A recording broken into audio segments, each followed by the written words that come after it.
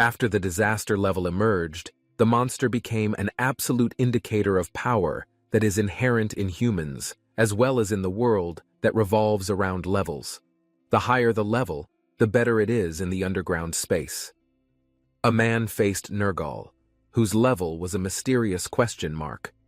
The leader at level 457 felt unimaginable that Nergal's level was unknown and questioned how they should defeat him.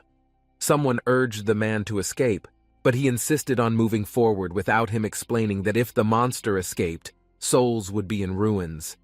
They needed to buy time and wait for help from the outside while his subordinates rushed towards the portal to escape. The man unsheathed his sword, declaring that sacrifice was his style, and leaped towards Nergal to attack him. He intended to strike Nergal, but before he could, Nergal threw his axe and slammed the man to the ground. The system informed him that he had received an attack that exceeded his capacity. His armor was destroyed, and his health dropped to 5%. Struggling to survive, the man hoped that his level would be higher to better fight against the threat. As Nergal swung his axe again, the man questioned if this was the end. Suddenly, a loud explosion occurred, and someone blocked Nergal's large axe with a small dagger, leaving the man amazed at the newcomer's ability to stop Nergal with such a simple weapon. The protagonist faced Nergal, questioning his choice to hide out. The man warned the newcomer as Nergal launched another attack, but the newcomer agilely dodged it. Then he leaped onto Nergal's hand, climbed onto his head, and swiftly decapitated him using only his dagger, leaving the man in disbelief. He asked about the newcomer's identity, to which he answered that he was only level 1. But before that, our protagonist was in the underground room searching for a glass book on how to succeed as a book hunter. It suggested that with determination and even readiness to face death, he could overcome anything. If he failed, it was because he didn't put in enough effort. Therefore, before blaming society or luck for his failures, he had to blame his own laziness. In anger, he slammed his phone to the ground and shouted, finding it amusing. Then he returned to the monster's corpse behind him. 7 years ago, he dedicated 7 great years from the age of 20 until now, struggling to become a hunter. However, the results were disappointing every time, with various reasons causing him to fail the hunter exams, which involved tasks like hunting assigned monsters in the vast underground area at the early stages with low levels. It is impossible to defeat the monsters assigned for the exam task after leveling up quickly with good equipment, cleaning up the monsters that end the exam after working part-time all day for safe equipment, his stamina reaching its lowest point, causing him to faint during the exam. He looked at his phone again, angrily wondering who wrote the answers in the glass book, because he wanted to give them some thought. Suddenly, someone shouted, calling him an intern, and the hunting supervisor asked him if he had defeated all the low-level monsters on his side and was now taking a break. He replied that he had killed them all. The supervisor told him that if he was done, he had to return to the starting point and hand over the loot. Then he asked him why he was taking a break while looking at his phone and if he didn't want to participate in the boss attack. He gritted his teeth, knowing that participating in the boss attack did not require intern workers, but even if they did, they only took those who had a lot of money or a wealthy background, which meant the supervisor was trying to deceive him with lies. Then he apologized to the supervisor and told him that he would head there soon. The supervisor instructed him to hurry up and said that today's kids are crazy. Then he ran, thinking that his supervisor was an old scoundrel. When he arrived at the starting point, he saw another man gathering beside him, wondering what it was because he knew that there were more members of the first party than people there. He questioned whether everyone was just fooling around like him. Suddenly, someone called him the potential high ranker of the Legion, appealing to his classmate Kim Min-seok, asking if he had leveled up. But he just asked Min-seok back why he kept mentioning becoming a high ranker when he had already leveled up. He had no intention of doing so, and wondered why his group was so small. Then he told Min-seok that the other interns were all low-level interns as well. Bok asked him if he hadn't heard from the hunting supervisor that an emergency summoning order had been issued for the guild because an unconfirmed underground prison was emerging. Then, Min-seok shared that the reward for completing the underground prison Ankh for the first time was very large. so they easily ignored the Rank D underground prison like this one. This time, they planned to clean up the boss with only the remaining members of the Federation and 2 interns, which surprised him. Min Seok added that it meant they could defeat the boss and level up today. They did a high five together in joy. He inquired about the 2 remaining members of the Fellowship and pointed out that in order to face the intern workers and defeat the DL underground prison boss, those members must have a high enough level. Min Seok acknowledged he hadn't heard specifically, but believed the guild wouldn't rely on someone incompetent. He also mentioned that the underground prison boss tended to self-destruct when his health was low. He knew that even though there was a Fellowship emergency meeting planned, if they were planning to face the boss with interns, they should include a hunter with a certain level or higher since it was a basic requirement. However, he questioned the feasibility of the plan. Then he asked someone else if they had ever tried to catch Circle Moose, suspecting him among the remaining members of the Fellowship. This man is the least experienced man.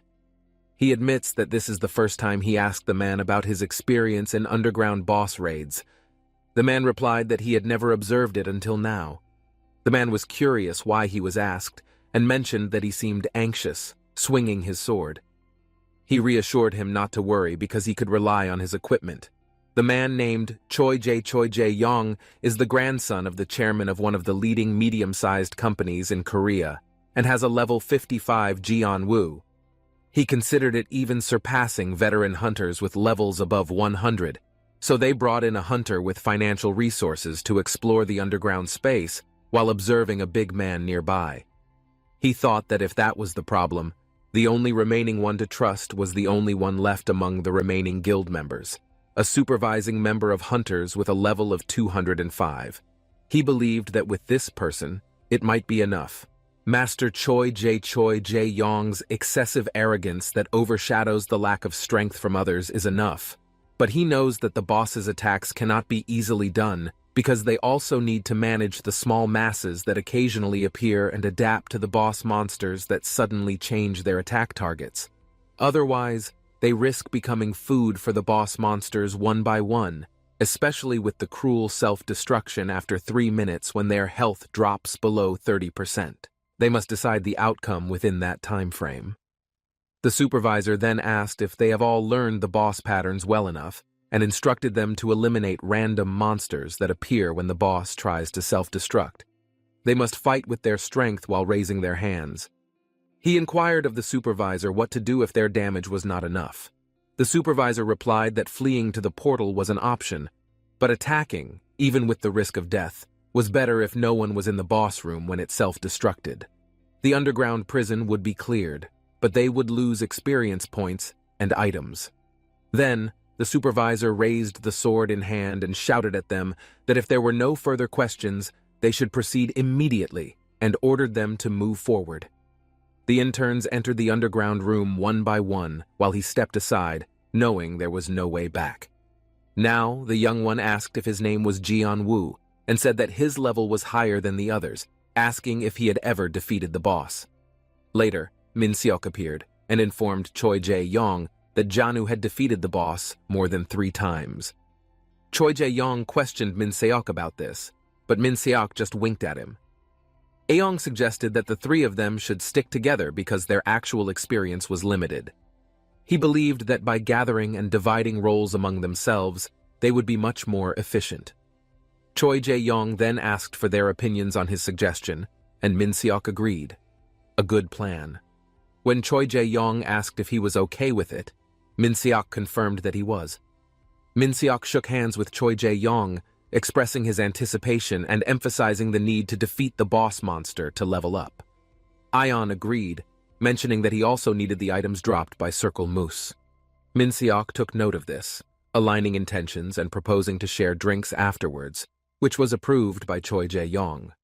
While standing silently in the middle, Wai Young pondered whether his main goal was to secure entry to the higher underground space through connection with the key ball.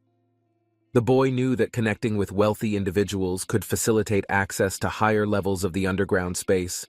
For regular hunter Choi Jae-yong grasped his hand, expressing his enthusiasm, which he happily received after leading them to the underground room.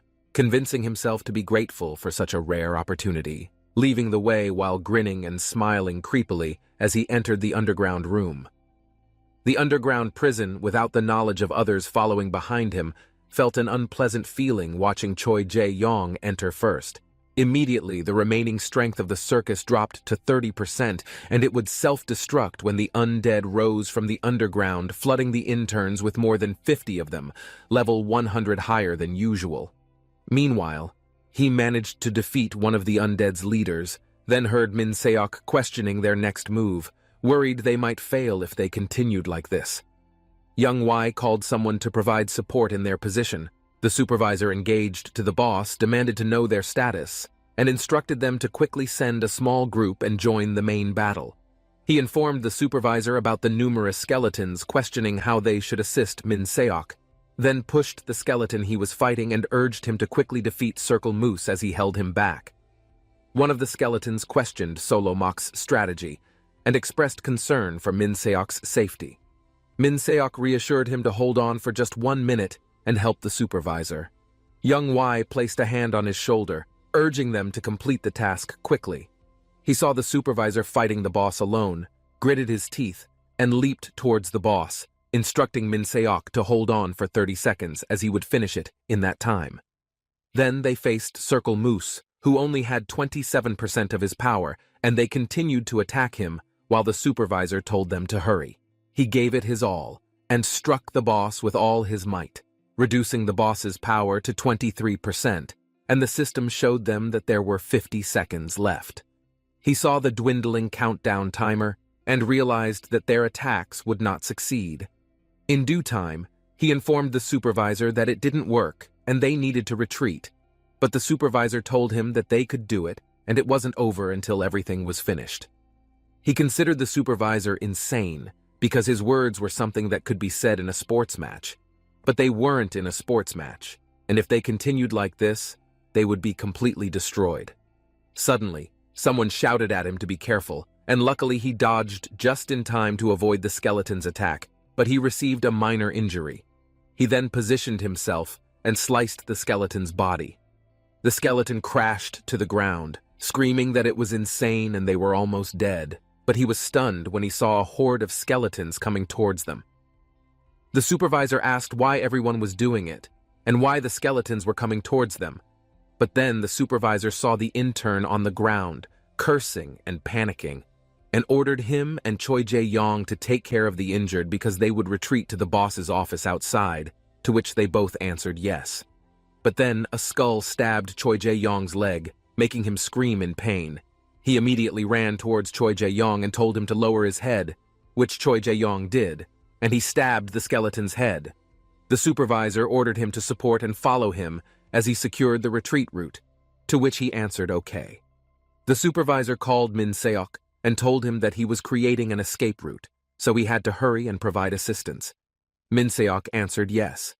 The supervisor then faced a horde of skeletons blocking the portal, and the system showed them that they only had 19 seconds before their boss self-destructed. Realizing there wasn't much time, he lifted Choi Jae-yong and instructed him to hold on tight. He then quickly ran towards the portal, apologizing to him and explaining that he needed to focus on capturing Cyrus and couldn't see the skeletons, but assured Choi Jae-yong that everything was fine and they would finish their conversation outside. Choi Jae-yong, smiling, asked if he was really okay, to which he replied that he was fine, but in a hurry, so he couldn't talk to him. The supervisor and Min Seok at the portal urged him to hurry, but he just threw Choi Jae-yong to them, telling them to catch him. With only 6 seconds left, he managed to cut the skeleton behind him. Half a moment later, with only 4 seconds left, he ran towards Min Seok and their supervisor brought Choi Jae-yong. But then Choi Jae-yong gently called out to him, confusing him. Choi Jae-yong then asked if he clearly said no problem, and with 2 seconds left, Choi Jae-yong kicked him, causing him to be thrown back into the underground prison. Then the timer reached 0, and the underground prison exploded. He saw his younger self running joyfully towards his parents, telling them that he was there and he would become a hunter. His mother asked him why and if he wanted to protect people by hunting monsters. He answered, not explaining that he just wanted to earn a lot of money and support his younger siblings. He also told his parents that he would fix the leaky roof and replace the car that had been around for more than 10 years. His mother asked when it is truly his dream, and he answers that he also plans to marry a beautiful person, so he needs a lot of money. His father laughs and tells him that he has a quite realistic dream. When his father was about to say something, he asked him why suddenly his parents turned into terrifying monsters and asked why he was lying like that. He woke up startled and realized he was trapped under a beam, shocked that he was still alive. He couldn't see anything in the darkness, wondering if he was blind. Then he heard someone shouting his name. It was Minuk and the supervisor looking for him from above. The supervisor noted that seeing the Cyrus item drop seemed like they were right, because they couldn't escape. Young apologized to them, saying it was all his fault that Jian-woo disappeared, which made Ung angry because he knew Choi Jae-young intentionally pushed him back into the basement. Suddenly, the ground shook, and the rocks on top of it began to crumble. He heard the supervisor cursing as the underground room was about to collapse due to the explosion. The supervisor ordered them to immediately save whatever they could, leaving behind the items buried in the rubble. Min Seok told the supervisor that they needed to retrieve Jian-woo's body, but the supervisor replied that there was nothing they could do, questioning how they could find Jian-woo among all those rocks while pleading with them not to leave. He insisted that Jian-woo was still alive.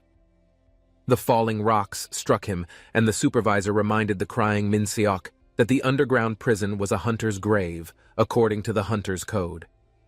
Min Seok then cried and walked out of the underground prison, continuously apologizing to him as he tried to emerge, pleading with them not to leave him. Then the rocks truly buried him, leaving him without hope inside those large rocks, wondering where everything went wrong.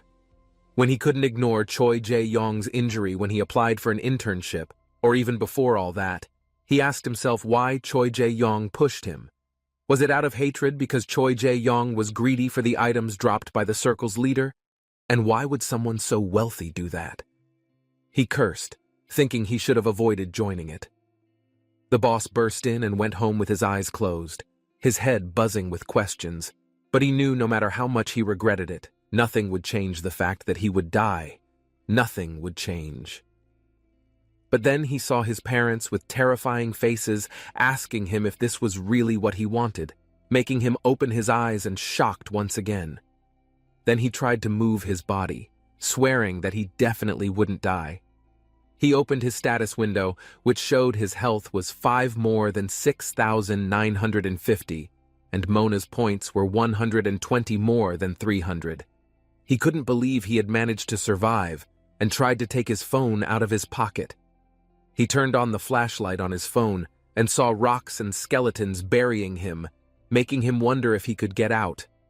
Then the wind hit his face, making him look around and see a small hole above him. He knew that the blowing wind indicated the likely presence of a passage or empty space, so he tried his best to climb up the hole while thinking that even if he died, he had to fight from outside the hole. His hand came out of the pile of skeletons and rocks, and he managed to crawl out. He coughed hard, but was relieved that he survived. However, when he looked up, he was shocked to see a large, long corridor in front of him. He wondered what had caused the explosion, but this place looked too different from the boss room before, and he realized that it seemed like some kind of hallway. Then, he heard something from the middle of the hallway and saw a portal slowly opening. He was surprised to see an underground portal there and walked a little closer while wondering if the explosion had revealed a hidden underground space. He stopped in front of the portal and wondered why his bad feeling was never wrong. He touched the portal, and the system showed him that it was an SS-ranked underground prison, asking him if he wanted to enter. He knew that the SS rank represented the highest level of difficulty of the existing dungeon, and even top-class heroes among the hunters hesitated to accept it. He ran away from there, convincing himself that he had not seen it, preparing to face life and death in the crumbling underground prison. But then, a large stone block fell in front of him, making him stop and confused. Suddenly, the ceiling of the corridor collapsed, and he ran back to where the portal was. as the corridor ceiling slowly collapsed in his path. He screamed that it was insane and tried his best to run towards the SS-ranked underground prison portal. In front of him, as the ceiling above him was about to collapse, he managed to enter the portal just in time. He rolled into the underground space and stopped facing downwards on the ground. Slowly lifting his head, he saw many graves in front of him, wondering if it was because of his SS rank. As it was an underground prison and not a cave, he then realized something a bit far from him that made him panic, thinking it was a monster. However, he saw that it had a level system, which made him relieved because the blue window level meant it was a person. He thought if there was a person there, it must be open. An underground prison, and that person must be a hero who came to clean up the underground prison, making him feel saved. He ran towards the person, calling them a hero and asking for help, but before he could approach, the person emitted a strong light that blinded him and spoke a sentence indicating that he had been tirelessly collecting efforts there, lying about what he wanted in panic. He wondered what it meant, because the voice sounded so clear in his ears. Even though far away, he looked at the man and excused himself. But the man did not do so. In response, he wondered what the man was doing, realizing it was like a pause screen because the man did not move at all. He waved his hand and called out, but the man only emitted light again and repeated his initial statement, which initially stunned him. He wondered if the man was an NPC who knew that even though reality had become like a game, it was known that NPCs did not exist in real life, making him amazed and wondering if he was the first person to discover the PC. He raised his hand to reach the man, and the man repeated his words. Then he grabbed the man again, and the man repeated his slogan. But when he reached out his hand again, the man shouted at him to stop. The curse surprised him. The man complained about trying to act like an NPC and being trapped with that monotonous repetition. Then he asked about his level, and he answered 46. The man acknowledged knowing it and questioned whether he thought his eyes were just for show and how someone like him could reach level 46. He answered that it just happened, which led him to ask the man who he was. The man answered that he was a manager there, and in game terms, he guessed he was something like an NPC. He asked the man if he could tell him the way out, but the man answered that there was none, because the only way to leave the place meant clearing the dungeon alone, leaving him shocked. Then he asked the man if he was joking, and how could a level 46 person complete an SS-rank dungeon? The man replied that it was true, but advised him not to be too disheartened, because their level and health didn't mean anything. He asked the man what he meant, and the man replied whether he was level 46 or 500, he could be defeated, and the only important thing was luck. He asked the man what kind of luck he was talking about, and the man explained that not just anyone could enter this place, which meant he had to meet certain specific requirements to enter. In that regard, he was already considered lucky. Then the man gestured that maybe he would be lucky again and even find a hidden part.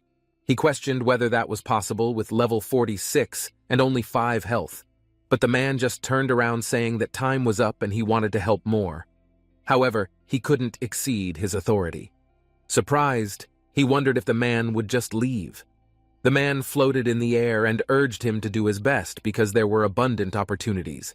If he didn't give up, he tried to convince the man to wait for a moment. However, the man released a strong, bright light and told him that he had gathered relentless efforts.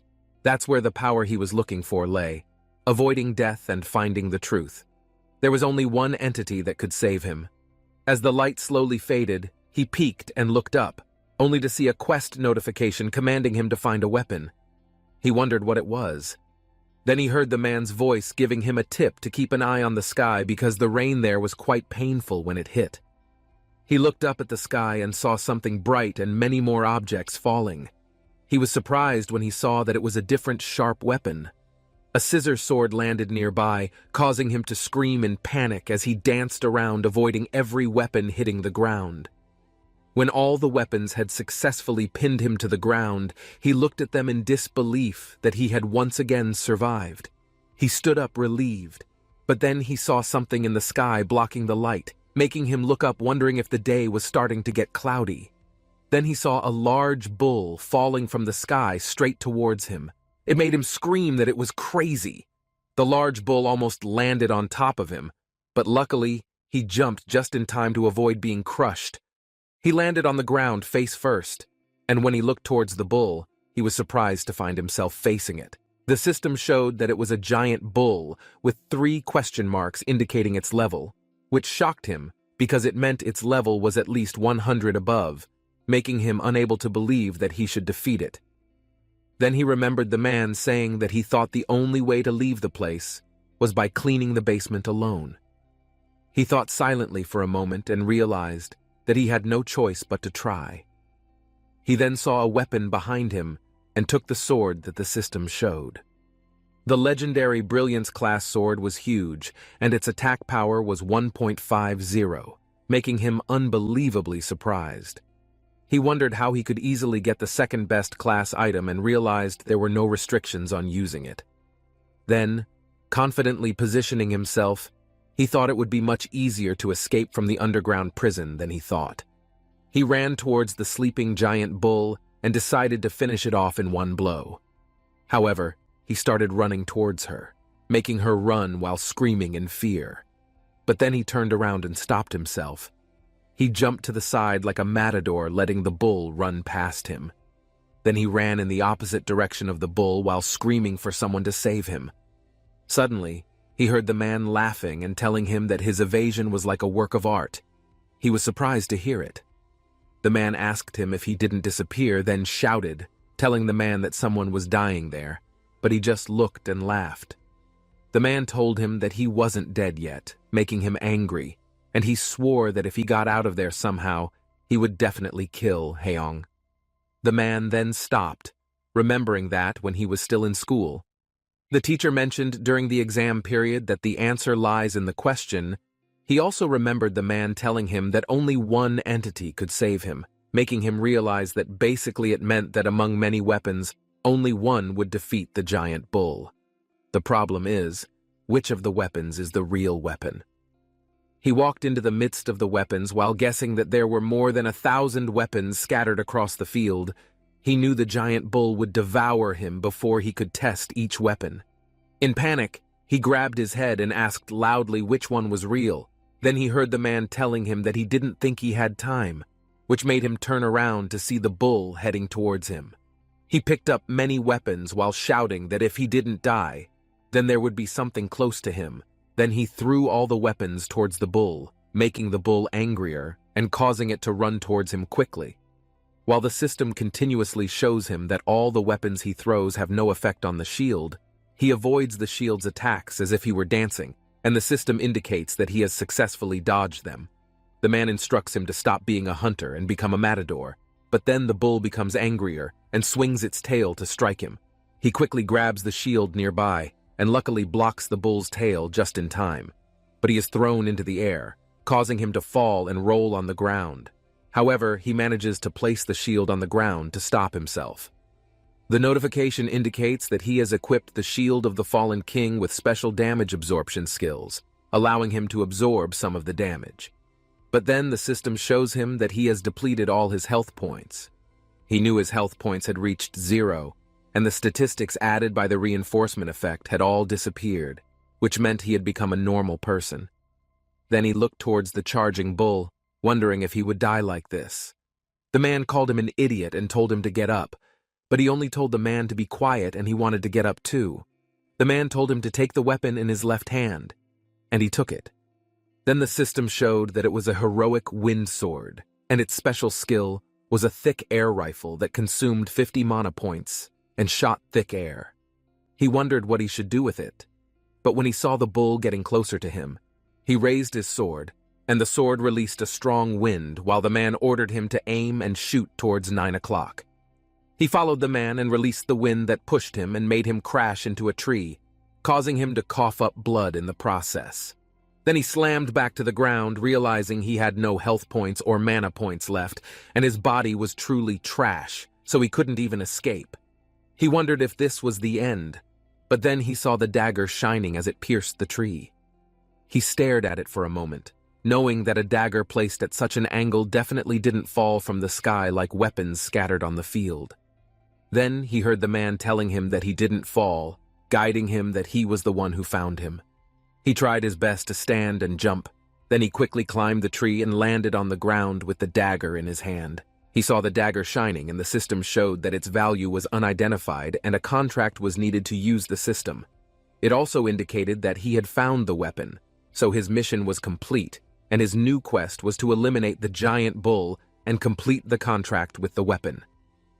He knew his father was right, and realized that Choi Jae-yong was a mischievous child who was result-oriented, so when he tried to save him, Choi Jae-yong betrayed him.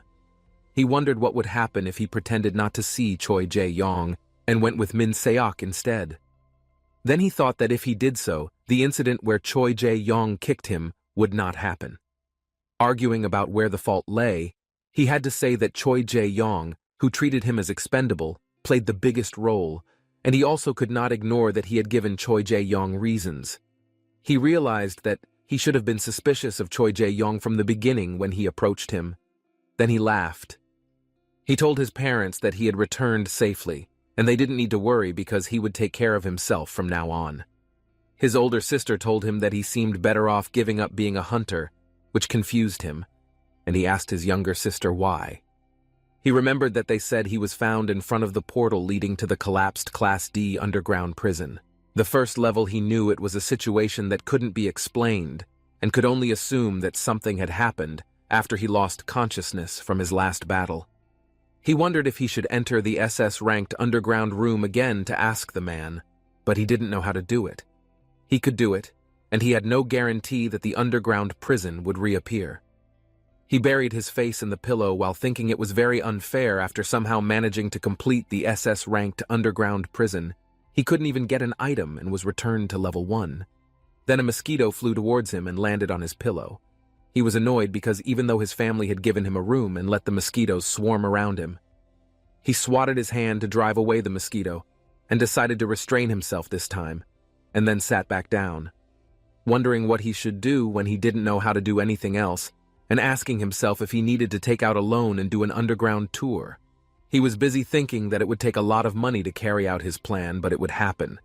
It will soon help him level up when the mosquito flies back towards him and lands on the wall nearby.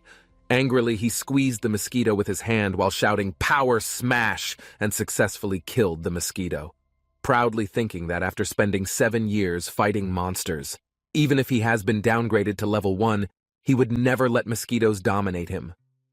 Suddenly, the system shows him that the tutorial mode is activated, confusing him. Then, the system starts sending spam messages showing him that by hunting down 10 creatures, he can gain experience by killing non-monster creatures. He receives 1 experience point for killing a mosquito. After the tutorial ends, he can no longer gain experience by killing non-monster creatures. His level increases. He receives 5 points and all his debuffs disappear, but his health and mana points recover. His sister and mother, who hear him scream loudly, enter his room and ask what happened and what's wrong. Calmly, he answers that he leveled up, and his mother asks him what he did. The meaning is that he leveled up. He told his mother that he had killed a mosquito and leveled up. His younger sibling checked him and told their mother that he didn't have a fever. Then he suggested to their mother that maybe it would be better for him to see a psychiatrist. Their mother replied that it sounded like a good idea. He got very angry and yelled at them that he was telling the truth, but his sister just pointed to the mirror and yelled at him to face reality. He peeked into the mirror and was shocked to see that he was still at level 1, making him scream that it was impossible. He checked the system and found out that he wasn't wrong with what he saw, because it was already confirmed that his level had increased. However, because he was too excited, it seemed like there was a message he had missed. Then he discovered that the system indicated the effects of the beginner dagger contract had been activated, so his level had been reset to 1. He wondered if the beginner dagger was the weapon he used when fighting the giant bull, and if he became level 1 because he summoned his sister Sora to ask where the dagger was. He asked if what he meant was the weapon he held when he was found, and told him that someone from the government had come to investigate. He grabbed Sora in panic and asked her where the dagger was now. She answered that the dagger was in the personal belongings locker on the 1st floor, and suddenly asked what was wrong with it. But he just cursed and quickly ran off, leaving his worried mother asking where he was going. Remembering what the man he met in the SS-Rank underground room said that the dagger was a hidden part, he grabbed the door handle, thinking that the dagger was a powerful secret weapon only given to those who completed missions under certain conditions, but as he was about to open the door, he stumbled and fell to the floor as the door swung open and hit his head. Looking up, he apologized, but was surprised to see Choi Jae-yong holding a bouquet of flowers in front of him. Choi Jae-yong smiled and told him that it seemed like the patient had already woken up. He glared angrily at Choi Jae-yong and grabbed his collar, cursing at his mother. His mother intervened, asking what he was doing and telling him that it was Choi Jae-yong who paid the hospital bills, not the guild. He asked his mother why she even let Choi Jae-yong stay and was about to tell her that it was Choi Jae-yong who did it. Choi Jae-yong reassured his mother that it was okay because he entered that state to save him, so that he couldn't complain, even if Jian-woo wanted to do worse. He pushed his mother and sister out and told them to leave for a while because they both needed to talk. His mother anxiously asked what he wanted to do to Choi Jae-yong, and he told his mother not to worry because there was nothing he could do when he was at level 1. Then he asked Sora if she could take their parents to the cafe for a while, and she agreed when she was sure they were out of the room. He angrily told Choi Jae-yong to let him ask him something and asked why he did it. Choi Jae-yong answered that there wasn't much he could do, and he underwent tests every day because of the air, and that day's task was a sign of Circle Moose. But when Circle Moose destroyed himself, someone had to be in the boss room for his items to drop, and it just happened to be him. Did he send someone to their death just for that stupid test? But Choi Jae-yong angrily asked him what he meant by stupid. Then he shouted at him that management succession is like a matter of life and death, and he has to win it even if he has to step on his older brother, but poor people like him with poor parents won't understand all that. He grabbed Choi Jae-yong's collar angrily and called Choi Jae-yong trash, but Choi Jae-yong just warned him not to do it, to try anything, and told him that even though he spreads rumors or sues, the only one who will ultimately suffer is him. He remembers that he was considering forgetting all that if Wai Young sincerely apologizes and gives him money, settlement money, but now he regrets it and asks Choi Jae-yong what if he refuses. Yi Young replied that they would end up in conflict and asked him if he thought he would be okay with that. Choi Jae-yong teasingly told her that after seeing her sister earlier, he would say that she was quite pretty, which made her angrily flinch and throw a punch towards Choi Jae-yong's face. However, as the punch got closer to Choi Jae-yong's face, Min Seok hugged him from behind and cried out that he was truly alive. Annoyed, Choi Jae-yong told Min Seok to let go, but Min Seok continued hugging him and crying, making Choi Jae-yong laugh as he told her that he knew from the first time he met them that they truly had a special bond. Choi Jae-yong then walked to the door to leave and told her that he would go. She wanted to stay and chat again, but she didn't want to disturb them, so she would meet them another time. She shouted at Choi Jae-yong to stay there, but Choi Jae-yong left anyway. She told Min Seok to step back because it made her uncomfortable.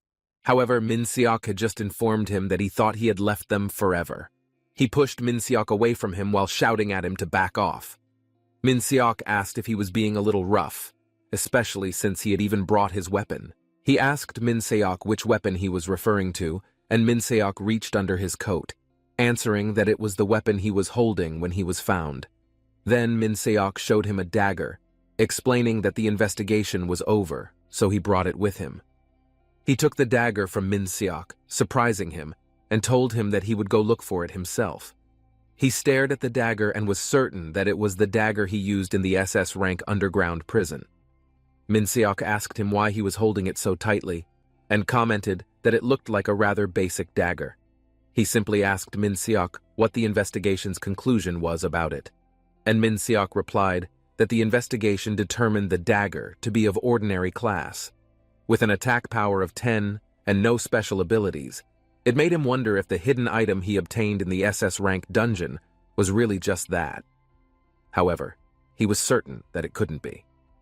Several hours later, he found himself alone in his hospital room, staring at the dagger. He commanded the system to identify it, and the system revealed that it was a mythic dagger, a beginner-level item with an attack power of 5,500. Its skill, Destruction Attack Level 1, would be activated when his HP reached 0, making him invincible for 10 seconds and destroying the HP of any target, regardless of the amount. The system also indicated that it was a single contract, meaning only the contractor could use the item's effects and access its information. He was surprised to learn that the item was incredibly powerful, and because it was the only contracted item, others couldn't see its information. Then he read that the only set effect of a contractor-level contract was the experience required to level up to level 1. He was thrilled to realize that if the experience required to level up was just 1, it meant he could level up with every monster he killed. He knows that his weakness is his level will be reset to 1, but he considers it a minor issue because it only appears on the surface. In reality, his statistics will remain permanent. He also knows that having the dagger can disrupt the balance significantly. He feels that holding it will only bring more complications. He wonders if selling it might be a better option, but he remembers that only he can see the information indicating that it is an item that can only be used by contractors. He realizes that in order to sell the dagger, he must break the contract that requires his death. Lying on his bed with frustration, he concludes that dying just to sell the dagger is not an option. It gives him one choice to navigate the dungeons on his own. He considers that if he uses the dagger effectively, he can safely clear the C-ranked dungeon or maybe even the B-ranked dungeon, which would be more beneficial in the long run. The system displays 5 sets. The first set is the powerful First Hunter set, of which he currently has 1 out of 5 pieces. The second set will grant him a special skill for 2. The third set will grant him a special skill for 3. The fourth set. Upon realizing that 3 special skills and the 5th one unknown, he became aware of the intricacies of the other items in the set. Believing that if someone interfered, they might try to kill him to obtain the complete set for themselves as Choyang did while sitting, he acknowledged that the situation could escalate and decided it was best to continue on his own. He then decided to complete his tutorial first. A mosquito landed on the wall and he crushed it with his hand, adding to the number of creatures. He then began hunting mosquitoes throughout the room and eventually succeeded in hunting down 10 creatures. The system announced that he had completed the tutorial and needed to confirm his reward. He smiled in relief that everything was over and looked around, wondering how to confirm his reward. Suddenly, he heard something fall, causing confusion as he looked up. He was surprised to see a treasure chest falling towards him. Luckily, he jumped just in time as the chest slammed onto the floor.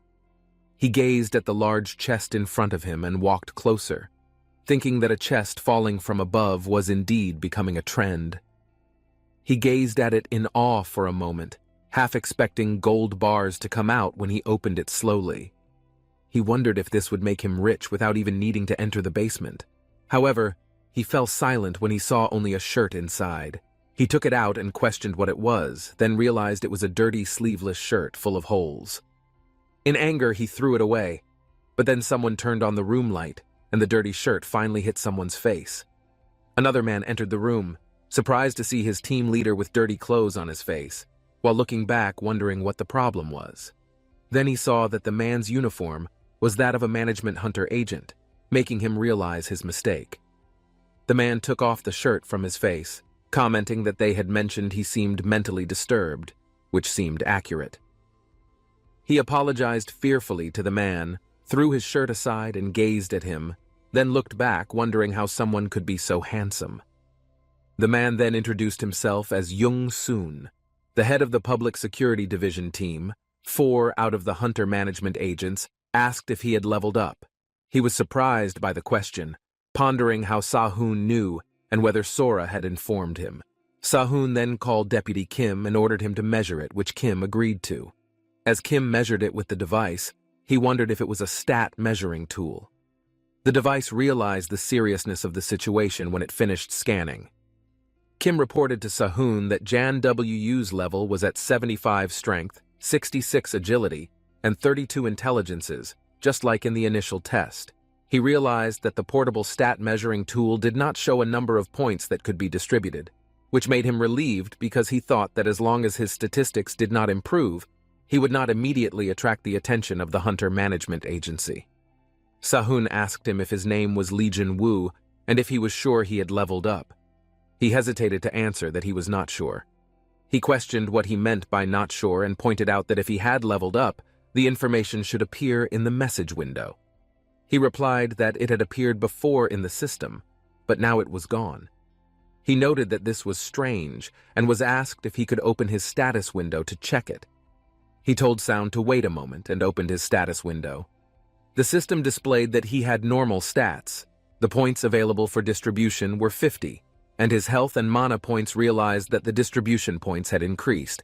He acknowledged that leveling up was not an illusion because getting 5 points per level would total 50 points, indicating that he had effectively reached level 10 without officially starting the system. He then ordered him to wear the sleeveless shirt. The Nightwalker left him confused and wondering if it was a quest item when he saw the shirt in the trash, sounding increasingly impatient to ask about any changes in his level. He responded by not claiming that nothing significant had happened, but Sahun was unsure of his own. Doubtfully investigating further, he forgave Jada by expressing his newfound reluctance to throw away the shirt, showing its potential usefulness and awkwardly advocating the principles of reuse, reduce, and recycle to justify his change of heart, causing Sahun and Kim to stare at him blankly. Kim then subtly suggested that the doctor should be considered doubtful of John W.'s condition's credibility, and linked it to resurrection or Sahun's special abilities. Sahun agreed, albeit gently, but Jay, who heard all of Sahun's greetings to him, officially warned that he must report any resurrection or acquisition of special abilities to the Hunter Management Agency.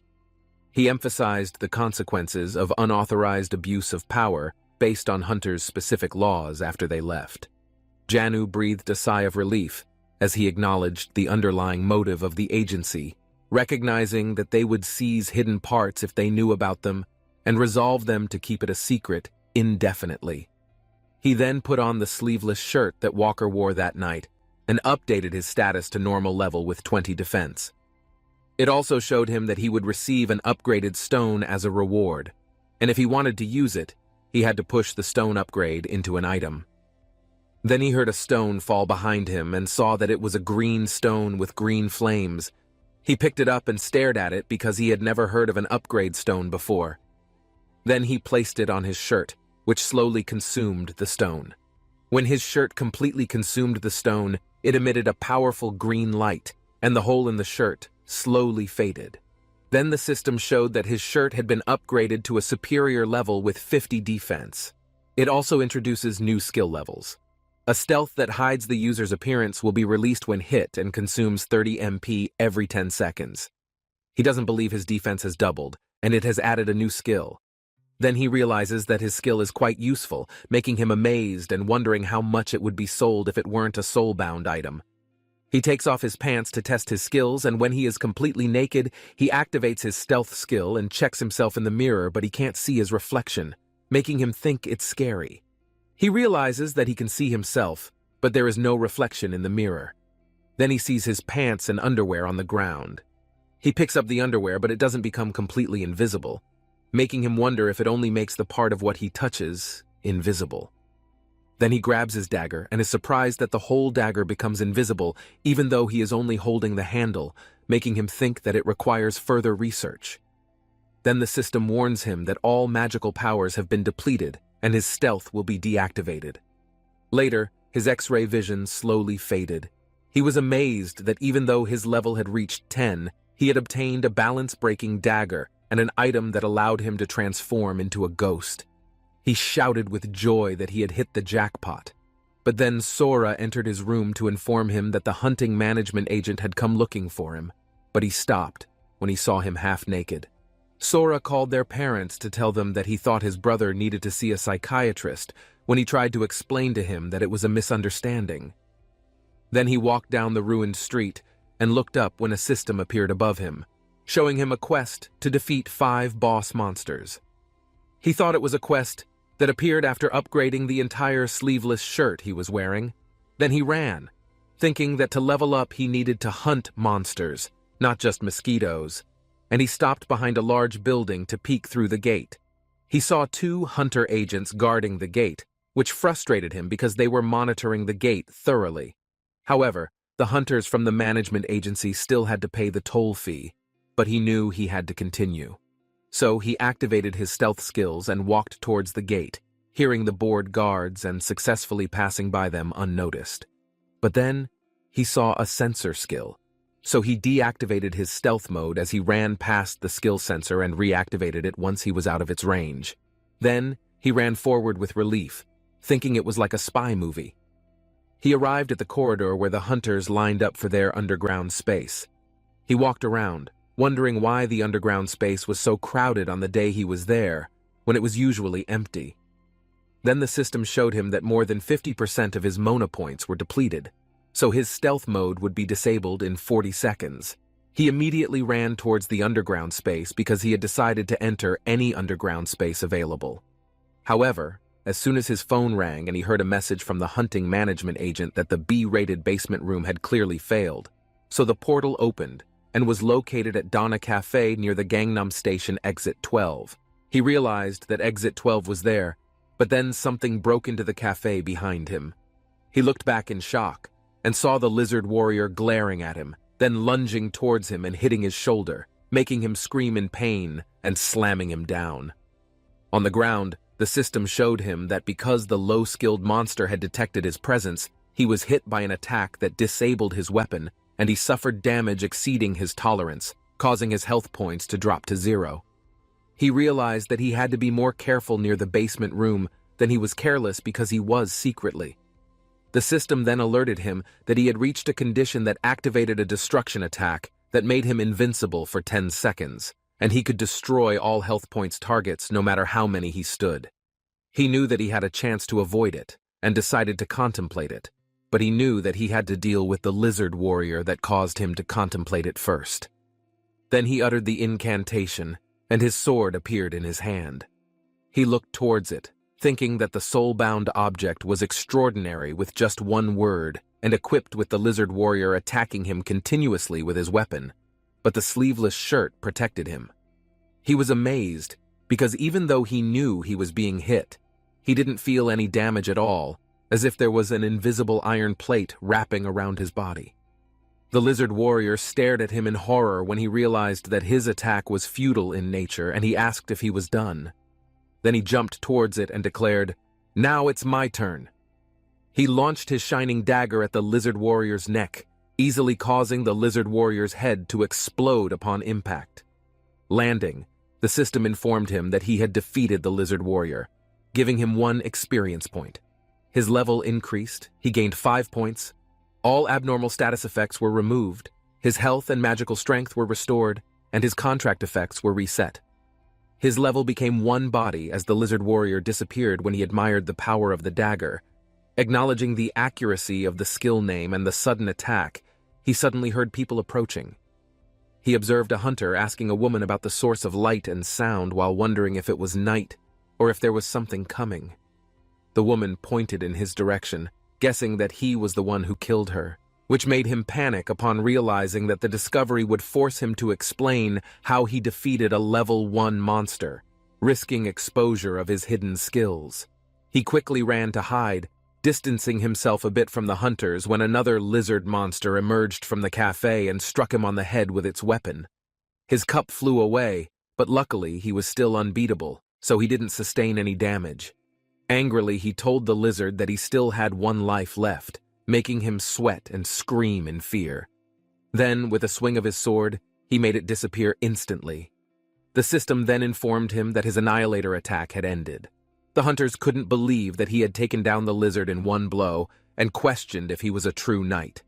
They noticed that his level was only 1 digit, which prompted him to flee in panic when one of them tried to capture him.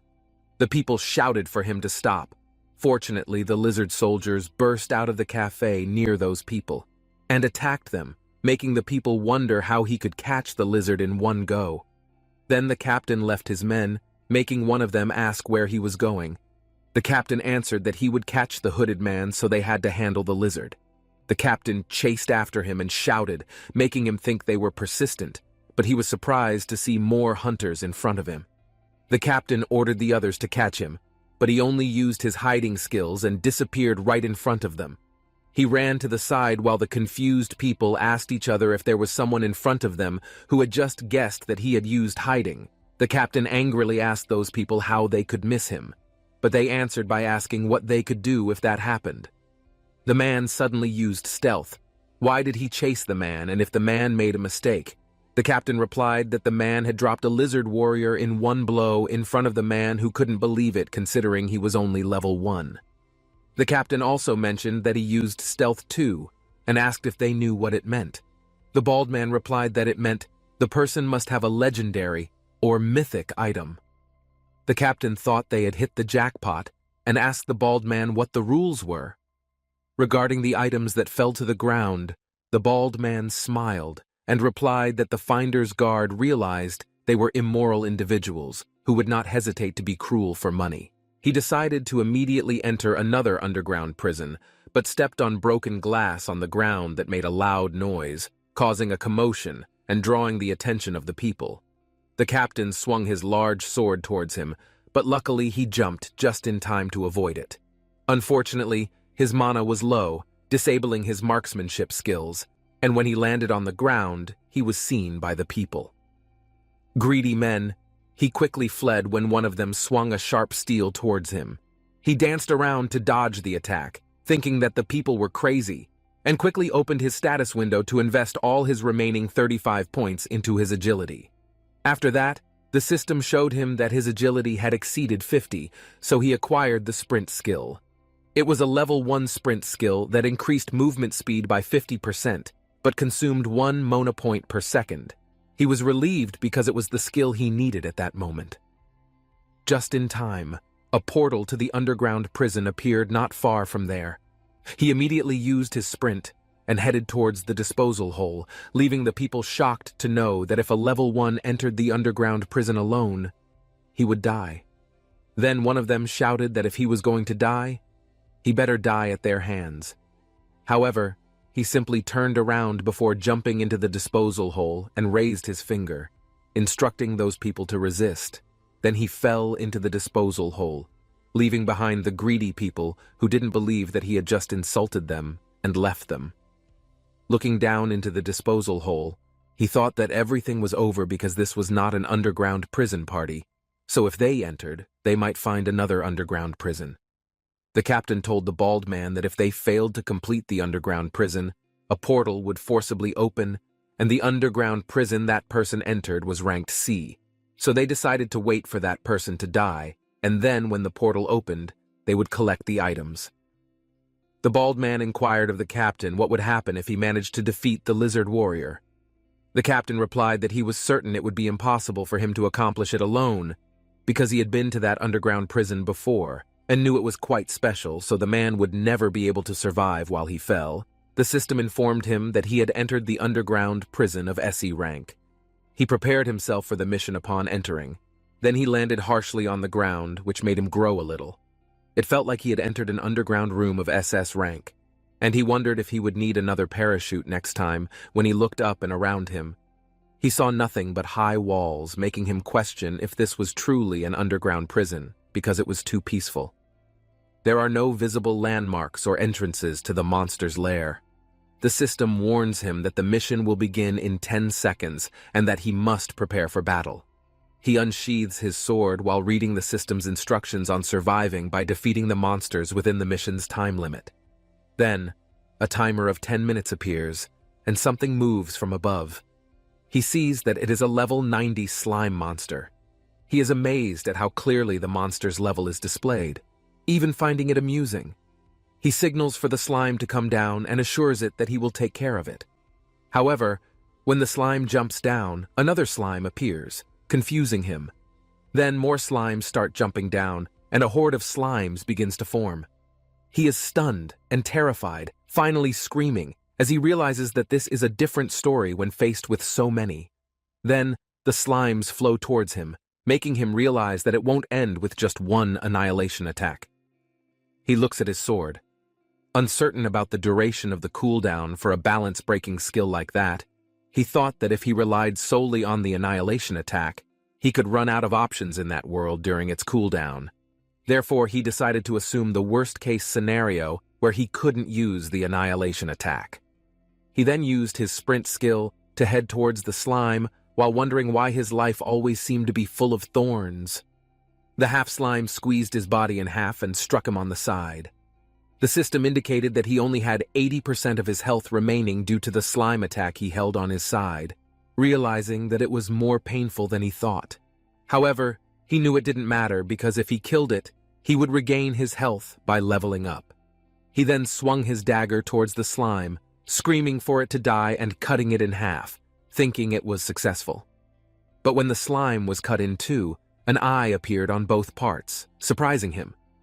In his anger, he asked them if they were amoebas and why they were splitting, while observing two levels. In front of him there were 45 slimes. He attacked one of the slimes, but they dodged his attack. Another big slime fell on him without him realizing it, hitting him and trying to crush him. He cut the slime in half and it split into two, just like the first slime. Then he realized that he was surrounded by slimes. The slimes jumped around him at the same time, pouring down on him like rain. One by one, the slimes hit him and buried him, while he screamed at them to come at him one by one. The system showed him that his health was rapidly decreasing as he was attacked by the slimes, with only 5% of his health points remaining. He knew that he couldn't last much longer, and he had to kill at least one level 45 slime. Then he saw a level 45 slime standing alone next to him, staring at him.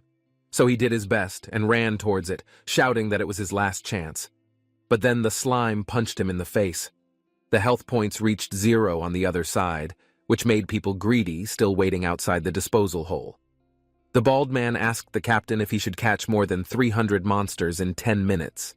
The captain answered yes, and told the bald man that they were split slimes, which meant that a level 1 person would never be able to finish it. The bald man asked the man if it was strange, because it had been 5 minutes since the level 1 person entered the disposal hole. The man agreed and asked if the level 1 person might have another item to help clean it up, if the captain told them that if that much time had passed, the level 1 person should have failed and caused a dungeon break. But the captain still told them that they had to wait because the level 1 person might be using stealth to survive and the portal would soon open, so they had to be prepared to catch the slimes on the other side. He was busy cutting the slimes inside the dungeon, increasing his level. He slashed and jumped into the crowd of slimes, killing them one by one. His level continued to increase until he finished them all and was surrounded by dropped items. The system indicates to him that he has obtained 5 points, all status effects have been removed, his health and mana have been restored, and he has been reset to level 1, but his annihilation attack is no longer silent. He looks at the timer and sees that he has 40 seconds left. He opens his status window and sees that he has 1,500 points to distribute. He knows it's only been 9 minutes and 20 seconds, but he has gained 1,500 points as if he had increased 300 levels. He might think that what a normal hunter could achieve in over 10 years, he has done in just 10 minutes. When the timer reaches 15 seconds, the system shows him that the boss monster will appear in 15 seconds. He hopes defeating the slime was not the end because it indicates the final boss is the peak of the underground dungeon. However, he thinks with cheat items, there is nothing to worry about, and he can only defeat the boss monster with the annihilation attack. He picks up the dropped item while thinking he never thought he would look like this. One day, and it is indeed good to have strength, then he remembers the people who chased him before will not give up on his item, making him wonder if they are still waiting outside the underground prison. Then, when the time reaches 0, and the system shows him that the boss monster will appear, he must defeat the boss monster and clear the underground room. He looks up wondering what creature it is and whether it is a giant slime specializing in strength or health. Then something with closed eyes comes out from above, and a large wyvern flies around him, making him stunned with fear. He asks himself if it can be taken down with a dagger. On the other side, outside the captain's disposal hole, the captain is still waiting while looking down. Those people tell the captain that no matter how long they wait, the level 1 person does not come out, and it has been more than 30 minutes. The captain raises his voice. telling them that if they complain, they should get lost, making the man angry and asking the captain why he told them to get lost. After they helped him, the bald man then told the captain that they would leave, but they wanted compensation for their losses. The captain asked the bald man what nonsense he was talking about, but the bald man only replied by asking the captain if he thought they were foolish enough to work with someone they didn't even know. Then, the bald man seriously told the captain that helping them think it would be more beneficial than the underground tour, and because they missed the level 1 man, he had to compensate them. The captain didn't want to agree, but then he felt someone behind him, and after looking back, he saw that it was Kim's voice from the Hunter Management Agency. Then the voice asked them if someone had entered the underground room. On the other side, the wyvern blew blue fire towards him, and he ran to avoid it while shouting at the wyvern to stop vomiting on him. He stopped to look up and saw it flying up, making him wonder why the wyvern didn't come down even once in the 10 minutes he saw it.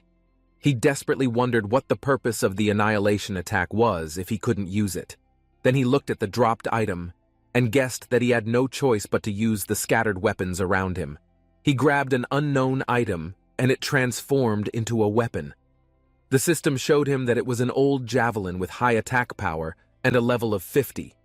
He aimed the old javelin at the wyvern, knowing that he could only use it to see how far the distance was, and decided to give it a try.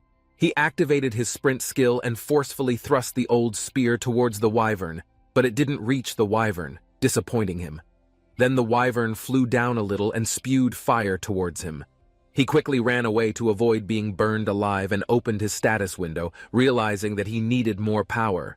He allocated some distribution points to his strength and increased it to 110. Then the wyvern flew away. He was about to attack again, but he grabbed the sword just in time and threw it towards the wyvern, hitting its body.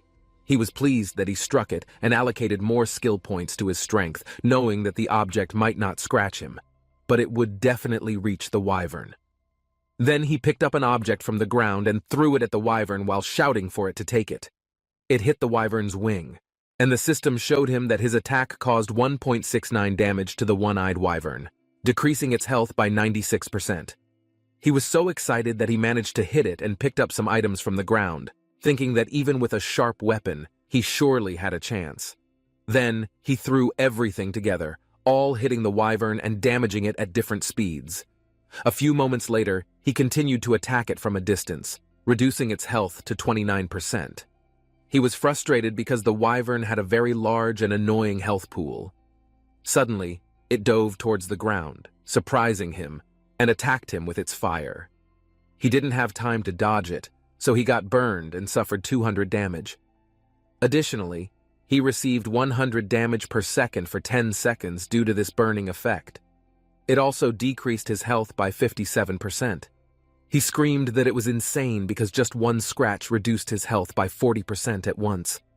Then the wyvern flew back up, and he picked up his weapon from the ground, noticing that its attack pattern had changed. Then, he threw his weapon towards it with all his might, and told them that they had to finish their fight quickly, but the wyvern only met his weapon with fire, and his weapon melted in its path, causing the fire to fly straight down. He burned it to death, receiving 5,000 damage from it, and his health points dropped to 0. He was sad because in the end he failed, but then the system showed him that he had reached that condition, and his annihilation attack was activated, reminding him that he still had one more chance. He took his dagger, and when wind spewed fire again to finish him off, he threw the dagger with all his remaining strength to meet his fire. The system indicates to him that he has achieved such condition. Thus, he acquires the bird pierce skill that allows his arrow to penetrate the wyvern's fire and directly hit the wyvern's mouth, causing its head to explode into pieces and scatter everywhere. Many items then fall towards him, while the system shows him that he obtained bird pierce. His level increased by 5 points, and his health and mana are restored because he successfully defeated the one-eyed wyvern. However, once again his level is reset to level 1. They entered the room below, but someone landed badly on the floor of the room, making their waist hurt. They still didn't really know if that was where the level 1 entered. The captain's followers felt that their efforts would be in vain. The dungeon was indeed quite challenging even among the C-rank dungeons. Someone at level 1 couldn't clear it, but every time they died, they would respawn. When they checked themselves at the hospital, there were no signs of awakening or special skills. The captain thought that if someone had the boss's item, it might be possible. They suspected that the person was the one for 15 years. Instructions had been given from above to immediately report any findings. They had to investigate the case thoroughly. The captain gave instructions to track the dungeon and complete the investigation, then check all the CCTVs in the Gangnam Station area. But that meant they had to work overtime. The captain asked him to work for an extra day or two. Then, dinner was ramen. Although the food was unpleasant, they had to work seriously and catch anyone they could. A man returned to his place very carefully because he had to sneak around. His family, who saw it, realized that Jian-woo looked panicked. They suspected that someone was chasing him, but he argued that he was fine and they didn't need to worry about him. He had left the hospital without a word, and now he was wandering around at night. They didn't know what he was really doing, but they were sure that he was having trouble. He apologized and asked Sayora for permission to borrow her computer. When he checked, it turned out that it had been tracked by the Hunter Management Department. She peeked at what he was doing. She was immediately shocked when she found out about the Hunter's legal case. She brought him snacks and asked why he did that. He laughed by giving the reason that he had a little strange experience. He wanted to know if he could get compensation.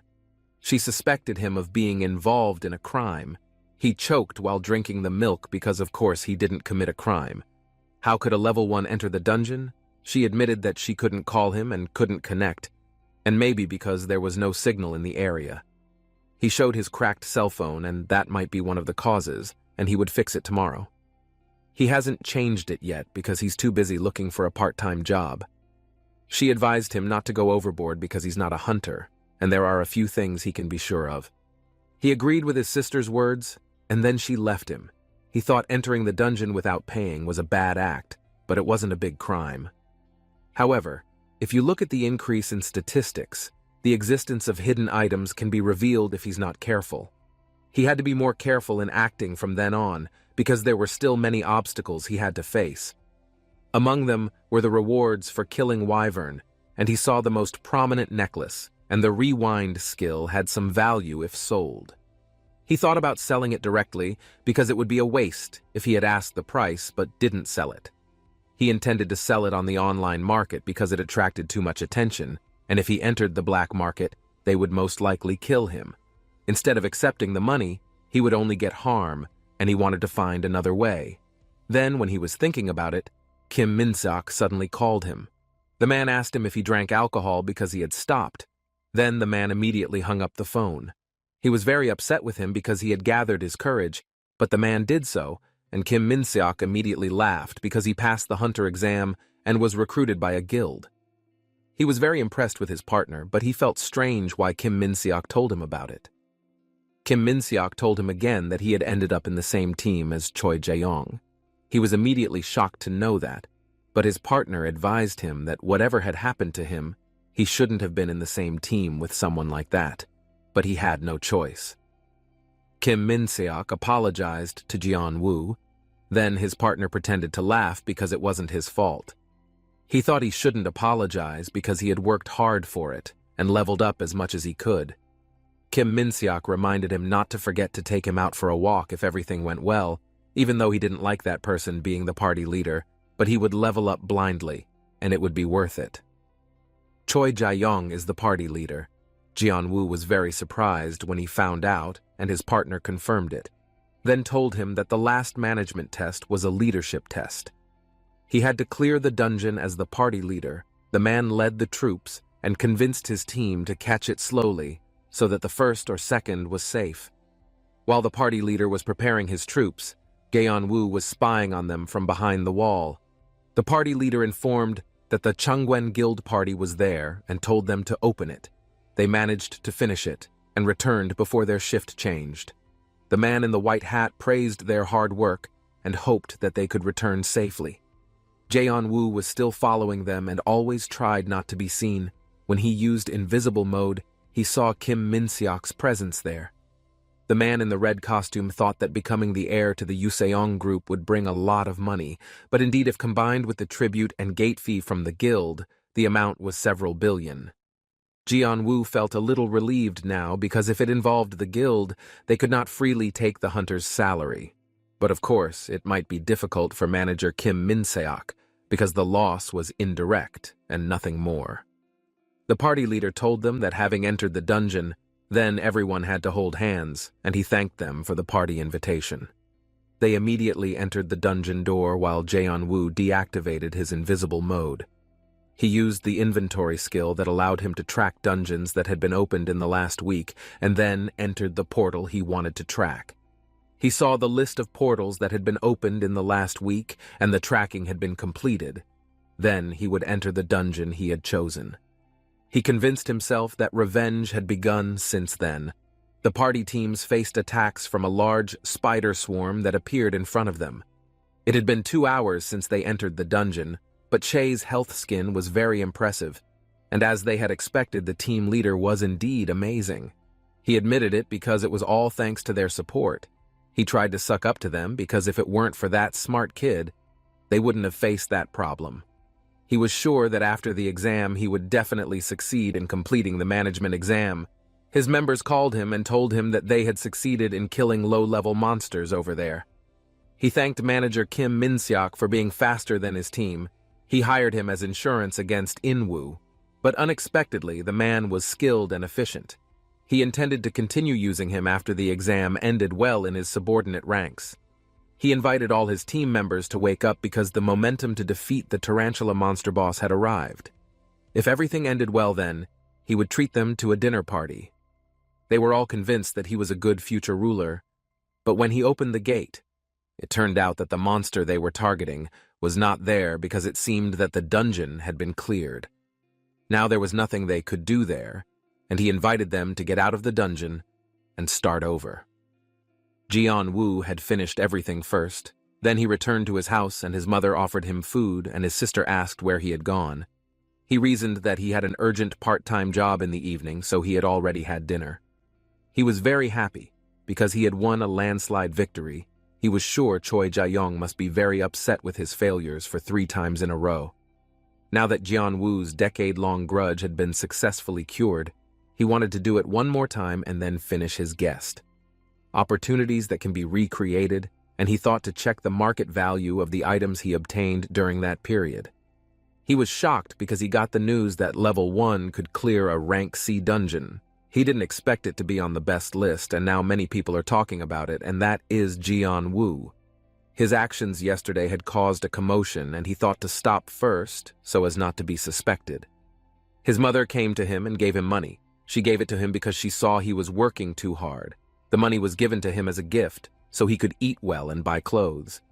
He tried to convince himself whether he was actually afraid to stop or if he was really a weak and selfish child. He would not stop until he could make the man seem to live comfortably with his father and mother. Choi Jae-young was very upset because someone was looting the boss monster, and he really wanted to know who it was. His secretary suggested that they ask for the guild leader's support. Choi Jae-young thought it was very stupid to ask for help for something as trivial as that. He thought the old man was not really doing his job well. He insulted him as a stupid secretary. Manager Kim Min-seok entered his room and Choi Jae-young asked if he really went through a lot yesterday, and he was curious why the manager was there. Kim Min-seok told him that there was someone who wanted to join the hunt, so he came to recommend him there. Choi Jae-young did not understand what Kim Min-seok meant by recommendation. He explained that he had posted about what happened yesterday in the hunter community, and someone approached him and expressed interest. The person was already at level 458. Choi Jae-young did not understand why the person was at knight rank, while he was below, and he was worried that his leader position would be replaced. Kim Min-seok had explained about the level 458 person, and they did not mind if Choi Jae-young became the leader, but they gave some conditions. Choi Jae-young accepted them and invited them to continue. Jian-woo wondered if it would finally start soon. He told Huiyu to stay at the border, but he himself had also prepared quite a lot. He opened a list of portals that had been opened in the past week. If he could place the tracker stone first, Then he could open a temporary portal remotely. Choi Jae-young came to his team who had gathered, while he had succeeded in opening his portal, and he would try it soon. Then he entered the D-rank dungeon. Choi Jae-young told them to go straight to the boss room now. Jae-woo ran away when the monster was attacking. He felt that Choi Jae-young was deliberately choosing a challenging dungeon to prevent the boss from being stolen. He used the bird pierce skill, and it would make it easier for him to pass the cliff. Then he used the dash skill until he finally arrived to kill the boss. The intermediate monster Gerberus was of unknown level. A month ago he was very trembling seeing it, but now he was no longer afraid. He thought of leaving their safe zone and starting to kill monsters slowly, but he was attacked from behind. He fell down and didn't know what had attacked him, but the masked man saw, as he suspected from the post in the community, it was true, it was a level 1 hunter. The knight was level 458. The man asked the level 1 hunter where he could find the beginner's dagger. He was curious how to get it. He forced him to answer his question, but the level 1 hunter still didn't understand what he meant. The level 458 thought the man was acting because he saw his health was around 7,000 defense, and his stats were very bad, so he made sure the level 1 had just gotten the dagger. Jae-woo asked what the man really wanted. He asked him to hand over the beginner's dagger. Jae-woo refused because it was a soul contract item, and even if he gave it to him, he wouldn't be able to use it. The level 458 thought he was lying. He admitted he had sold it a long time ago. If it wasn't a soul item, then he wouldn't be able to stand it. The level 458 still didn't believe him, but he was very afraid of his words. He insisted on him to check the object himself. He threw the dagger. Then the knight realized that the object was real, and she thought of killing him with it. She aimed to kill the owner of the dagger before getting the dagger. Jae-woo asked her to return the item. She used the power of her soul contract to take over the dagger. The level 458 was overwhelmed by the enemy's strength status, but she had to drop her sword first. She immediately increased her stats. Jae-woo asked her to wait for him like in the anime waiting for the villain to transform. Then she used the invisible skill so that the enemy had difficulty attacking her, but unexpectedly she could detect his presence. Then her sword managed to stick into his chest, but she was able to recover herself and become invincible for 10 seconds, then destroy the target regardless of the remaining health. She actually didn't want to hurt people, but the reality was different. Because if she let him eat her, she would be the one who would get hurt. The level 458 tried to get away from him. She knew the annihilation strike. Then Jae-woo also used the bird pierce skill. Unfortunately, the man managed to escape, and his attack only had 4 seconds left.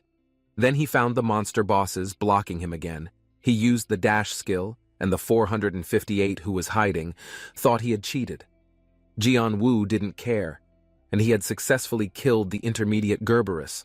All abnormal status effects were gone and health would be restored soon. But the beginner's dagger contract effect would be reactivated and reset to level 1. He had successfully completed the quest and the reward would be given to him. 458 said he was a coward who tried to escape through the teleportation portal. The knight forbade him to leave. Jae-woo considered him a stupid steel scrap knight. He had distributed his stats, and now the level 458's movements would be visible. Then he managed to open his mask, and it turned out to be a very beautiful woman. He was very surprised when he saw her. Then she was very angry with him and wanted to kill him. She asked him to wait a moment. She tried to attack him with a dagger, but she couldn't beat him. She said it because she did good. According to him, she is not a good person because she has made someone's health to 0. She continued to attack him until he was injured. He received 3,580 damage and his health was 56% left, even though he was threatened, but he did not counterattack. She felt confused by it, but suddenly he had to go to the bathroom. She really did not understand what he meant. Then he left her and called her a beautiful angel. He could not escape, because it was impossible for him to do. The dungeon had been sealed with a lower ceiling stone so that the seal could only be reopened after 30 minutes. He was very annoyed with the person who installed the seal, and it turned out that the perpetrator was, according to his prediction, the team led by Choi Jae-young had come to block him. Choi Jae-yong had suspected that the perpetrator was Lee Goen-woo. He did not expect that the stupid team leader could find out so quickly, and if he knew like that, he did not want to go through all the trouble. He told them to start attacking him, but Kim Min-seok was very confused about how his partner could be there. Jeon-woo apologized to Kim Min-seok, but he would explain everything later. The level 458 scolded Choi Jae-yong because of their agreement that he could not enter the boss's room before he caught the perpetrator. He did it because there were several conditions that required him to know something suspicious. He told his team to surround them and catch them. She felt very confused because she had been threatened and considered an enemy. He mocked her as a level 1 beggar, but Jeon-woo was able to kill the boss and then she could escape after that. And that might only be possible if a hunter like the level 458 helped him. He pointed his sword at the treasure hunter named Han Seon. She was quite famous because she had wandered into a dangerous dungeon without a guild. She knew the man thought that she was involved with the fashion terrorist who wore shabby clothes. She thought the man was very disgusting. He would not want to be treated like a pushover by a cold-blooded person like her. Choi Jae-yong immediately asked his troops to attack the two people, even though her steel body had been destroyed, but she would never give up. If he found it hard to believe it, then she would prove it by killing them all. He saw that the situation at that time had become very complicated, and he thought about inviting her to form a temporary alliance. She refused and told him to die quickly so she could use his dagger. He was very annoyed with the bastard angel. If there was an identity war, then they shouldn't have hidden it anymore. He opened his screen, and she was curious about what he was doing. He asked her to wait a moment because he would show her a miracle. He took out the inventory skill to hide the user's appearance and consume 40 MP every 10 seconds. Other passive skills are detecting traps, invisibility, and other skills. His new skill, Hawkeye, has been added.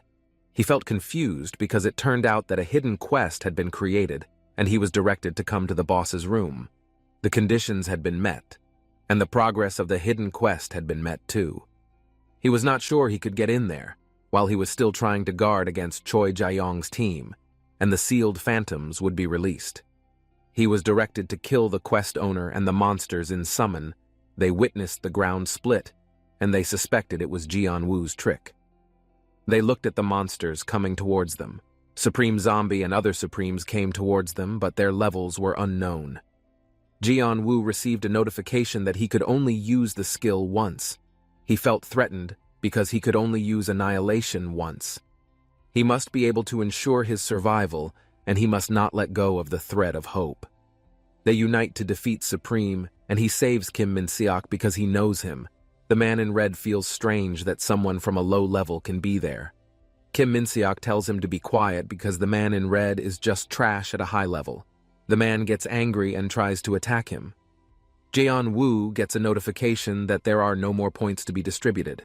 He tries to attack the man in red and apologizes to Kim Min-seok for just adding his stats. The man just realized he was at a high level just to get some good items. He felt his movements slow down after increasing his stats compared to Han Seon's attacks. He managed to attack the man in red because of his very good weapon. Kim Min-seok immediately asked his partner about his whereabouts there, but he told him to drink the potion first and rest. Then he would explain to him after that. Those who were still alive were very surprised by the level 1 person. It was indeed very impressive, but they had to immediately return to continue their mission. Jeon-woo holding his dagger to kill Choi Jae-yong, but the supreme monsters surrounded him and thought they were joking with him. The knights there tried to save themselves from the attacks of the supreme monsters. Jeon-woo used his power to kill the supreme zombie, and his level went up, and he got a point. All abnormal status effects were removed, and health and mana were restored. The beginner's dagger contract effect was activated. He thought it might be because it was a mythic grade weapon that he was able to kill monsters without even using Annihilation Strike. Kim Min-seok, who was drinking a potion, was surprised by the appearance of the supreme skeleton. His partner told him to duck. He told him to keep drinking potions and rest, and he would finish the monsters. They were even more surprised because the man could still survive when he kept attacking the monsters, but his health remained at 100. They didn't know what skill he was using, but it seemed like a mythic skill. Choi Jae-young was sure his brothers were down there. He supported the stupid man with expensive items because he lost the successor exam. He denied it because he got that power with his own hard work. But they realized that the level 1's fighting ability seemed like an ordinary person, and if they compared it to Han Seon, the difference was very big. Jae-woo realized that he was being talked about. Then his attention was diverted to the woman who was attacking the supreme monsters. She was not dancing, but her attack movements were amazing. Besides, she looked very beautiful. She stepped back from a supreme goblin behind her, then she used the bird pierce skill to attack the monster. But she held him back and told him to stop. He laughed and said that his hand had slipped and apologized for interrupting her fight. She left him without responding to his words, and he realized she was a very cold person. Then suddenly she jumped high to attack the monster from above, and she slashed his neck. She replied to his words earlier by apologizing because her hand had also slipped.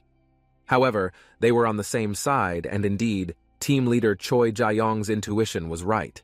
They had felt cheated by the two heroes, and they would teach him a lesson. He was very annoyed to hear it and immediately wanted to attack people who talked a lot like them. The people were fighting to attack him, and they would not attack the monster before the two people died. She felt that the presence of the monster was enough to make them difficult, and she shouldn't have provoked them. She did it just to increase the tension. Kim Min-seok had recovered, and she wanted to help them. They witnessed the split ground had closed again because the first hidden quest had been completed. Then the second one would start soon, then the ground would move or collapse. She saw that there were 2 minutes left. The members of Team Choi Jae-young realized that the ground seemed like it was going to collapse. They thought it was a trick that Jae-woo was playing. Then the team members had fallen in. Jae-woo thought that if he fell, he would die, while it turned out that he was on the ground opposite his partner. He intended to approach them, but the gap was too wide. If he jumped, it would be the same as him betting. Unfortunately, he had no other choice but to use the necklace of regretful Sage-grade legendary. Then he used the rewind skill level 1 to reverse the situation and the user's position to 10 seconds ago. Even though he would fail later, he could survive if he returned to 10 seconds earlier. Kim Min-seok told him that there was danger behind him, and Choi Jae-young came to attack him. He used his dagger, but it didn't work even though his emotions were already burning. They attacked each other using their respective skills. Jae-woo fell into the abyss, and he didn't expect it to end like that. Fortunately, the necklace didn't fall to the ground. Then his time reversal skill was active again. He was able to climb up again, but didn't reach the surface because he had fallen in the last 10 seconds. Choi Jae-young walked away, leaving his sword, and his members questioned where he was going, because the path he chose was very dangerous to pass. He looked for the boss token that had been stolen by Jae-woo, and he managed to get it. He needed it to inherit the company. He laughed very happily when he showed the object to his rival, but Jae-woo thought he was like a person who had lost his mind. Choi Jae-young thought he had won, but not long after he was made helpless by Tartaros's shadow. And that was the end of the second hidden quest.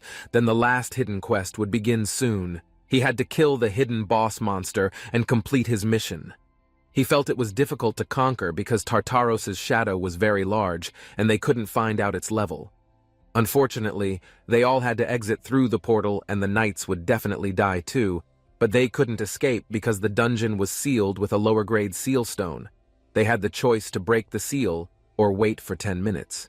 It turned out that the seal would not break, even though the person who installed it was dead. Kim Min-seok felt afraid and confused to face the very large monster. The monster came from the realm of death, and they saw troops in black armor coming towards them. And the level of the creatures was still unknown. The monster managed to attack Choi Jae-young's team in just one attack.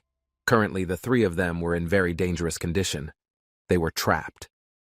She realized Jae-woo didn't use the Annihilation Strike skill, and she just found out that her partner's skill was limited. She asked him not to waste time in defeating them, and then he had to come back soon. She expected him to give her words of encouragement. She didn't want to do it even if she died. She just wanted to take her dagger and attack the enemies. He was annoyed to hear the woman's words that were very indifferent. He stepped forward to block the monsters, and Kim Min-seok encouraged him. He called the monsters to approach him, and he was attacked by the Shadow Knight, and he received 6,780 damage and continued to increase. The remaining health was only 20%. He was helpless to attack them, who were very strong. They attacked him using invisible abilities, and it was useless for Jian-Woo because he had the Hawkeye skill. He could see them all, and they fought back without being seen. He swore to destroy them, and his combat ability had decreased by 15%. His speed had slowed down by 10%, and his resistance had decreased by 20%. He was warned that he should use his time to rest. His fatigue was too high that none of his attacks landed. He got attacked. Then he used the skill that he had been holding back since earlier. He was going to launch his counterattack. In addition to the Annihilation Strike skill, he activated the Invincible State, and he managed to defeat the herd of horse-riding monsters. Then now the only one remaining was the Tartaros monster.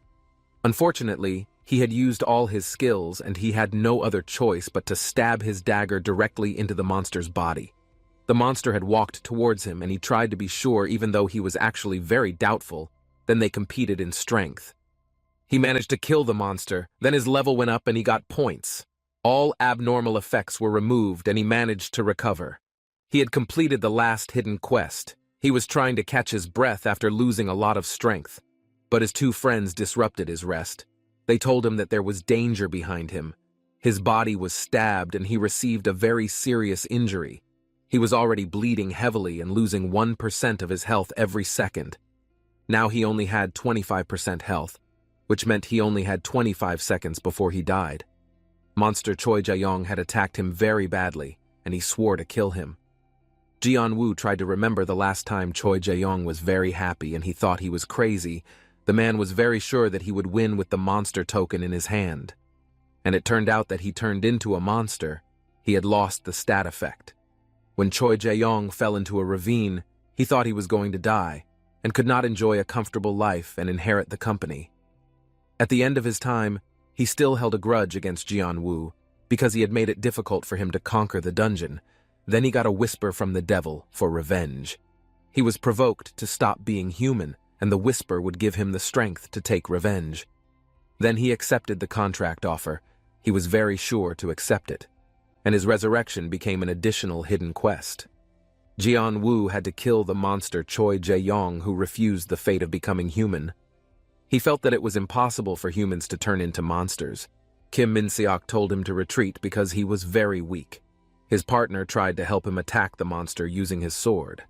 Then he, who was already at level 43, died after being attacked by a very strong monster. He could only watch his friend die silently, and she told him to immediately move to help her friend.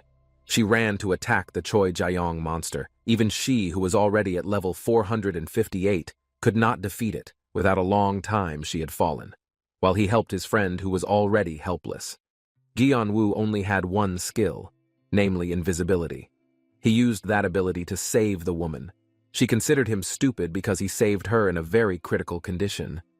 He questioned back whether there was a stupid person who would give his life to save her. She still considered him stupid because he saved someone she had just met. He gave her a mandate to take over the dagger and then make a soul contract if he died.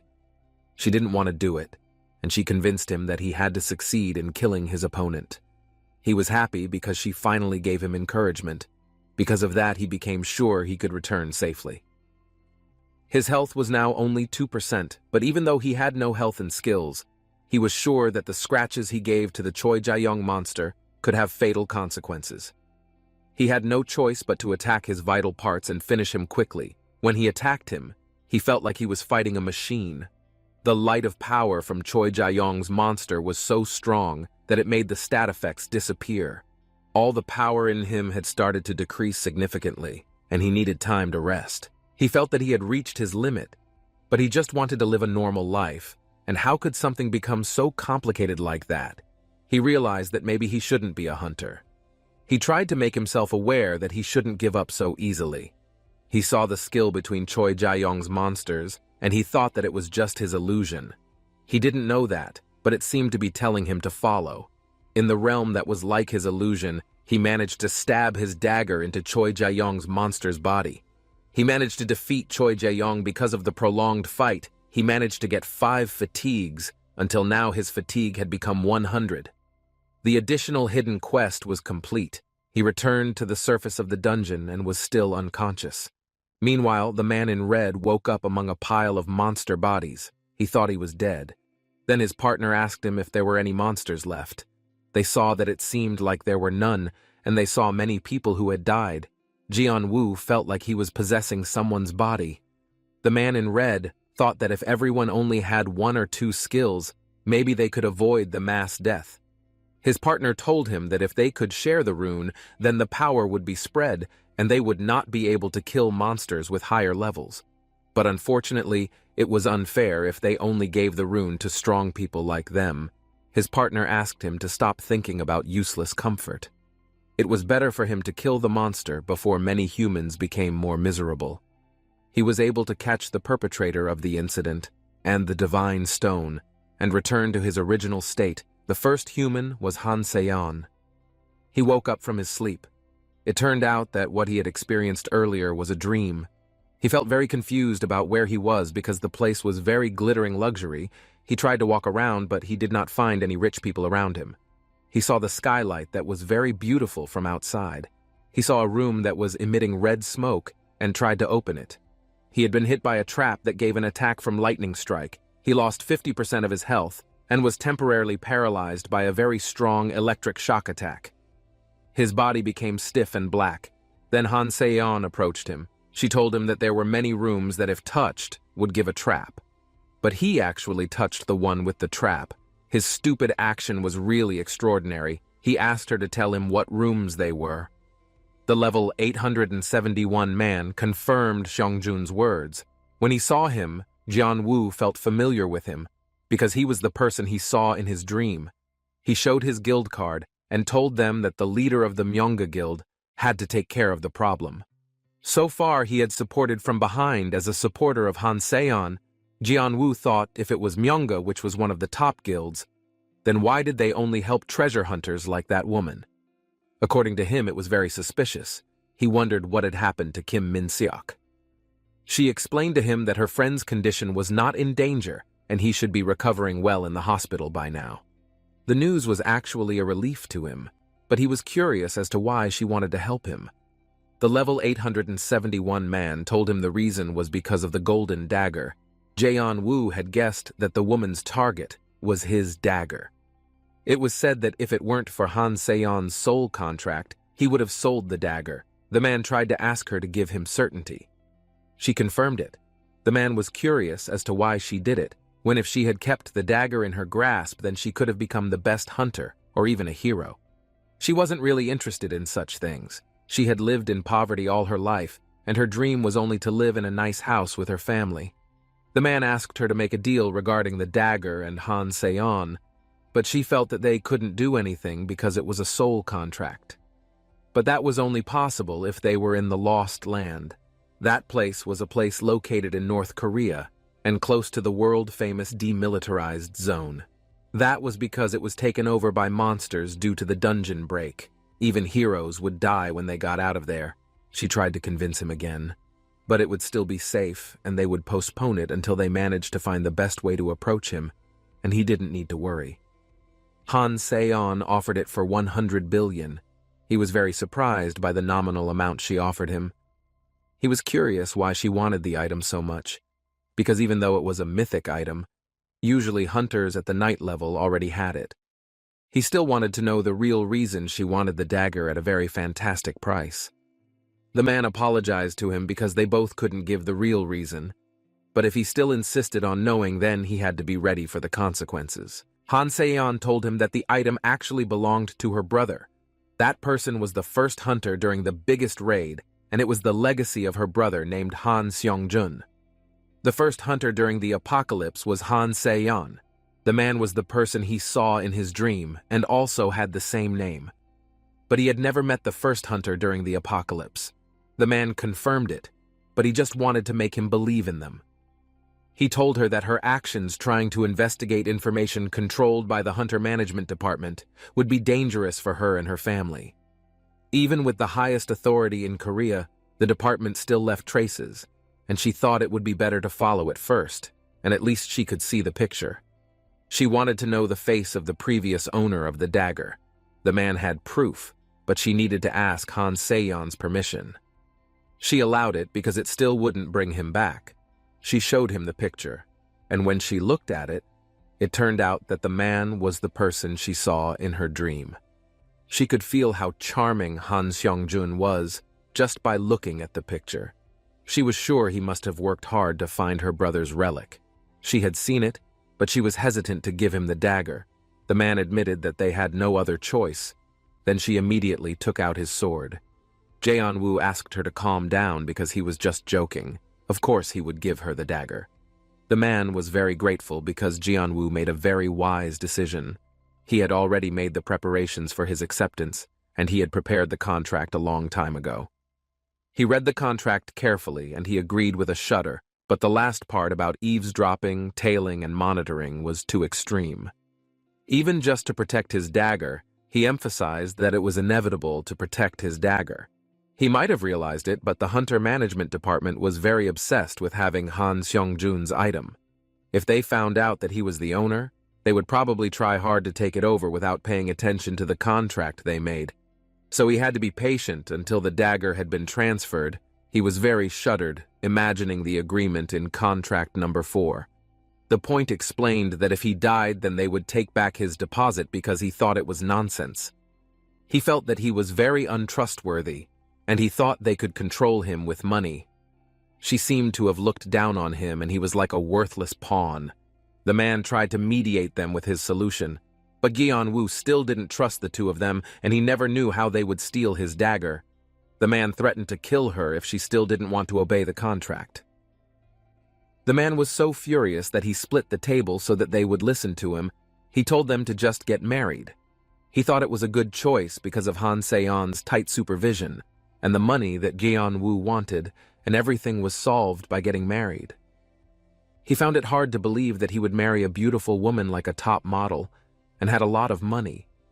He accepted it on the grounds that he had no choice because the situation required them to do so. The man was very happy with his decision. He told her that he was impressed enough when Jae-woo killed Choi Jae-young. He had to do something like that again to impress her. But unlike Han Se-yeon, she was very angry with it, and she expected them to die in the dungeon. Then they agreed to the contract, and it turned out that Jae-woo's stats were lower than Han Se-yeon's. That wasn't enough to prove that he had succeeded in killing Choi Jae-young. She was worried that he couldn't kill him because he didn't have the skills anymore. At that time, he was only led by a rope that appeared in front of him. They had never heard of such a phenomenon, but it was better for them to put that aside for now. There was something bigger that they had to face. Currently, there was no reward, and more over the next quest had not appeared. He was confused because the completion notification had to appear at that time. For now, they had no other reason than to go directly to the dungeon. The man wanted to follow them, but it would be very dangerous because the management department was definitely investigating him, especially since Jae-woo was a newbie. She did not invite him to go and told him to stay there while cleaning the messy living room. If he did not want to do it, then maybe the money he got would be given longer than they promised. He saw items that he never had in his house. He had to do it even though he was very reluctant to be told to obey someone's orders. She doubted whether he could obey his contract, and he was willing to cooperate. But that was something she did not need to worry too much, and they just needed to keep an eye on him. Jae-woo saw the news that there were about 20 hunters missing in the dungeon in Seoul. The only hunter who survived was Kim Min-seok in critical condition and unconscious. He was very shocked when he found out about his partner's condition. One beautiful night, many sparkling stars appeared in the sky. Seen in the luxurious hospital area, in the courtyard outside, there is Jae-woo looking at his cell phone. On this night, he was trying to contact Han Se-yeon, but the phone call could not be received. As a result of this, he felt so unlucky because it had been 3 hours since Han Se-yeon had come out of the dungeon. After that, he peeked behind the tree. In front, there were several people who were still outside. Jae-woo couldn't wait too long. It felt like he wanted to check on Kim Min-seok's condition as soon as possible. It was then that two agents informed him that the team leader would not be coming to this hospital, so they were asked to leave immediately. Hearing this, Gi-woo immediately panicked because he was confused about what to do. The people on the street automatically noticed that Young Si-hun had entered the hospital. Then there were those who asked permission to conduct a short interview. The purpose of this interview was very important to cover the dating rumors with a top star named Choi Yura. The two hospital agents immediately denied that the rumors were false. Behind the tree, Gi-woo was very focused on listening to the conversation of all of them. He also remembered about the name mentioned earlier, namely Young Si-hun. In this case, he has absolutely no desire to meet with Young Si-hun, let alone measure his statistics. It was only a matter of time before the beginner dagger was discovered, but apart from that, he also thought he couldn't just leave Kim Min-seok alone in the hospital. Moreover, the cause of Kim Min-seok's injury was due to Gi-woo's own negligence. Gi-woo quickly opened his cell phone and sent a message to Han Se-on. The contents of the chat informed him that she was at the hospital where Kim Min-seok was treated. Although there are agents who come and do security, but secretly he will check the condition of Kim Min-seok after that will return home. After informing Han Se-on, he who was still under the tree immediately acted by using the invisibility skill. His body is immediately transparent. In this case, Gi-woo must remain careful and must not be caught by anyone. Without stalling any longer, he immediately walked towards the front entrance of the hospital. In front of the terrace, there are two agents who are guarding. When people who want to enter the hospital one by one must be checked first. Gi-woo was forced to join the queue and remain patient. When there weren't many people outside anymore, he immediately took care to sneak in. The system told him that the power consumption used by Gi-woo was 480 MP. He quickly ran inside, and invisibility would be released after 8 minutes of use. He had to act quickly because he didn't have much time. On the other hand, there were two men who were talking. Immediately, Gi-woo stopped and hid behind the wall. The two men were discussing the reporting that was considered very difficult to do. Mr. Vice Chairman asked the new reporter if he had found Kim Min-seok. The new reporter said he hadn't found anything. He had checked the intensive care unit and the hunter's ward, but it seems that Kim Min-seok is not there. The vice chairman once again asked if the new reporter had done the inspection properly. The man in charge of the new reporter immediately showed a proof so that this gentleman could believe him. It was what he had just learned from the fight with the agents earlier. Gi-woo was still listening carefully to the conversation between the two men. In addition, this new reporter was very curious about the vice chairman's father, why he was so obsessed with a person named Kim Min-seok. Hearing that, he did not want the conversation that was being discussed to be diverted immediately. The new reporter was asked to stop the nonsense and then given orders to conduct an inspection on the VIP floor as well. He became curious whether there were agents in the room or not. The deputy chairman didn't give any explanation and just asked that they all fight back. After hearing the conversation, Gi-woo could conclude that using a junior reporter like that, there was a possibility of getting past the guard agents easily. The new reporter man immediately walked alone to the elevator, while Gi-woo followed behind. After arriving at one of the rooms, there was one of the officers who said that ordinary people were not allowed to enter this place carelessly. Then the new reporter immediately whispered that he just wanted to check whether the hunter Kim Min-seok was in this place. The agent said that there was no one named Kim Min-seok, so he better leave because he was not given permission. Meanwhile, Gi-woo easily managed to get inside using only his skills. There was a commotion and the reporter was on the floor with his shirt off. He said that these two officers had prevented the press from entering, so this action could be considered press suppression. A reporter has the right to know the truth. As a result of the incident, this new reporter had to be taken out so as not to cause any more commotion. Gi-woo did not care about the commotion at all, because he was going to launch his action towards another room. When he arrived at the room that seemed very quiet, he looked around him. In Gi-woo's observation, this place was very different from the entrance guard. Inside was too quiet. He didn't even see a single nurse passing by in this room. The system immediately informed that Gi-woo's MP consumption power was already as much as 1,200. Then the invisibility will be released after 5 minutes. Now there was no time for Jianwu to hesitate. Quickly, he immediately ran fast without caring about anything. In the end, the struggle carried out by Jianwu has paid off because the room where Kim Min-seok was treated was found. In front of the door, Jianwu was immediately in front of the door and wanted to open it so he could get inside easily. But he was surprised by the presence of a red aura. This is the same as what he had seen before right at Han Se-yeon's house. Whether the power was exercised by the same person or could be interrelated with each other. The door to the hospitalization room opened slowly. When entering suddenly, Kim Min-seok immediately pulled Jianwu's shirt, then asked him not to make the slightest sound. Kim Min-seok explained that there was a trap at the door, so Jianwu had to follow him now. Hearing a trap, Jianwu was very curious about what the purpose was to set something like that. This time, the trap will be directly detected using the Hawkeye skill. Jianwu can only believe that the red aura on the door is a deliberately set trap. They both continue to walk towards another place. Kim Min-seok finally arrived at one of the rooms and entered it. He informed that this place was the ward where he was. Until now, Jianwu is still curious about who the person was who set the trap like that on the door. Kim Min-seok immediately said that the person who set the trap was Young Si-hun. Hearing that made Jianwu a little surprised. Kim Min-seok further said that Young Si-hun informed him that the person who killed Choi Jae-yong and the hunters might return. Jianwu never thought that someone like Young Si-hun would consider this case a murder. Actually, Kim Min-seok also tried to play dumb by saying that he didn't remember anything. But there was someone who used the tracking stone in the dungeon and deliberately framed it as a murder case. In Jianwu's mind, something like this is very unlucky indeed, especially since it can make his head even more dizzy.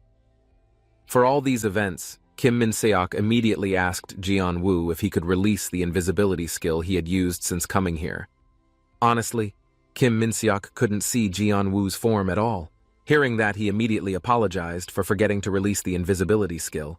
After that, Jianwu's form can be seen as normal again. He asked Kim Min-seok how he could not be caught traveling to this place. Kim Min-seok immediately pointed towards the window. He already knew that Jianwu came because of the item. That's why Kim Min-seok has been looking out the window ever since. Jianwu is still confused about what item this Kim Min-seok is actually talking about. In Kim Min-seok's hand, there is already a bright purple ball. Kim Min-seok said that if this shiny ball item fell from the sky after Choi Jae-yong died, it would be considered very important. Jianwu was endlessly surprised, just as Han Se-yeon had said. It turned out that there really was a quest reward. Kim Min-seok immediately gave the item to Jianwu. He was really very grateful, but did he really have to hide this item there? Kim Min-seok apologized that there was no safe place around here.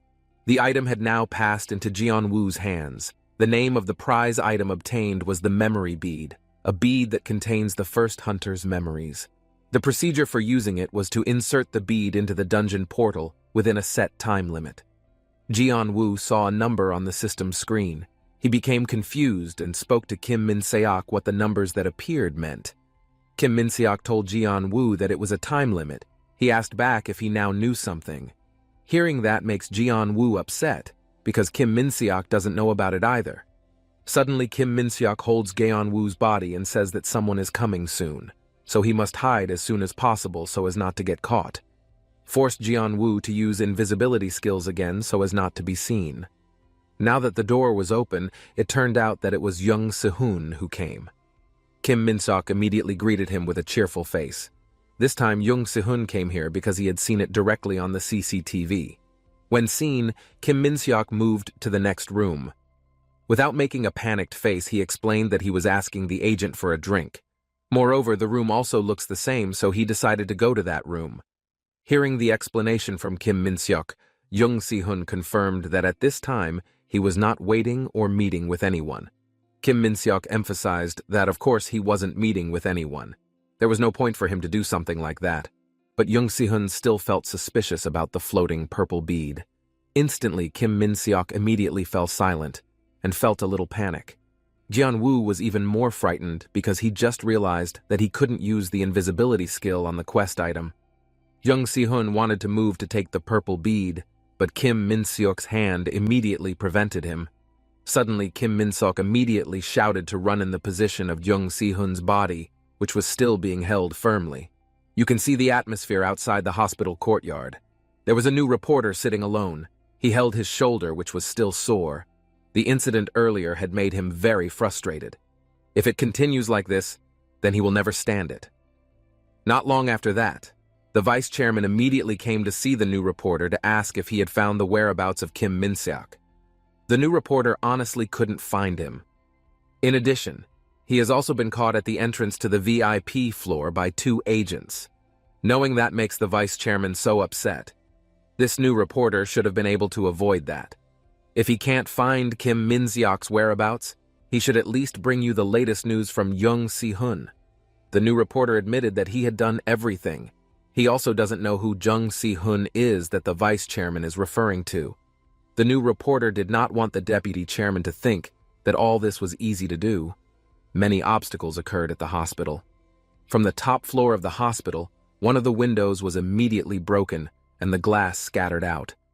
The people outside were panicking because they thought that something had fallen from upstairs. Others also thought that someone had committed suicide. The new reporter outside also couldn't see what was happening properly, while the vice chairman wondered what was really going on at the moment.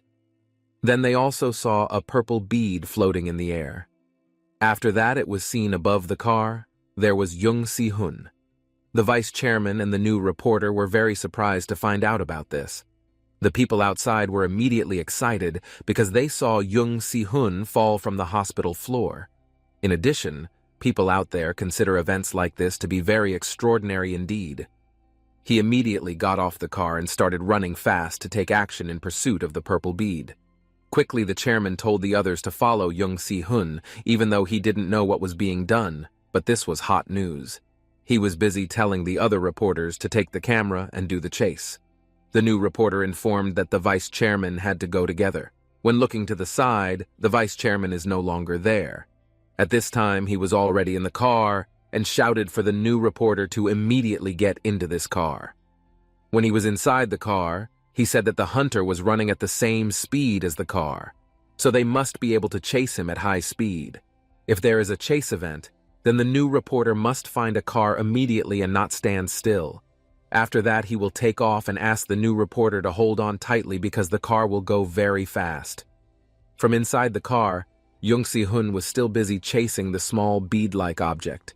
He asked the new reporter to take out the camera and start recording. The point is that the camera must always be close to Jung Si-hun and photograph his movements in high-speed mode. The portrait of Jung Si-hun in pursuit of the purple bead was finally successfully obtained. The new reporter immediately wondered what the bead was because it moved so fast. It was obvious that the purple bead was a hidden object, so the vice chairman asked the new reporter to stop talking and continue doing his job well. Jung Si-hun was still chasing after the purple bead. The vice chairman, who was busy driving, was not going to let this opportunity slip away. The car that he was driving continued to go so fast that it even made the new reporter become very panicked. Right now, he felt unlucky because it was difficult to take pictures in such an unstable state. The chasing process still didn't stop until Jung Si-hun was at a dead end, as well as the chasing car. The reporter just informed him that there was a wall ahead, while the car he was driving was traveling at such a high speed that it made the vice chairman's father very panicked.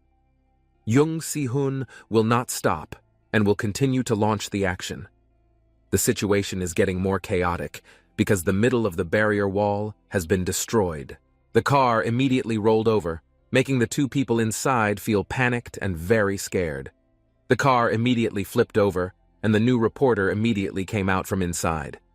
In a state of consciousness, he wondered if he was still alive. Meanwhile, the vice chairman who was in the car was very busy asking about the camera. The reporter explained that under these circumstances, the camera was not important at all. However, the deputy chairman remained stubborn and told he to check the camera whether it was safe or not. The new reporter couldn't figure out what the vice chairman was really thinking. Seen on the camera screen, the photo of Jung Si-hun is still stored in good condition. He didn't see any Jung Si-hun in this location anymore. The new reporter was sure that Jung Si-hun had entered the portal along with the purple bead. The vice chairman got angry and felt bad that Jung Si-hun had destroyed his car and decided to jump over the portal.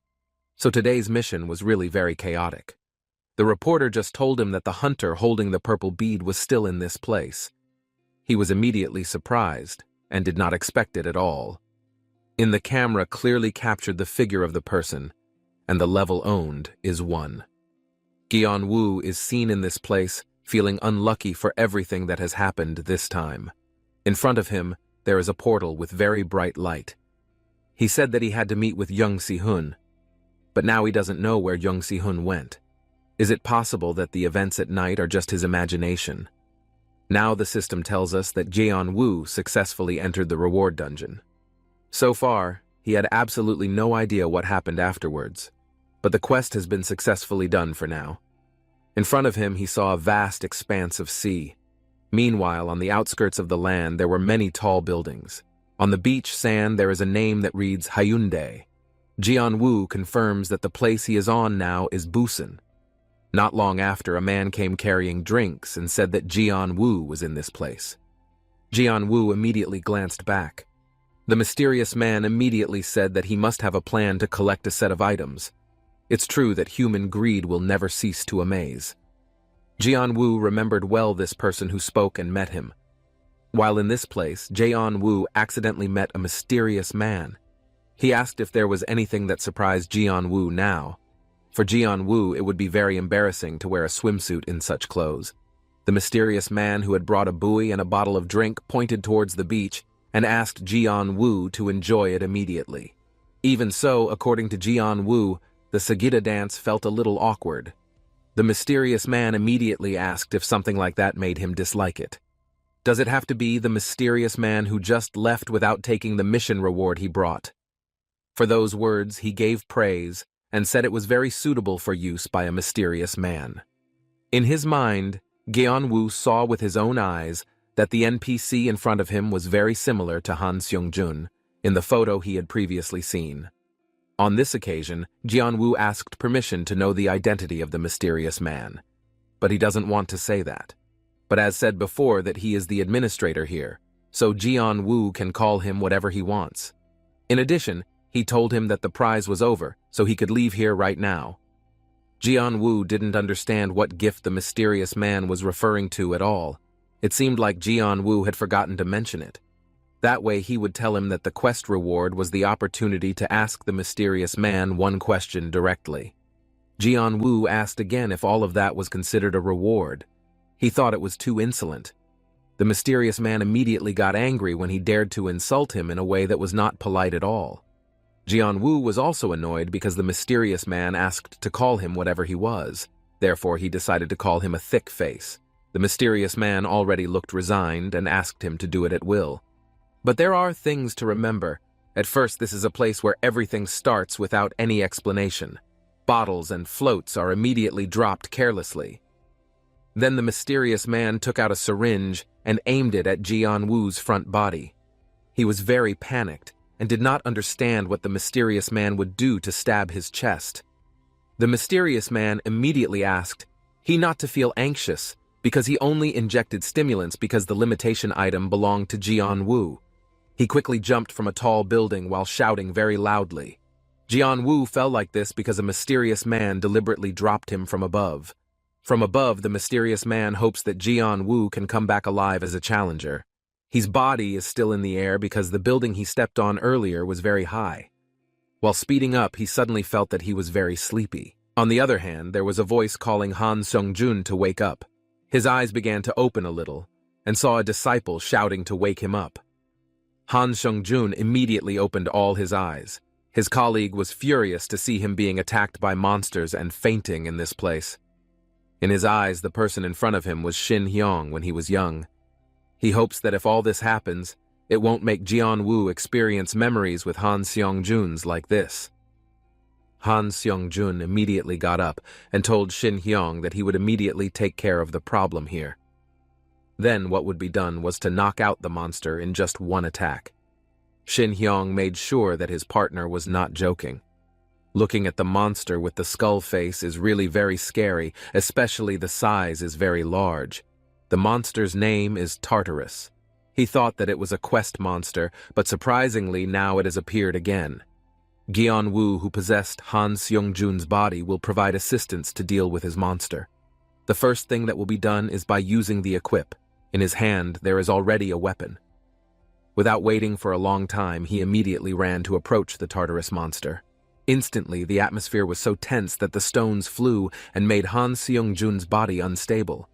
Jaeon-woo, who was inside Han Seong-jun's body, didn't know what happened, even though he had stabbed the monster's body parts correctly. Now he felt the misfortune of an unsuccessful attack. Shin Hyung immediately approached his partner, and did he only realize the attack now? Even the god Tartarus in this realm does not tolerate physical attacks or skills that contain magic. Therefore, the only weak point of Tartarus was his head. Shin Haeyong immediately disbelieved and assumed Han Seong-jun was joking. In this case, he invited his partner to bet in order to prove the truth. The thing that should not be forgotten is that there are often answers in conventional methods. Shin Hyung wanted to know more about whether there was an event to reach the head of the Tartarus. In carrying out the attack, Han Seong-jun claimed that he only needed fly runes, but Shin Hyung himself saw that his friend didn't have any rune slots left. For him, there is no rule that says Han Seong-jun must use runes. Hearing that, Shin Hyung immediately regarded Han Seong-jun as a crazy bastard. He immediately told him to go to the 3rd squad of the defense force. With pleasure, Han Seong-jun will do it and ask his partner to give him time. While walking to a place seen in front of Han Seong-jun's eyes, there was a very fierce fight already going on. While busy paying attention, he finally saw a man who was killing a horrible goblin. The goblin's head was immediately severed with blood. Then Han Seong-jun approached the little boy with yellow hair. After everything was safe, Han Seong-jun immediately asked this little boy if he had a fly rune. While he was busy paying attention to who the person in front of him was, he immediately realized that it was Han Seong-jun coming to see him. This little boy confirmed whether he really wanted to borrow the fly rune. At this meeting, he immediately pointed upwards and said that he could not fly there. Therefore, his arrival was to ask for help so that this little boy could take him to fly there. The little boy explained that the place was too high to reach. Han Seong-jun will fall due to lack of magic when he wants to go down. If that's the case, he asks this little boy to bring him down halfway. After that, Han Seong-jun will take care of the unfinished side. The little yellow-haired boy asked again if Han Seong-jun was so sure of his decision. Even when he was determined to defeat the Tartarus monster, there would be no safe way to get down safely. In this case, Han Seong-jun would not be concerned about his safety. In Gyeon-woo's mind, he thought that Han Seong-jun was afraid to do it. The little boy immediately asked he to leave for there immediately. Quickly, the two of them immediately flew for the direction of Tartarus. A few moments later, they both managed to land. In this case, Han Seong-jun was really very grateful for the help given by the little yellow-haired boy. After reaching the altitude, he will launch the action to immediately kill this Tartarus monster. Han Seong-jun has the courage to conquer Tartarus with the weapon that he has gripped tightly. With this method, he considers that the game is over. Without stalling any longer, he immediately thrusts his weapon into the head of Tartarus with all his might. In an instant, the monster's body reacted because its weakness was already known by Han Seong-jun. As he floated in the air, Han Seong-jun said that his words earlier could be proven well. Not long from saying that, he immediately shouted loudly because he saw the building below him was very terrible if he fell. At least in this case, he needs Chi Blast, so that he can still be safe and well protected. He immediately utilizes this by opening the screen on the system. After that, he immediately used his hand to do something. Han Seong-jun feels that he is still not slowing down when in the air, but he kept trying to do his best. Gyeon-woo, who was on Han Seong-jun's body, also wondered if this was the end of suffering. Surprisingly, the little boy immediately came and asked Han Seong-jun to hold on to him so he wouldn't fall. In this precarious situation, he didn't expect that this little boy would help him. After the presence of the little boy, they both finally landed safely on Earth. Han Seong-jun thought that he would die from the height. He was very grateful and very thankful to this little boy. Then he asked what the name of this little yellow hair boy was, because he hadn't had time to get acquainted. With a smiling face, this little boy said that his name was Sehun Chung. Jian-woo was quite surprised when he knew the real name of this kind little boy. A few moments later, Gaeon-woo's soul was immediately released from Han Seong-jun's body. He wondered if he would now return to reality. Not long from that, he actually returned in the position of a body that flew down. The situation was getting tense because he felt that he would soon fall down with a considerable height. Without thinking, he immediately opened the system screen so he could use the item as his helper. One of the items immediately used by Jian-woo is 2 wings. While still in the air, he also did not know what wings he was using because they were very shiny like gold. With the help of the wings, it was easier for Jian-woo to slide down safely. Jian-woo managed to land down without any wounds or injuries. His eyes felt very dazzling because of the bright light from the wings. He made sure that this time he really managed to land on Earth. The system tells that currently he does not have enough mana because the MP used is very much. So also the skills cannot be used. Slowly the wings on his body will disappear. A body that has not been balanced makes Jian-woo immediately fall to the street. Unexpectedly came a mysterious man who praised that Jian-woo landed very cool.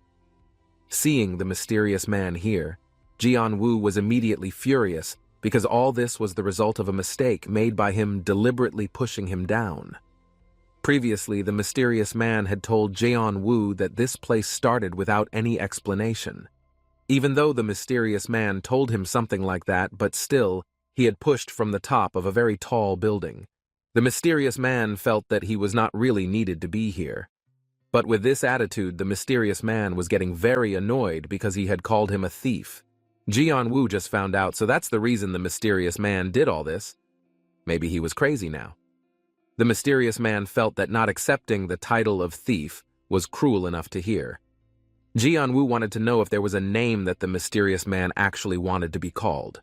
The mysterious man once imagined and felt that the name of a stranger was very cool. There was a Torino name that he thought was good, so from now on Jian-woo should call him by that title. When asking to be called by that name, Jian-woo just heard it was very terrible. After discussing the name, Torino wanted to know if there was anything that made Jian-woo curious now. After thinking about it, he wanted Torino to tell him how to get out of this place. The question was immediately answered that the boxes would fall from the sky. So there are things that Jian-woo needs to do, namely finding a box containing a key to get out. Then he went to the portal in the sky. After listening to the explanation, Jian-woo could explain that it was like a treasure hunt. It's possible that the wings used by Jian-woo earlier disappeared due to the potion running out. Seeing that he was still confused, Torino immediately told him that the wings disappeared not because of the potion. Torino said that the wings used by Jian-woo were the original gift. Therefore, the wing item will be stored in Jian-woo's own inventory when the potion time ends. So later, he could use the wings again and then become a hunter and expand the number of items that could be used at once. Afterwards, he asked if he was so sure to give up the dagger set item in such an easy way. When making that decision, of course, he was so sure to do it as well as possible. The thing to be afraid of when he collects all of that before he returns this dagger to Saeon. Jian-woo continued to think wisely because he didn't want to be wrong in taking action. He was not so sure about handing over the dagger before doing so. Whether it was also possible to hand over his soul contract item to someone else would not be a problem. Torino, who had been observing Jian-woo's face, immediately asked if he intended to sell the item. Jian-woo said that he did have the intention to sell it. Hearing that, Torino did not insist at all because he had the right to make a decision on his own choice. He also asked if that was the last question from Jian-woo. After all his curiosity had been answered, Jian-woo felt enough to ask, and nodded his head that he would not ask again. Suddenly, Jian-woo asked again how to hand over Torino's set items. He said that he had absolutely no idea how to do all that. Instantly, he was angry because he realized that Torino had lied to him. With a panicked face, Torino said that he seriously didn't know. He actually only knows how to set hidden pieces, but it will be a different story when he has collected all the set items and met the designer. Hearing the word designer, made Jian-woo feel very curious about who that person was. Maybe for him to cancel the soul contract on the item will do something like that. It is likely that the person referred to by Sedinyer is Han Seong-jun. Torino suggested that he can collect all the items and meet Seong-jun himself if he is very curious about it. Now Jian-woo understands very well. Anyway, later he can't just hand it over. Torino also confirmed that now it was time to start the action since Jian-woo was also done with the question. Finally, the tutorial begins. The treasure box will fall from the sky after looking for the key to this dungeon. As the treasure box began to appear, Jian-woo was preparing to use his wings and couldn't wait to try it out. Above the clear sky, treasure boxes descended in large numbers. Jian-woo saw with his own eyes that the treasure boxes totaled 10 chests. In addition, since the escape portal was in the sky, Torino suggested that Jian-woo could leave when he started to fly in the air. That way he immediately launched the action and would fly off while saying goodbye to Torino. Jian-woo flew above the sky and he felt very relieved to be able to do all this smoothly without any obstacles.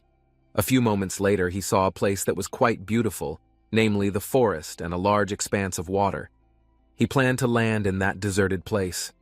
After that, he immediately landed safely to the mainland, and in front of him there was already a treasure box.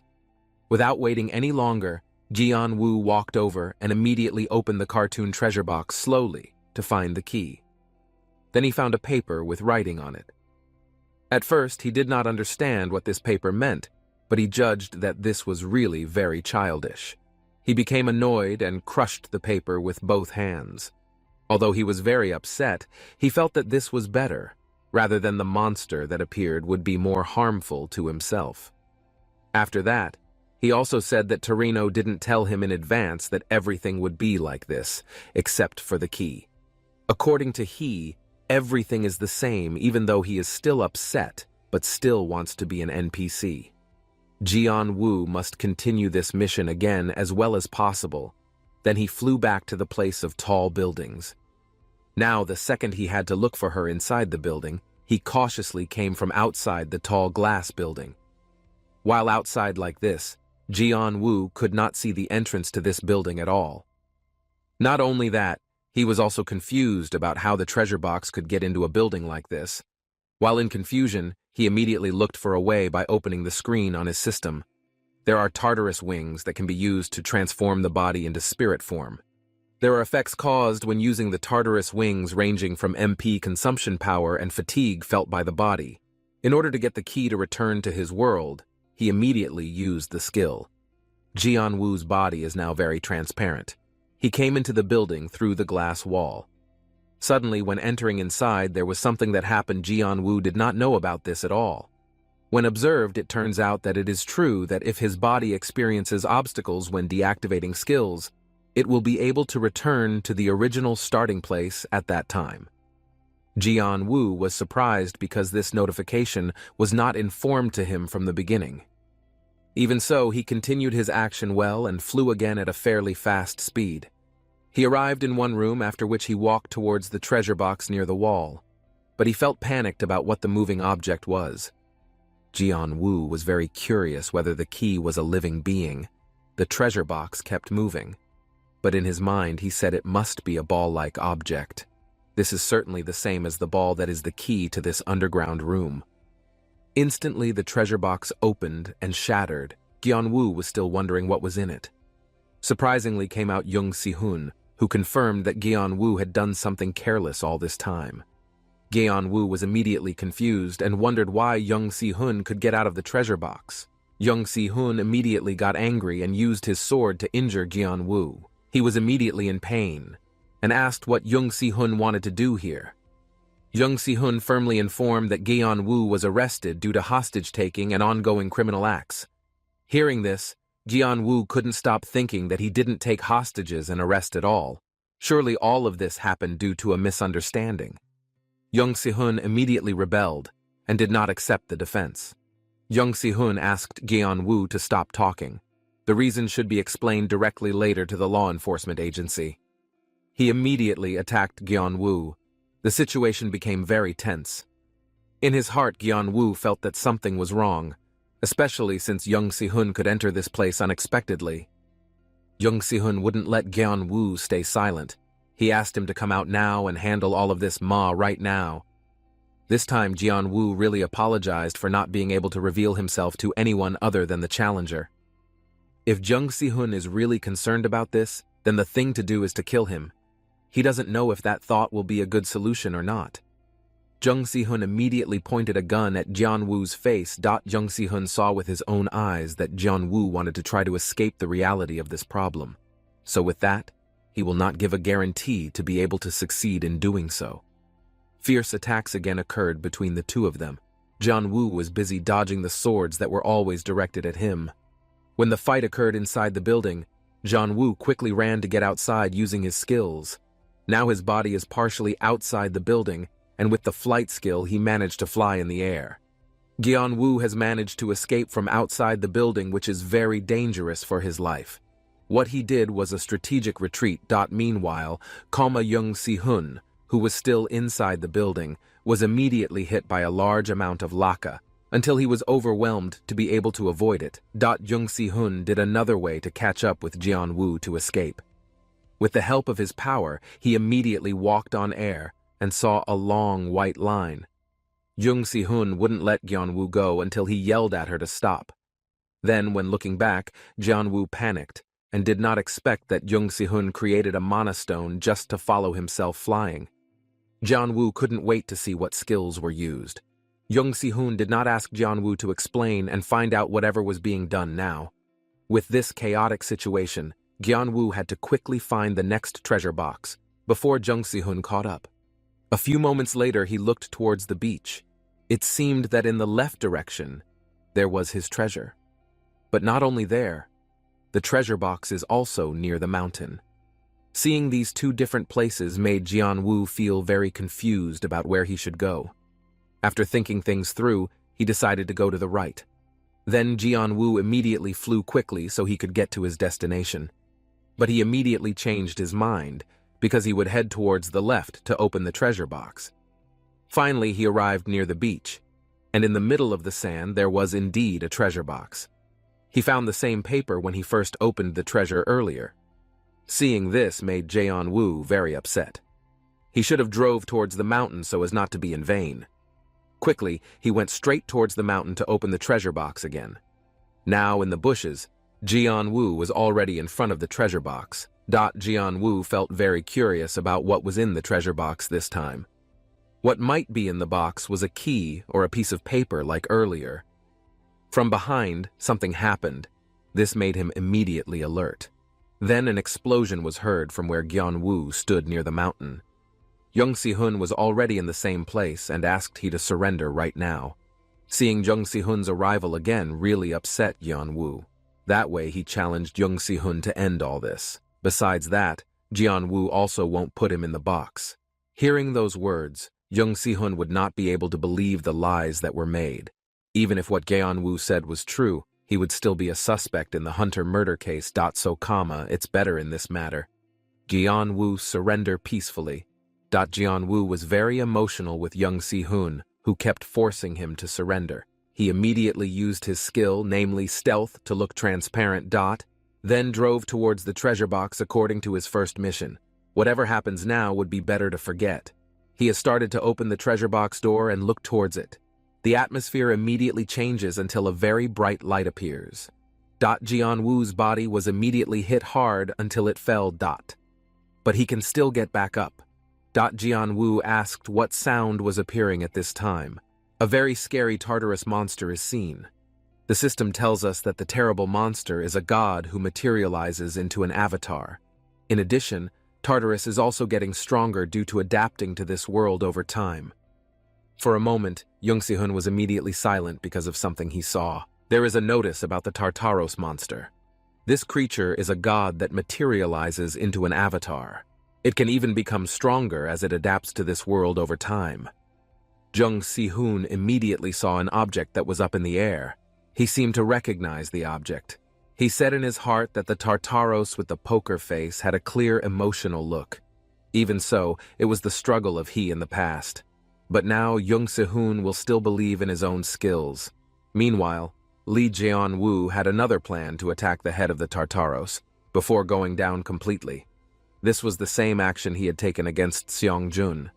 Then he looked up and asked if this monster was a Torino, an NPC lord or a robber. Moments later, in front of Lee Jian-woo, there were already several portals. After that, many avatars appear wearing the same clothes, but their levels cannot be known. The system notified the elixir expansion item 25 minutes and 12 seconds. In Lee Jian-woo's hand was already a bright yellow dagger. He realized that his time was up. Even so, he will still defeat the boss of the avatar first. Seeing Lee Jian-woo holding the dagger, Young Si-hoon did not think that the dagger was his. Hearing those words made Lee Jian-woo not answer at all and just stay silent. Without stalling for more time, he was ready to attack the avatar. The system informed him that the avatar knight had used the skill of throwing a long sword at Lee Jian-woo. He immediately panicked and shouted very loudly. The result of this attack had caused more than 30,000 damages. Then Lee Jian-woo's cell phone has dropped to 0. This murderous attack has made Lee Jian-woo hit by bad luck. Moments later, he told Young Si-hoon that he wanted to talk about something important later. So for now, we both have to focus on escaping the danger of this avatar. Hearing that request, Young Si-hoon did not agree at all. Lee Jian-woo must still defeat this avatar. So he was also asked to come forward even though he was alone. The avatar was already getting more and more furious, wanting to attack. Lee Jian-woo's feet quickly stepped forward to fight again. After getting up and starting to get excited again, he finally managed to defeat the avatar knight. With this, he managed to get 1 experience. The level owned by he has also increased. The bonus obtained is receiving 5 points. There is a skill called Beginner Dagger with level and experience reset as before. Young Si-hoon expressed the opinion that this battle was not accurate. Besides that, it was also too heavy for Lee Jian-woo to do it alone. Finally, he intervened by using his own power to fight some of these avatars. In just a moment, the mage and knight-type avatars were defeated. Furthermore, he explained that if there was damage in the underground room, then the people outside will be in great danger. Therefore, he invited Lee Jian-woo to complete this mission as soon as possible so that everyone could survive. Seeing that action, Lee Jian-woo shouted loudly and asked Young Si-hoon to stop being stubborn. The system tells him that 30% of the manifestation has been completed. The deepest god has started to reappear. This caused health to decrease by 30%. Meanwhile, health and mana recovery will be limited. Avatar Tartaros himself has used the Fist of Power. This time, the person who would be his target was Young Si-hoon. It can be seen that Tartaros has clenched his hands ready to give a fist. Lee Jian-woo, who witnessed dangerous things before his eyes, immediately panicked. He asked Young Si-hoon to quickly avoid the attack that Tartaros would give. Without thinking, Lee Jian-woo will act and use his flight skill to fly. He was very annoyed to see Young Si-hoon, who couldn't block the attack. While the hands of the Tartaros are getting closer, then Young Si-hoon in his heart said if this was all that Tartaros would give. Young Si-hoon immediately closed his eyes because it was too late to avoid all this. A few moments later, something happened. Young Si-hoon slowly opened his eyes and saw nothing. Toreno quickly provided protection using his shield. He immediately said that if Young Si-hoon wanted to sleep, then he should close his eyes properly. Suddenly, he was caught off guard and shouted due to the hard pressure from above. It turned out that this Tartaros deliberately pressed his hand to make the enemy suffer even more. From above the air, Lee Jian-woo watched them both down there. He did not expect that the NPC was too strong to be resisted by anyone. In this meeting, Young Si-hoon felt that he had met Toreno. Then he also immediately noticed Young Si-hoon's face, who was watching him seriously. Toreno immediately attacked and was also confused by this.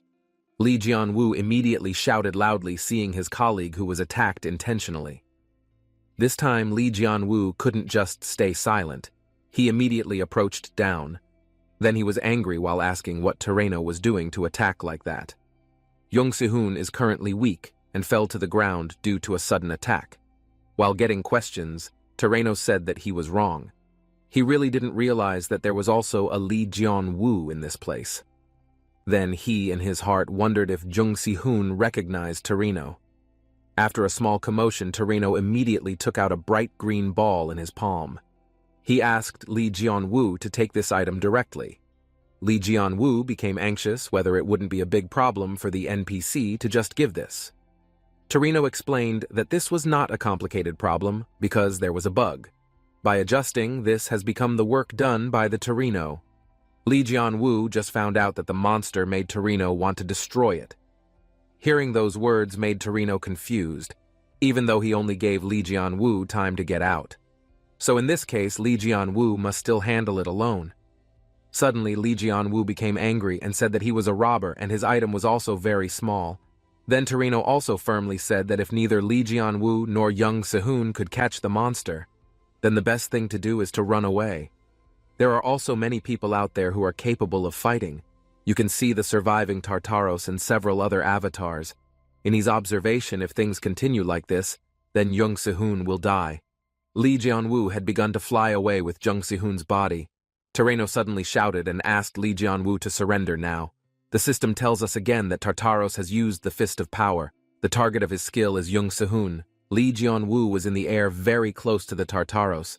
Even Tartaros's hands are always ready to give a punch to his prey. While on the ground, it seemed that Torino, who was doing something, was not silent at all. He shouted that this kind of game had no end. He also knew that this Tartaros was trying to destroy the shield he made by using cursed power. Tartaros was so angry that his hand slammed down hard. Meanwhile, Torino was holding his shield with all his might. Even with this, the situation was getting more and more chaotic.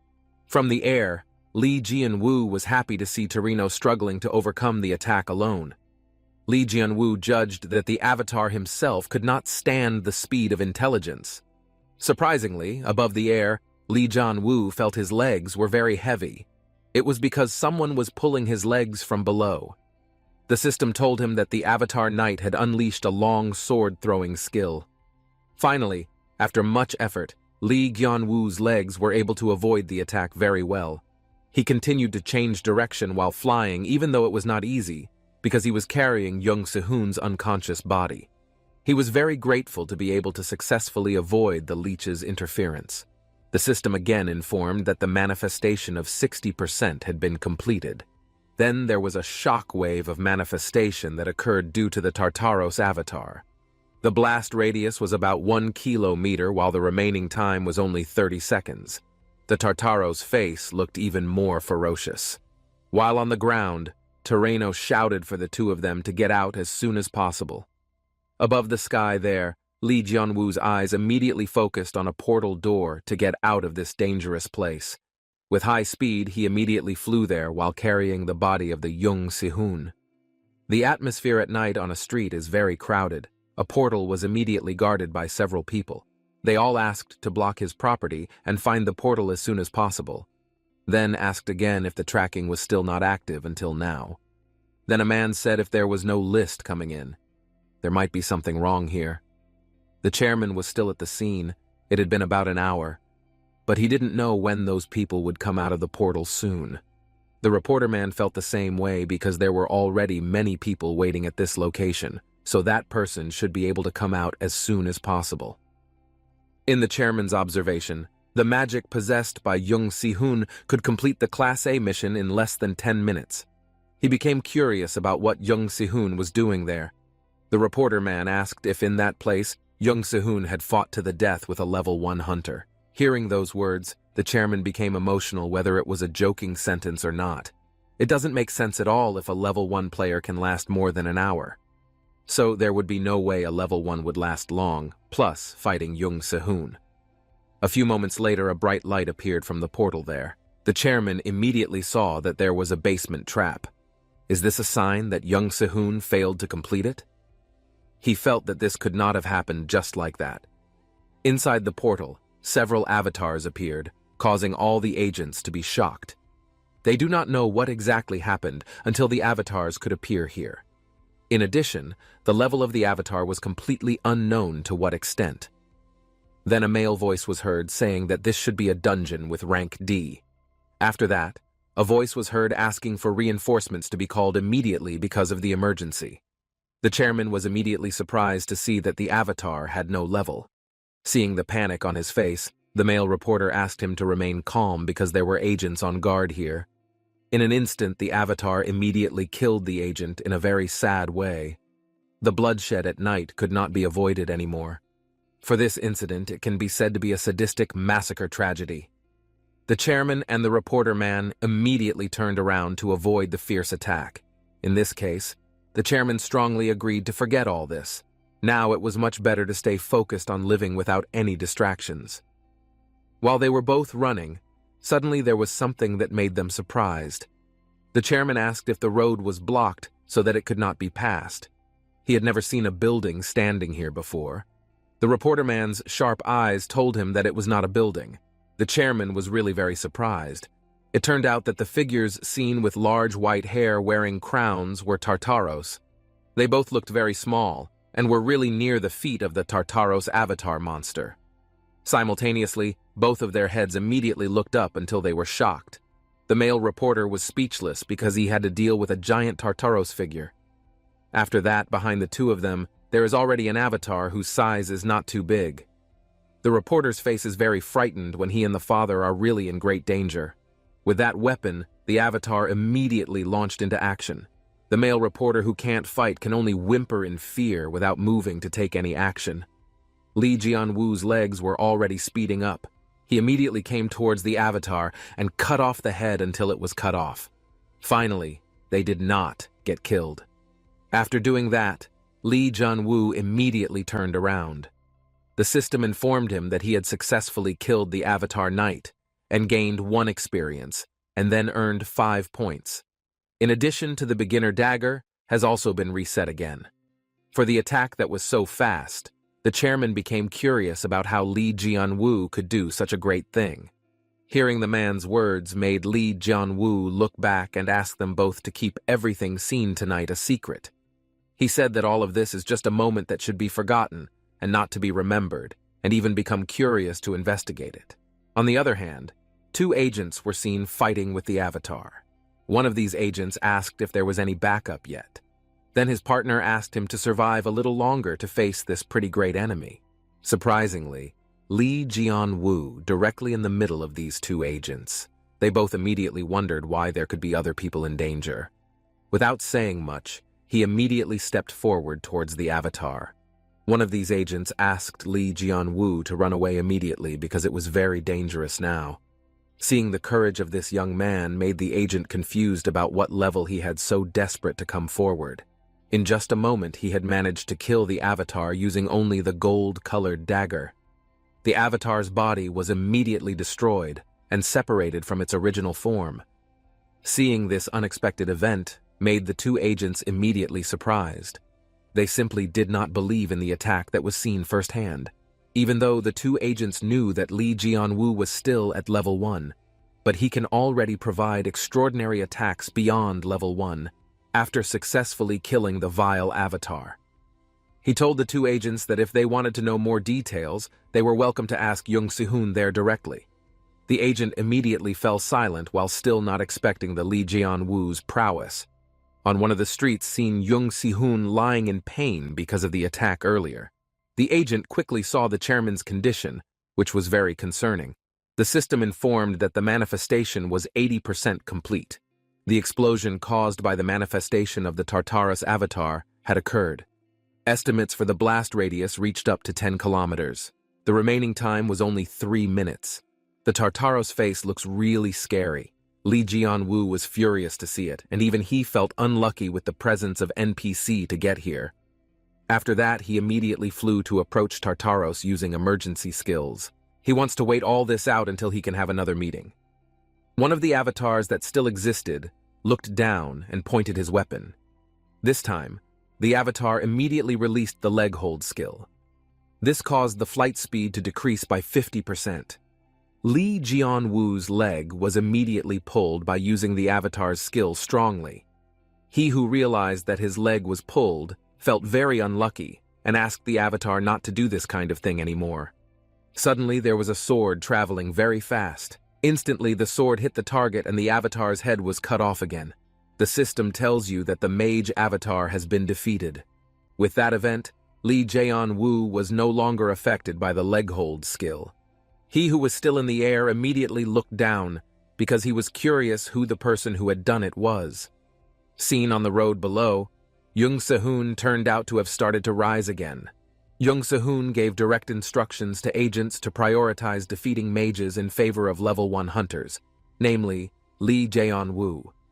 They all immediately understood and would obey the order as best they could.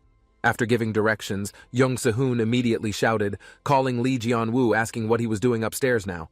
He should take action to go up faster before it's too late. Hearing the direction, Lee Jae-woo still remembers that Jung Se-hoon will not cooperate with the suspect in any case. But now his attitude has changed again, making Lee Jae-woo confused. Jung Se-hoon said all of this is for the sake of the people's lives. So now Lee Jae-woo better stop talking and start moving back to defeat the Tartaros monster so that the situation can return to safety. The statement said by Jung Se-hoon is always changing. But as expected, it was as easy as pie. The system talked about the expansion of elixir items for 1 minute and 30 seconds. Lee Jae-woo said that in this case there was not much time left. No matter what, he was determined to defeat the Tartaros boss quickly. The Tartaros' hand was seen moving again to deliver a blow. Moreover, Lee Jae-woo flew near the big giant hand. In this precarious situation, he must use the phase skill so that his body becomes like a transparent shadow. In this way, it seems like it will make it easier for him to launch the action. His body has begun to fly high and is no longer near the big hand. With great enthusiasm, he will start by attacking the Tartaros' head until he can really succeed. The system tells us that the Tartaros is currently using Divine Lightning. The target that will be targeted in this Divine Lightning is Lee Jae-woo. It can be seen clearly on the head of Tartaros that there are already many terrible lightning bolts spreading. Then Tartaros not only uses that power, but also using Awakening. That's what makes the attack speed increase.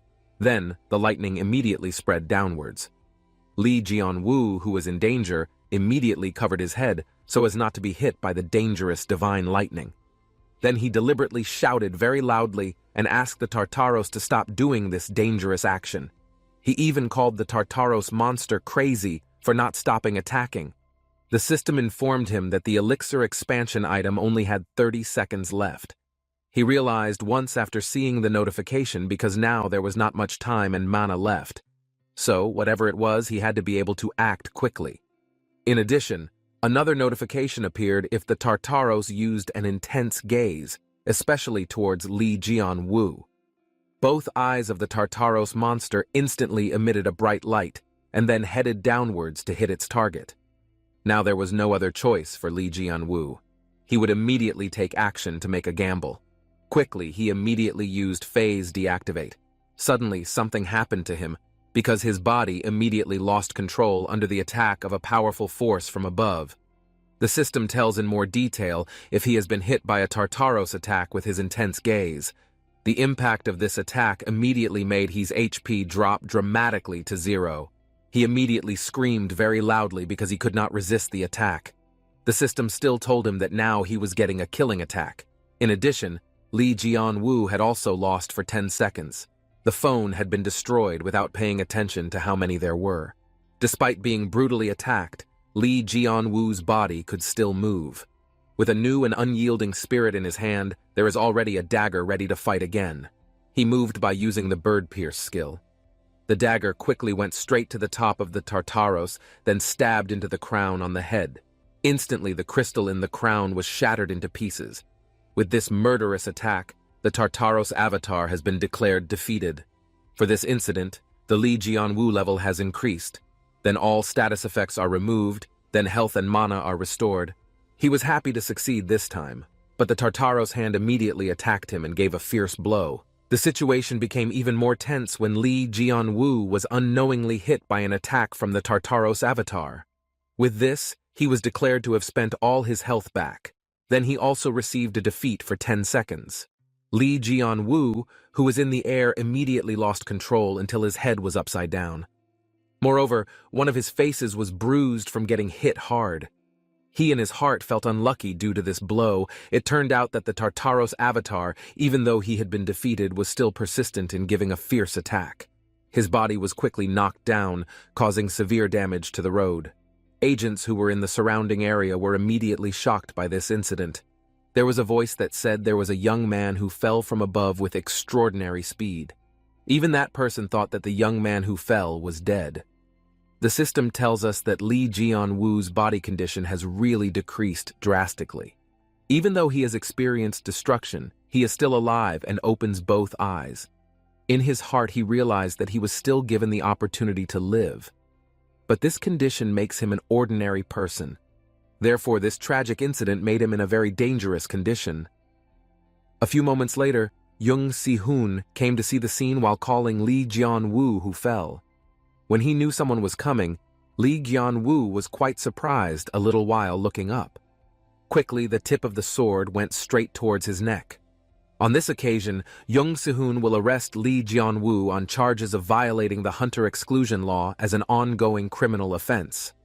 Hearing the arrest, Lee Jian-woo looked up to see Jung Si-hoon with a serious face. Afterward, he confirmed once again whether this arrest had really been seriously followed up again. With a flat face, Jung Si-hoon said that he was very serious and not playing around. Some agents are also already there. They get direct orders to immediately arrest Lee Jian-woo now. Finally, the agent immediately acted in accordance with the wishes of their superior, namely Jung Si-hoon. Suddenly, there were 2 cans floating in the air. You can see the condition of the agents who are starting to panic and not what this all means. Then, one of the agents asked who the person was there. When the scene was still full of smoke, a female figure was seen coming. She then answered the agent's question if she had come. The agent still noticed the woman's arrival, even though he didn't know who it was. It turns out that the woman who came to the scene was Han Se-yeon. She said that she was the fiancée of Lee Jian-woo. When she came here, it made Lee Jian-woo confused why she knew this address. She explained that she had tracked down his whereabouts after seeing the message he sent. Therefore, she hurried to come directly to this location. Without waiting long, she immediately helped Lee Jian-woo to get up and stand in a safe place. There was a man's voice who thought that the woman who came was Han Se-yeon. Then the man also seems to be amazed because her naturally beautiful. Then Jung Si-hoon asked why treasure hunter Han Se-yeon was willing to save someone like Lee Jian-woo. As said before, Lee Jian-woo is her fiancé. So Han Se-yeon should provide help to her fiancé in such a dangerous situation. Lee Jian-woo approached she and thought that discussing our marriage wouldn't make Jung Si-hoon relieved. She nudged his arm as a signal not to talk about it anymore. Quickly, Jung Si-hoon pointed his sword forward. He asked them both to immediately back off in this case. He wants to arrest Han Se-yeon on the grounds of being a bad person too. Hearing that threat, she said that she really cared about those words. If she really dares, she challenges Jung Si-hoon to catch her if she really dares. One of the agents behind asked if we should catch the 2 people together. To that question, she asked the agent to stop doing anything. Treasure hunters use many unique items, so our side can counterattack. On this occasion, Han Se-yeon will show who she is. Around her body there is already a red aura of power. She knew that Jung Si-hoon would know what she was doing. Especially today, she had also prepared 24 hours of control equipment. That's why she couldn't wait to greet him and laughed with joy. Suddenly, Jung Si-hoon incited Lee Jian-woo not to easily trust women like Han Se-yeon. Hearing those words made Lee Jian-woo even more confused why Jung Si-hoon was inciting like this. Furthermore, Jung Si-hoon explained that living with such a woman would make Lee Jian-woo used. So, it's better to surrender now in order to save Lee Jian-woo's life in the future. If he wanted to surrender now, then Jung Si-hoon's side could consider it as coercion from Han Se-yeon. Lee Jian-woo immediately shouted very loudly when speaking. He asked to wait just a minute, whether this sudden change was just to catch him. Then Han Se-yeon, who was behind him, made sure that Lee Jian-woo did not believe in Jung Si-hoon's foul mouth. When she asked like that, it made Lee Jian-woo quite surprised. She explained that she was talking about utilization and weakness. If he is still determined to choose with Jung Si-hoon, then the impact that will arise is death. Seeing this, Jung Si-hoon said that what she said was very confusing. But he was very curious whether the dagger with Lee Jian-woo was really his. She thinks Jung Si-hoon has lost his way of thinking.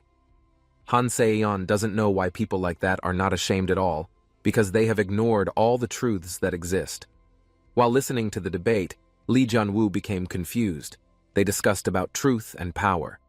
Then what exactly is going on between the two of them? Without responding to anything else, Jung Si-hoon with his stern face asked Lee Jian-woo to come to him. Meanwhile, Han Se-yeon threatened that if he came with Jung Si-hoon, then he would not hesitate to finish him. In this condition, Lee Jian-woo was really confused by the attitude of these two people. When he wanted to talk from above, there was a helicopter coming. One of the agents panicked because the helicopter was suspected of being Han Se-yeon's escape transportation. Seeing this emergency situation made Jung Si-hoon immediately shout, calling everyone to take action. Then the agents were also asked to shoot the helicopter and capture the two. Han Se-yeon's power with an elongated rope immediately came and tied all the agents so that they could not move. One of the agents felt bad because he was completely immobilized. Plus, the skills of the agent could not function properly. There was one can that released its contents until everyone had a coughing fit, and their vision became blurry.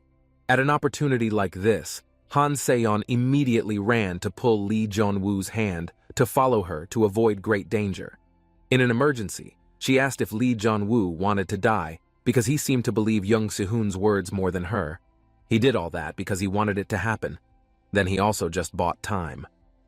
Han Se-yeon opened her status windows to click on one of the items to be used. In a short time in her hands, there were already 2 seatbelts.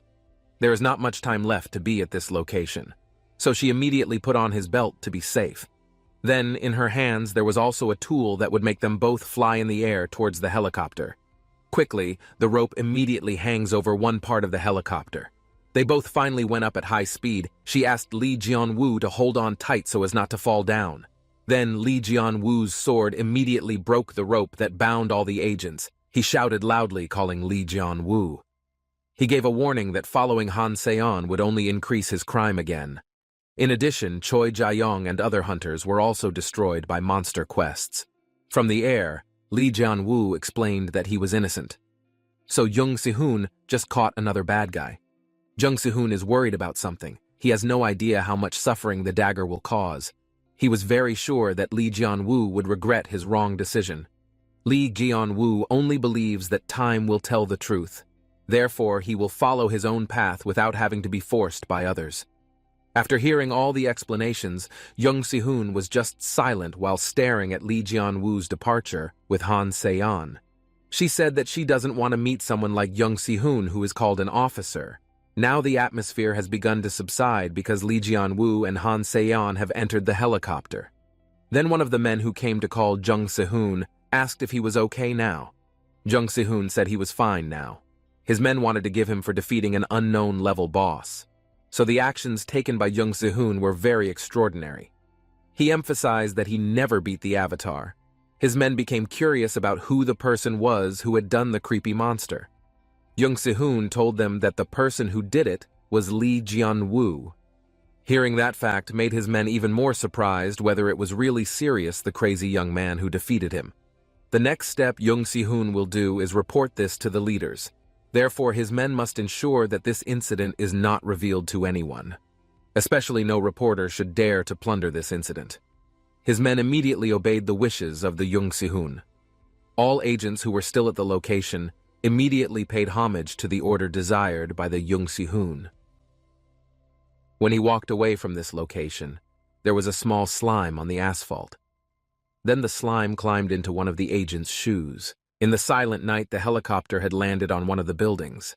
Finally, Lee Jian-woo was able to get off first and said that he could survive. Suddenly, Han Se-yeon immediately pushed his body, telling him to get out of the way.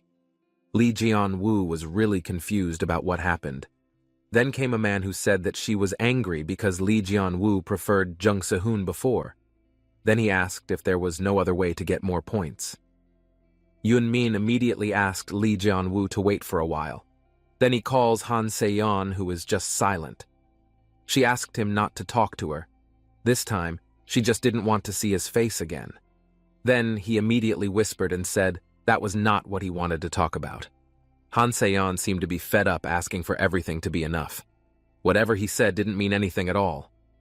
Not long after that, Han Se-yeon saw two women coming out of there. Lee Jeon-woo's family came together and asked what was going on. His younger sister immediately asked if it was true that her brother was now a criminal. Then his mother confirmed whether her son would now go to prison due to a case. Lee Jin-woo wondered why all his family knew about this news. While the family was worried about each other, Han Se-yeon immediately spoke up about this. Before that, she greeted everyone. A few moments later, everyone was in the room for a more intense conversation. They had previously had an important conversation. Then Min Seok gave a response if Lee Jeon-woo's action was extraordinary. Min Seok now knows that the reason why Lee Jeon-woo stayed at level 1 was because he defeated monsters. Then his mother asked if that made his son rarely come home. Lee Jeon-woo immediately agreed to all the questions from Min Seok and his mother. After that, Seora also conveyed that such actions were very dangerous if they were determined to fight with the Hunter Management Bureau. He could only remain silent. Then his sister whispered whether his brother could trust people like that well. One of the men said that it was certainly not easy to do. But after the dagger is moved, Lee Jeon-woo is believed to be safe. If there is a problem, they will also hire the best lawyer so that they can provide support to Lee Jeon-woo directly. Han Se-yeon asked him to stop talking because she was about to say something. She walked straight to where Lee Jeon-woo was sitting. Without any embarrassment, she immediately held Lee Jeon-woo's arm. Lee Jeon-woo was very surprised to see Han Se-yeon's behavior in front of his family. This time she will explain that the relationship with Lee Jeon-woo is not just a friend. They both have promised each other for the future. Hearing those words, Min Seok was immediately happy and congratulated his close friend. Mom immediately did not expect why such a beautiful woman could like her son. Lee Jeon-woo's face was clearly uncomfortable and upset. He immediately asked her if she was done saying that. With a statement like that, it has made all his family misunderstand. Han Se-yeon thinks that the two of us have worked together. Therefore, they have promised a future to each other. Seora immediately panicked until she ran while asking how old her brother was for daring to discuss marriage. Then, Lee Jeon-woo explained that it was just a misunderstanding. After much discussion, there was some money shown. Lee Jeon-woo's father immediately asked what the purpose of this money was.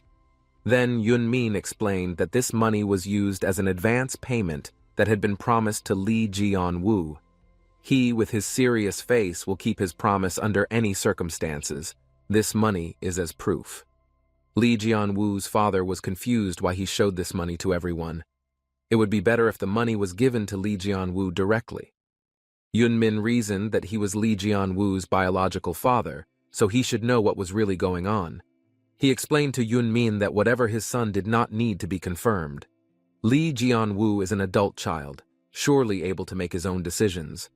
Besides that, he also believes in his son, whatever happens. A few moments later, he asked Yun-min where she would now be staying. Gladly, Lee Jeon-woo's father's room will be shown directly. Meanwhile, Mom assured Lee Jeon-woo if Seora would be fine, so there was no need to worry about it.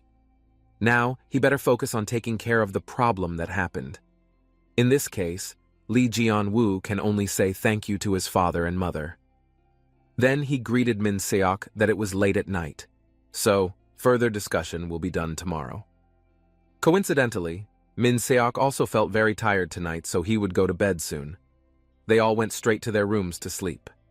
When it gets late, they all sleep in one of the luxury buildings. Seen in the room, Lee Jeon-woo sleeping with Min Seok, who snored. It made Lee Jeon-woo uncomfortable because it was very loud snoring. After all, Lee Jeon-woo couldn't just wake Min Seok up after all he had been through.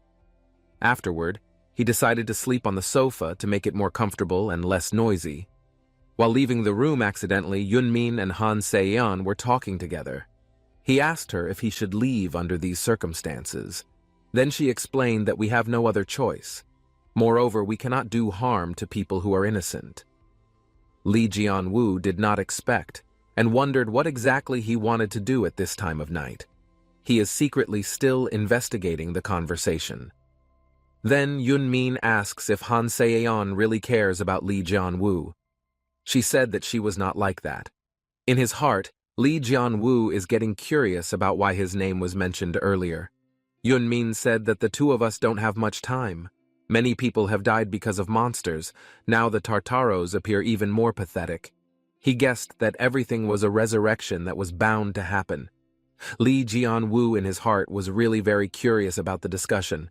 While his feet were still busy stepping slowly, he accidentally nudged an object and fell down. Simultaneously, Yunmin and Han Se-yeon immediately saw it. Lee Jian-woo immediately laughed and said that he saw someone get up. Yunmin said that she just wanted to sleep and invited Han Se-yeon to rest too. When they both wanted to leave, Lee Jian-woo immediately prevented her and honestly heard the conversation earlier. He became curious what exactly had woken up from the words of the two of them earlier. Hearing that question, she said it was none of Lee Jian-woo's business, so it would be better to step back and not interfere in this matter. Lee Jian-woo assured that Han Se-yeon was telling the truth. He asked this because he had heard that he had been mentioned. Previously, she had given a warning to Lee Jian-woo. She will allow him to meddle in people's affairs carelessly. If it is still done, then he himself will be in great danger. The thing he did was just hand over the goods, then take the money and live quietly. After giving advice, she went straight up the stairs. Lee Jian-woo felt uncomfortable inside. There must be something hidden in the conversation that he didn't want others to know. After the night passed, there were many luxurious cars consisting of several colors. In addition, the car is also very shiny. Min Seok, who saw this, asked if everything was real. With this many cars, Min Seok said that we can drive luxury sports cars. He reassured his best friend Lee Jian-woo that this wasn't a dream. If this is a dream, then it's very unfortunate. Meanwhile, Lee Jian-woo was busy looking at the Windows status screen to check. There was a notification about a quest that asked to complete the wings of the Tartaros. The remaining time for this quest was 3 days, 11 hours, and 30 minutes. More than the time given then, the quest is considered to have failed to follow. In his heart, Lee Jian-woo knew that the new quest had started to reappear. Although he had plans to equip the wings now, there were 3 equipment slots filled with soul items, so he thought that this was indeed very impossible to do. But he can still upgrade his abilities to Hunter. Of course, all this is in order to increase the necessary equipment slots. Visible on Lee Jian-woo's cell phone screen is a message from Han Se-yeon. She asked him to immediately take her car of any type in the parking lot. Then he must also immediately arrive at the Hunter inspection site at 11 noon. Whatever it is, he can't be late because it's very important. So, with this help from Han Se-yeon, Lee Jian-woo has decided that he will take the Hunter exam. A few moments later, the lights of one of the red cars could be heard. Min Seok happily drove and said that the two of us would immediately leave using this luxury car. The two of them got ready, and the car went straight to the location that had been determined by Han Se-yeon. The towering gates stood firm, guarded by 2 soldiers. Gunwoo Lee glanced at the entrance, feeling an odd anticipation. A crowd of contenders gathered near luxurious cars, their nervous energy apparent. Gunwoo wondered how many were there to prove themselves. Gunwoo checked his phone, reading the message. It was cryptic, but clear. Han Se-yoon was setting the stage. From behind the glass, people pointed at Gunwoo as whispers filled the air. He ignored them, focusing on his goal. Gunwoo overheard someone mentioning a woman nearby, but he stayed focused. This was no time for distractions. Laughter echoed behind him as a man in the crowd joked loudly. Gunwoo remained stoic, his determination unshaken by mockery. Chaos erupted as an explosion resounded nearby. Gunwoo instinctively ducked, his eyes darting toward the rising smoke in the distance. Gunwoo tightened his grip, muttering to himself. He knew this wasn't an accident. Se-yoon's involvement made everything deliberate.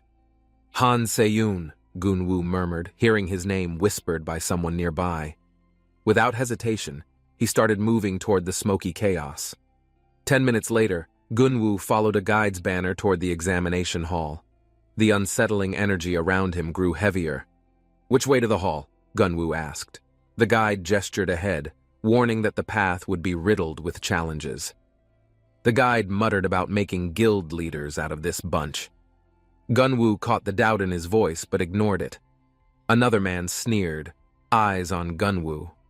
"Small fries won't last here," he growled, his aura exuding hostility and arrogance.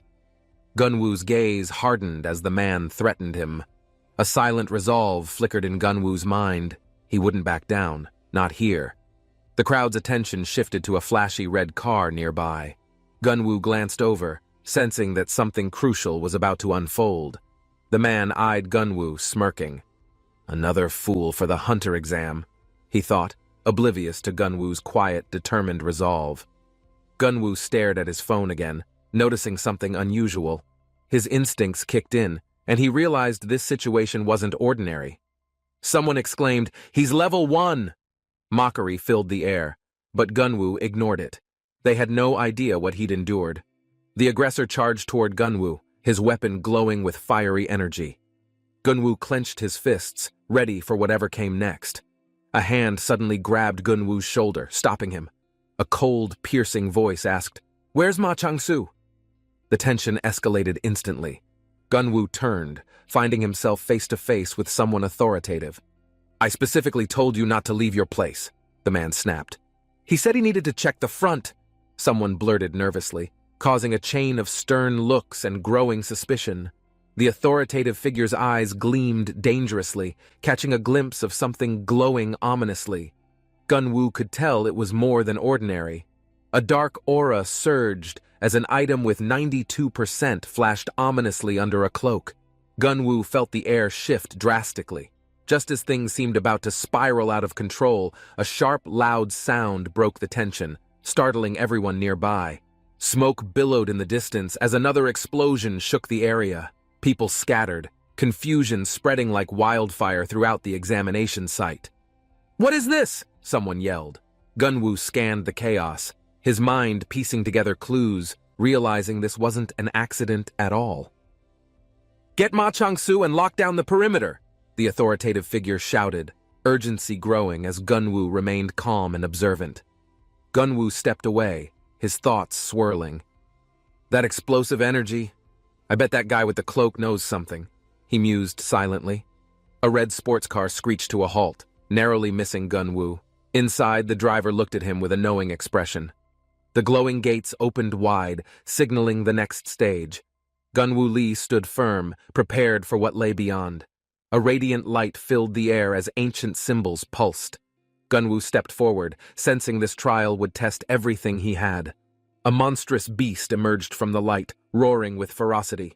Its eyes locked onto Gunwoo, marking him as its target. System notifications blared in Gunwoo's vision. He gritted his teeth, activating his skill set. This was his defining moment. With a victorious cry, Gunwoo overcame the trial. The system confirmed his success. He was now officially a hunter. Gunwoo cheered with excitement, overwhelmed by the victory. He couldn't believe it. After all his struggles, he'd reached this monumental step. Another notification popped up, detailing his next task. Gunwoo took a deep breath, realizing his challenges were far from over. His companion approached, grinning. "Looks like you've got something special planned. What's next for the great Gunwoo Lee?" he teased. Gunwoo smiled, but didn't answer immediately. He clenched his fists, determined to uncover the deeper mysteries hidden within this strange system. As a new artifact materialized in his hands, its power coursed through him. He felt the weight of mythic destiny. Gunwoo unfolded a pair of radiant golden wings. His companion gaped in disbelief, muttering, "You really are full of surprises." Testing his newfound strength, Gunwoo soared into the sky. The wings responded perfectly, amplifying his speed and agility dramatically. However, as Gunwoo trained mid-flight, a sudden blast knocked him off balance. He barely recovered, his heart racing with adrenaline. His wings glowed, adjusting to the turbulence. Gunwoo dived sharply, landing gracefully as his companion marveled at the sheer spectacle. "This power is incredible," Gunwoo murmured. But deep down, he knew this was just the beginning of something far greater. Gunwoo's friend marveled at his wings, clapping. "Wow, you actually did it!" Gunwoo smiled faintly, knowing he had only begun. A system notification prompted Gunwoo to acquire a skill. He hesitated before selecting yes, spending 500 points to unlock it. The notification revealed, "Special skill. Level 1 Leap. Gunwoo's eyes lit up, realizing the potential of teleportation within a 100-meter radius. Gunwoo activated the skill, vanishing in a flash of golden light. His laughter echoed as he appeared across the field instantly. "Incredible!" his friend shouted. Gunwoo's excitement grew as he envisioned using this skill in combat, testing the limits of its reach. Gunwoo marveled at the precision of his teleportation, but the skill demanded focus. He steadied himself, preparing for another leap. With wings glowing, he soared again. Suddenly, he lost control mid-flight, tumbling through the air with a loud yell. "Why is this so hard to handle?" he muttered, regaining balance. A system notification explained its intricacies, forcing him to adapt. "Restricted zones," the system warned. A glowing red barrier blocked his path. Gunwoo realized he had to strategize his movements carefully. Landing smoothly, he nodded to himself. "I'll master this," Gunwoo resolved, already envisioning how to outmaneuver enemies with precision leaps. Gunwoo's friend waved from below, grinning. "That was teleportation! You're insane!" Gunwoo chuckled, wiping sweat. "Not perfect, but I'll get there." Testing further, Gunwoo leapt over a small ravine. His wings pulsed, glowing brighter with every teleportation attempt, building confidence steadily. As he landed, exhaustion caught up. "I need to balance stamina better," he thought. His friend teased, "Guess even you have limits." "Teleportation isn't combat effective yet," Gunwoo admitted. His friend shrugged, "But you'll find a way. You always do." Gunwoo nodded, determination renewed. Together, they walked toward the next challenge. Gunwoo's wings shimmered faintly, hinting at the immense potential waiting to be unlocked. A new quest appeared. Evade 100 attacks using special skill, Leap. Gunwoo Lee frowned, realizing this challenge would push him further. His companion nudged him. "No better time to master it, right?" Gunwoo activated Leap, preparing himself for the incoming storm. Gunwoo scanned the area nervously. "Would be nice if attackers came in manageable waves," he muttered. Suddenly the bushes rustled ominously. A group of hostile challengers emerged, eyes locked on Gunwoo.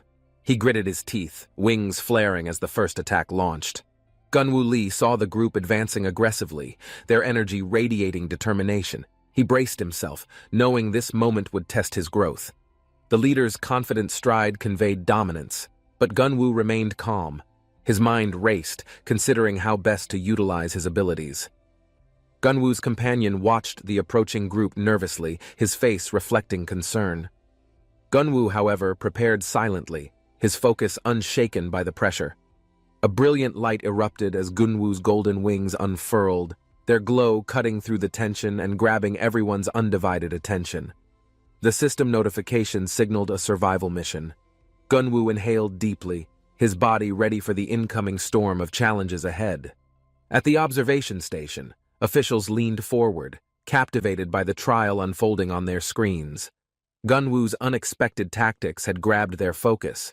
The lack of early footage frustrated the analysts, who debated his rapid growth, still unable to piece together his exact abilities.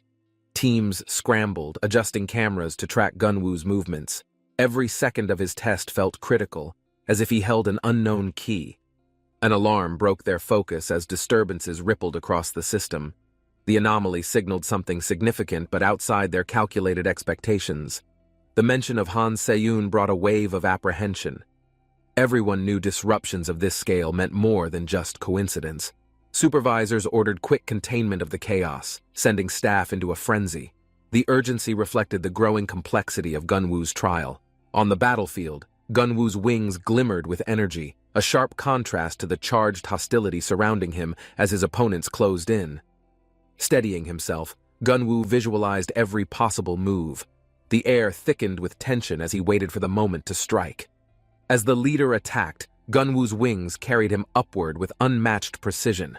His movements seemed effortless, leaving the attackers stunned below. Hovering above them, Gunwoo's presence felt unshakable. The imbalance of fairness and their reliance on numbers highlighted the stark difference in resolve. Gunwoo examined the peculiar dagger, its golden hue radiating mystery. His companion commented on how unusual items often held hidden potential. Gunwoo silently acknowledged the truth in those words. Reluctantly, he gripped the dagger tighter, feeling a strange warmth flow through him. A sudden commotion behind them caused Gunwoo to tense up. Turning around, he found himself face to face with a group of challengers. The group's leader barked orders, his frustration visible. He seemed desperate to prove his strength and reclaim control of the situation. Without hesitation, the challengers dropped to their knees, their resolve crumbling under Gunwoo's unwavering presence. The unexpected submission startled even his companion. A new quest appeared in Gunwoo's system. Eliminate 300 monsters above level 200. The daunting task filled him with unease. Gunwoo weighed his options carefully, realizing the difficulty of such a task. His companion's expression mirrored the growing apprehension of the challenge. Looking at the subdued challengers, Gunwoo calculated how best to handle the situation. Surrendering them to the authorities seemed like a good start. With authority in his voice, Gunwoo ordered the group to leave and submit themselves. His steady resolve left no room for defiance. Relieved but cautious, the group nodded and left hurriedly. Gunwoo turned back to his companion, already strategizing for the next move. The forest remained quiet after the group departed. Gunwoo's companion suggested moving forward, as lingering too long could attract unwanted attention. As they walked, Gunwoo reflected on the surreal nature of the situation. It wasn't every day 5 hunters bowed before him. His companion praised his leadership and composure, clearly impressed. Gunwoo, however, remained focused, knowing the real challenges lay ahead. Gunwoo paused briefly, sensing something off in the air. Turning around, he felt the pressure of unseen eyes observing their journey. With a renewed sense of urgency, they decided to pick up the pace, pushing forward into the unknown forest trail ahead. Gunwoo and his companion moved cautiously through the forest, rustling leaves announcing the arrival of an approaching figure ahead. Emerging from the foliage, the challenger from earlier reappeared. His hardened expression revealed lingering resentment from their previous encounter. Tension thickened as the man addressed Gunwoo directly. It felt like an unspoken rematch, with both sides instinctively preparing themselves. Gunwoo observed subtle shifts in the man's stance, his instincts sharpening. Something about the situation felt off, as though staged. The challenger's intent became clear, but Gunwoo stayed composed. He understood the risks, maintaining his calm while plotting his next move. A sudden sense of unease washed over Gunwoo as his instincts screamed danger. He shifted, sensing the air turning increasingly volatile. His companion remarked on the eerie calm before the storm, but Gunwoo remained focused, knowing something worse lurked nearby. Golden wings illuminated Gunwoo's surroundings, their subtle radiance contrasting with the shadowed intent of his opponents. His resolve grew unshakable. From the darkness, a figure emerged, exuding ominous energy. A system notification identified him as Park Dong-gil, a formidable level 46 threat. The challenger's eyes burned with rage, his aura radiating hostility. Gunwoo's mind calculated options quickly, preparing to face the oncoming onslaught. Gunwoo realized Park Dong-gil's transformation into a monster was triggered by overwhelming rage. The once human opponent now moved with unrelenting aggression. Park Dong-gil lunged forward, claws slicing through the air. Gunwoo activated his wings, narrowly dodging the vicious attack with precision. With each strike, Dong-gil's movements became erratic yet powerful. Gunwoo's agility and strategic teleportation kept him one step ahead. Gunwoo countered with calculated leaps, exploiting every opening. His golden wings shimmered as he maneuvered seamlessly, evading Dong-gil's ferocious blows. The decisive moment arrived as Gunwoo unleashed a blinding flash, disorienting Dong-gil and seizing the upper hand in their intense battle. Gunwoo staggered slightly, catching his breath as his companion rushed to him. The battle had clearly pushed his endurance to its limits. A notification flickered before Gunwoo's eyes, displaying an ominous new quest. His companion looked puzzled, unsure of the system's motives. A chilling scream pierced the air, interrupting their thoughts. The source became clear. A group was fleeing in sheer panic. A monstrous figure loomed behind the fleeing group, its eyes burning with rage. The air grew tense as chaos erupted. Desperate survivors clung to Gunwoo, begging for protection. His wings flared instinctively, and he prepared to face the next imminent danger. Gunwoo froze as his companion shouted, pointing toward a horrifying sight. Ordinary people were grotesquely transforming into monstrous figures nearby. The forest filled with screams as more individuals succumbed to the curse. Gunwoo tightened his grip, realizing the severity of the situation. Notifications flooded Gunwoo's system, listing multiple newly transformed monsters with high levels. The threat grew exponentially, heightening the tension around him. Gunwoo scanned the chaos, his mind racing for a strategy. His companion stood speechless, overwhelmed by the growing numbers of enemies. The growing horde of enraged monsters closed in, their distorted cries echoing. Gunwoo braced himself, wings glowing faintly in anticipation. Gunwoo's companion, Minseok, tried to keep up, shouting warnings. The tension escalated as the enemy's ferocity seemed to multiply. Gunwoo adjusted his stance, activating his equipment. The golden energy surged, his determination visible as the monsters surrounded him completely. He leapt forward, striking quickly, dodging attacks with precision. Each movement showcased Gunwoo's increasing mastery of his newfound power and equipment. System notifications appeared with each hit Gunwoo took, tracking his damage. Despite his resolve, the overwhelming force of the monsters pressed harder. Gunwoo activated his teleportation skill, Leap, narrowly evading a combined assault. Golden energy sparked as he moved faster than they could react. Landing between two attackers, Gunwoo unleashed a powerful strike. The radiant energy exploded, sending his foes flying back into the horde. With each leap, Gunwoo calculated his movements perfectly. His speed and precision kept him ahead of the relentless onslaught of monsters. The monsters regrouped quickly, their behavior eerily coordinated. Gunwoo noted their movements, realizing these enemies weren't ordinary. Something was controlling them. Gunwoo gritted his teeth, considering his options. If they were purely monsters, he could finish them with his annihilation strike easily. The monsters rushed at Gunwoo with terrifying synchronization, like hunting hounds. Their numbers overwhelmed the field, forcing Gunwoo to strategize mid-combat. His wings glowed brighter, amplifying his movements. Gunwoo leapt higher, using the terrain to his advantage while gauging their relentless behavior. Each move displayed Gunwoo's adaptability, but the pressure was unrelenting. He considered risking his ultimate attack, though it wasn't his ideal choice.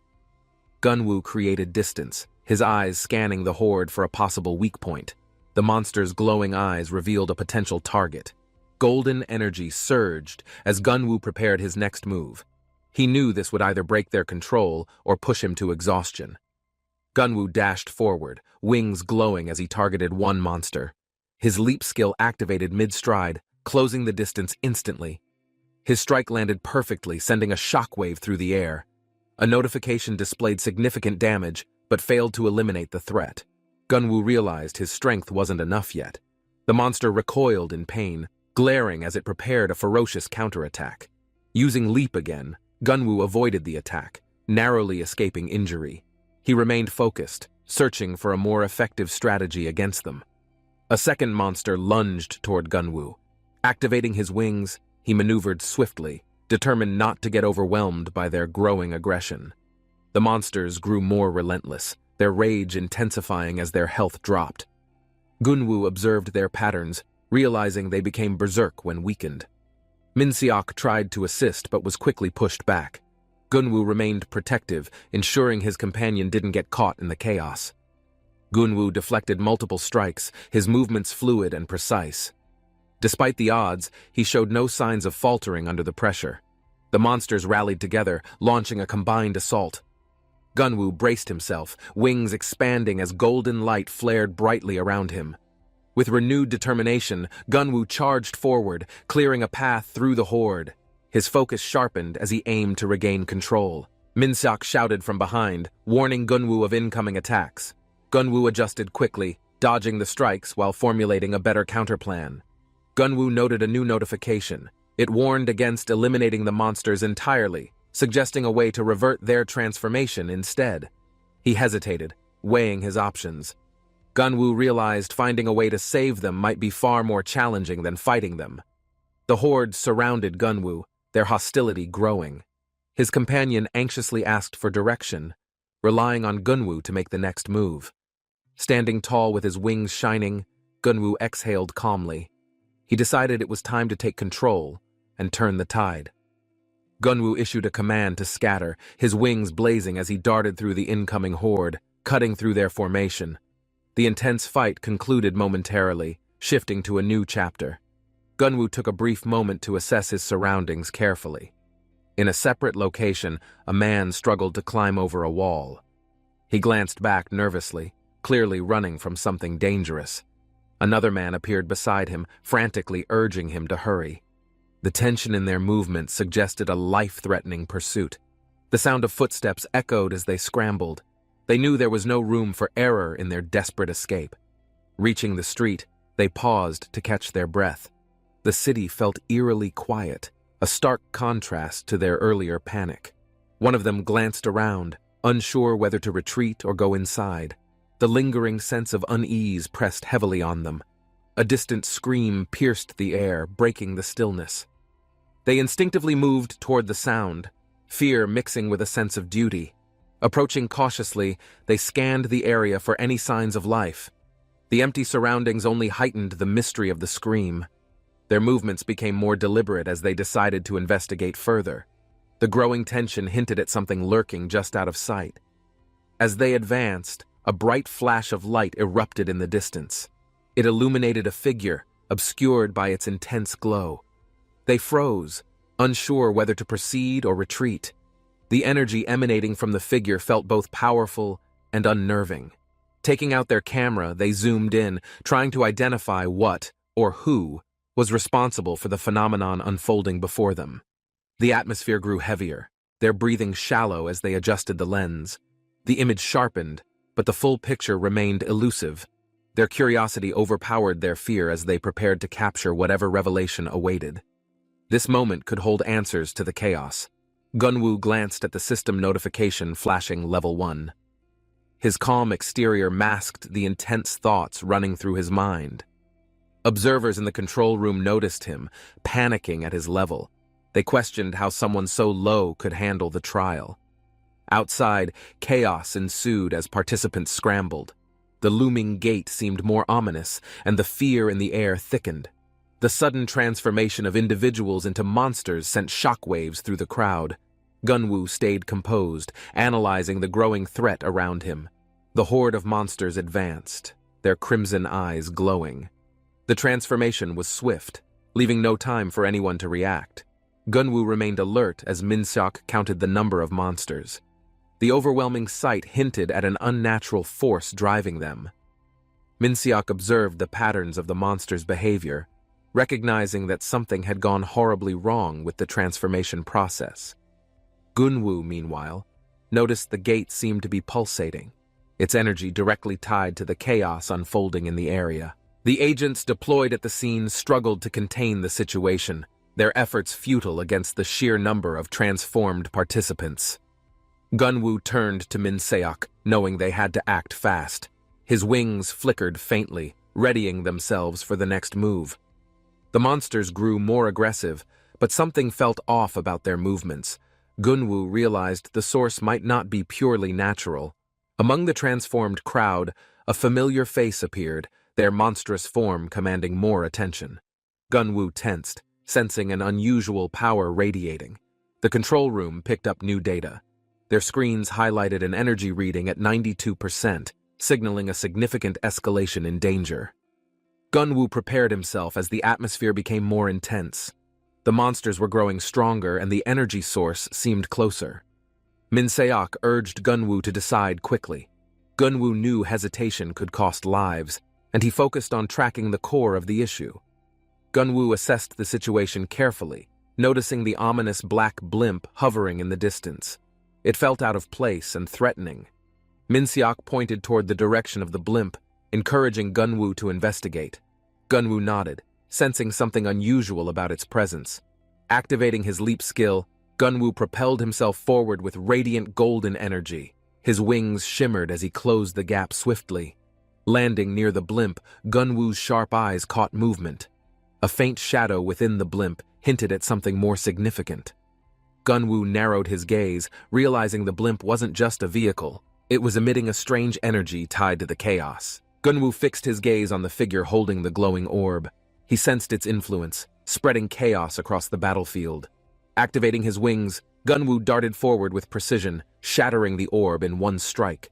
The energy field surrounding it dispersed. A notification confirmed the orb's destruction, weakening the enemy priest's power. Gunwoo didn't waste time savoring the victory. More awaited. A monstrous figure lunged at Gunwoo, roaring in fury. He spun mid-air, countering with a calculated strike that sent it reeling. Minseok cheered from afar, seeing Gunwoo handle the chaos with skill. The monster's aggression seemed to diminish, giving hope for control. Gunwoo's movement stayed sharp as more enemies rushed in. Their ferocity was no match for his agility and relentless counterattacks. He caught sight of another glowing object in the distance. Realizing its connection to the chaos, Gunwoo leapt toward it decisively. Destroying the second object triggered another notification, further disrupting the enemy's strategy. Gunwoo felt the balance of power shifting in his favor. Minseok, observing Gunwoo's progress, marveled at his growing skill. Despite the relentless attacks, Gunwoo remained focused, dismantling the enemy's hold piece. Another horde advanced, but Gunwoo's determination only grew. With each calculated leap, he displayed unwavering control over the escalating situation. As Gunwoo's efforts neutralized the chaos, the remaining monsters began to falter. Their coordinated attacks lost strength, exposing their vulnerabilities. Minseok urged the others to regroup, trusting Gunwoo to handle the remaining threats. The battlefield became a showcase of his resilience. The defeated monsters dissolved into mist, leaving behind signs of their human origins. Gunwoo paused, reflecting on the price of this battle. A faint glow in the distance caught his eye. He advanced carefully, sensing that this next encounter would define the outcome. Gunwoo prepared himself, wings expanding with radiant energy. His unwavering resolve set the stage for the final confrontation ahead. Gunwoo Lee's eyes widened, startled by the chilling presence. A surge of energy hinted at the unexpected arrival of danger. A mysterious figure, cloaked in power, emerged. The screen displayed sealed priest Lovavit, radiating an aura of malevolence. Gunwoo assessed the priest with a smirk, thoughts racing. That one might be the leader, he mused quietly. Energy spiraled violently as the priest summoned power. Gunwoo braced himself, knowing this moment would define the battle ahead. Strangers collapsed nearby, victims of the chaos. Gunwoo's resolve deepened, his mind laser-focused on protecting those unable to fight. The sealed priest unleashed a torrent of blackened energy. Gunwoo felt its oppressive weight as the air crackled around him. Shadows twisted unnaturally, forming monstrous shapes. Gunwoo steadied his stance, ready to counter the overwhelming force threatening to engulf him. The priest's eyes glowed ominously, casting a sinister red hue. Gunwoo's determination burned brighter in the growing darkness. A massive, grotesque figure emerged, its form towering with malice. Gunwoo clenched his fists, refusing to be intimidated by fear. The clash was imminent. Energy collided violently, shaking the ground beneath them. Gunwoo advanced, undeterred, prepared to face the storm. The towering figure loomed closer, its skeletal grin chilling. Gunwoo locked eyes with it, refusing to show a shred of fear. "Hand over the key!" the creature commanded, its voice echoing ominously. Gunwoo's mind raced, analyzing the cryptic demand. Gunwoo questioned whether it truly spoke, or if the words echoed in his mind. Either way, he stayed alert. A strange group emerged, their demeanor suggesting they were tied to the chaos. Gunwoo prepared himself for more unexpected challenges. As tension built, Gunwoo smirked faintly, his thoughts firm. If they want the key, they'll have to earn it. The skeletal figure's glowing eyes pierced through the tension. Its taunt felt less like a challenge and more like inevitability. Gunwoo's wings shimmered in defiance, radiating light against the encroaching darkness. The creature smirked, amused by his steadfast bravery. The priest declared the stakes. Gunwoo's resolve solidified. He wouldn't let fear dictate his decisions or cloud his mission. A massive spear dripping with malevolent energy was raised by the creature. Its next attack promised devastation beyond imagination. "Become food for despair!" the priest roared. Gunwoo dashed forward, determined to confront the nightmare with unyielding strength. Abyssal Soul soldiers materialized, their levels marked as indistinct threats that radiated raw menace. Gunwoo prepared to defend himself. The soldiers surged forward, shadows converging in a wave of hostility. Gunwoo's focus sharpened, assessing their unpredictable movements. A villager's cry cut through the chaos, snapping Gunwoo's attention. "Retreat!" he urged, motioning towards safety amidst the onslaught. Despite their overwhelming appearance, Gunwoo resolved not to falter. His mind calculated their weaknesses, seizing every advantage in the chaos. Among the emerging threats, the sealed priest loomed larger. Gunwoo braced himself, knowing the confrontation had escalated drastically. Gunwoo's wings glowed brightly, propelling him forward. With speed unmatched, he moved to shield the vulnerable from harm. "I'll make sure everyone gets to safety," he thought, catching an injured villager mid-air before they hit the ground. The villager stammered in gratitude, clinging tightly. Gunwoo's response was simple, a nod of reassurance as he scanned for danger. An Abyssal Soul soldier lunged forward, its claws tearing through the air. Gunwoo blocked it swiftly, his focus unrelenting. Countering with precision, Gunwoo struck a critical blow. The soldier fell, but he knew this was only the beginning. Gunwoo held a radiant artifact, its light cutting through the gloom. It pulsed with energy, hinting at untold power. A shadowed figure lunged toward him, its weapon aimed to strike. Gunwoo dodged instinctively, adrenaline heightening his focus. His eyes scanned the chaos, realizing the escalating threats demanded immediate action. There wasn't time to hesitate anymore. Among the fleeing crowd, familiar voices shouted his name. Gunwoo's determination surged. He wouldn't let his allies face danger alone. Without warning, a wave of enemies descended. Gunwoo's wings flared, his instincts guiding him to shield his companions effectively. Gunwoo's eyes flickered as the leap ability activated. Energy surged through him, amplifying his agility as the battle intensified. With a single leap, he soared above the chaos, his wings glimmering, ready to strike at any moment. The creatures below snarled, their menacing presence threatening to overwhelm. Gunwoo's resolve hardened, knowing their defeat was the only path forward. "They're adapting," he realized, sensing their shifting strategies. Yet his movements remained precise, leveraging his abilities to outpace their attacks. "Transform," the system alerted. Gunwoo prepared himself, channeling energy into a new form, confident in his ability to overcome anything. Gunwoo's transformation burst forth, his golden wings radiating unmatched brilliance. The battlefield froze momentarily, stunned by the display of power. Skills amplified, his speed and strength synchronized seamlessly. Gunwoo struck down multiple enemies, his precision leaving no room for retaliation. "This feels natural," Gunwoo thought, overwhelmed by his newfound strength. Each strike further cemented his confidence in overcoming insurmountable odds. As the last shadow fell, his allies cheered. Gunwoo turned, offering them reassurance that the tide had shifted. "Not yet," he whispered, sensing an ominous presence still lingering. The fight wasn't over, and his resolve remained unshaken. The skeletal figure gazed at Gunwoo Lee, its tone condescending. Gunwoo's golden wings radiated confidence, subtly defying the creature's arrogance. Gripping its staff with renewed intensity, the figure acknowledged Gunwoo's strength but hinted at a far greater battle yet to come. A fierce red aura bursts from the dark void, unveiling a menacing presence that feels overwhelming and unstoppable in power. A monstrous figure slashes through the ground, leaving chaos in its wake, each step vibrating with tremendous force and fury. Jianwoo stares at the devastation, questioning his ability to face the creature while clutching his last hope tightly. A sudden explosion of light blinds him as he barely dodges, realizing he must act fast to survive the onslaught. He falls to his knees, overwhelmed by despair, as the immense force pushes him to the brink of giving up. Jianwoo clenches his fists as an immense energy surges through his body, his determination to fight igniting once again. The air around him crackles with energy as Jianwoo realizes a strange presence has begun merging with his very being. A searing pain shoots through his head, leaving him gripping it tightly as visions of power and despair flash simultaneously.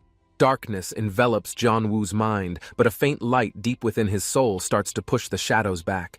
He awakens in a mysterious arena, alone but alive, his head still pounding as he struggles to regain his footing. Jianwu stands up, his surroundings eerie and unfamiliar, his mind racing to understand where he has ended up now. A faint, ghostly voice resonates in the chamber, warning him of the trials ahead, its tone both stern and mocking. An older man appears, shrouded in mystery, his presence exuding wisdom and danger as he challenges Jianwu's worth.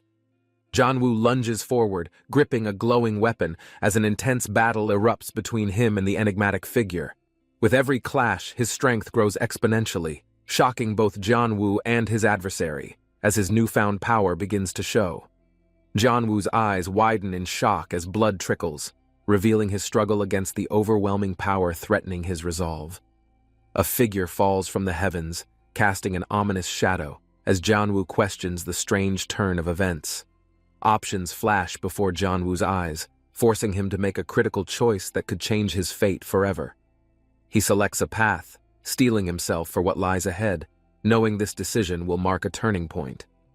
Jianwu's determination sharpens as he faces another character, bracing for an inevitable confrontation that could define his journey.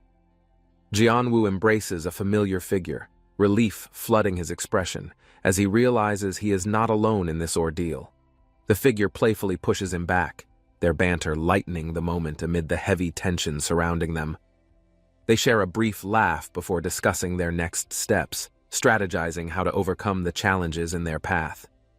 Two new allies approach, their serious demeanor contrasting with the earlier lightheartedness, hinting at the gravity of their mission.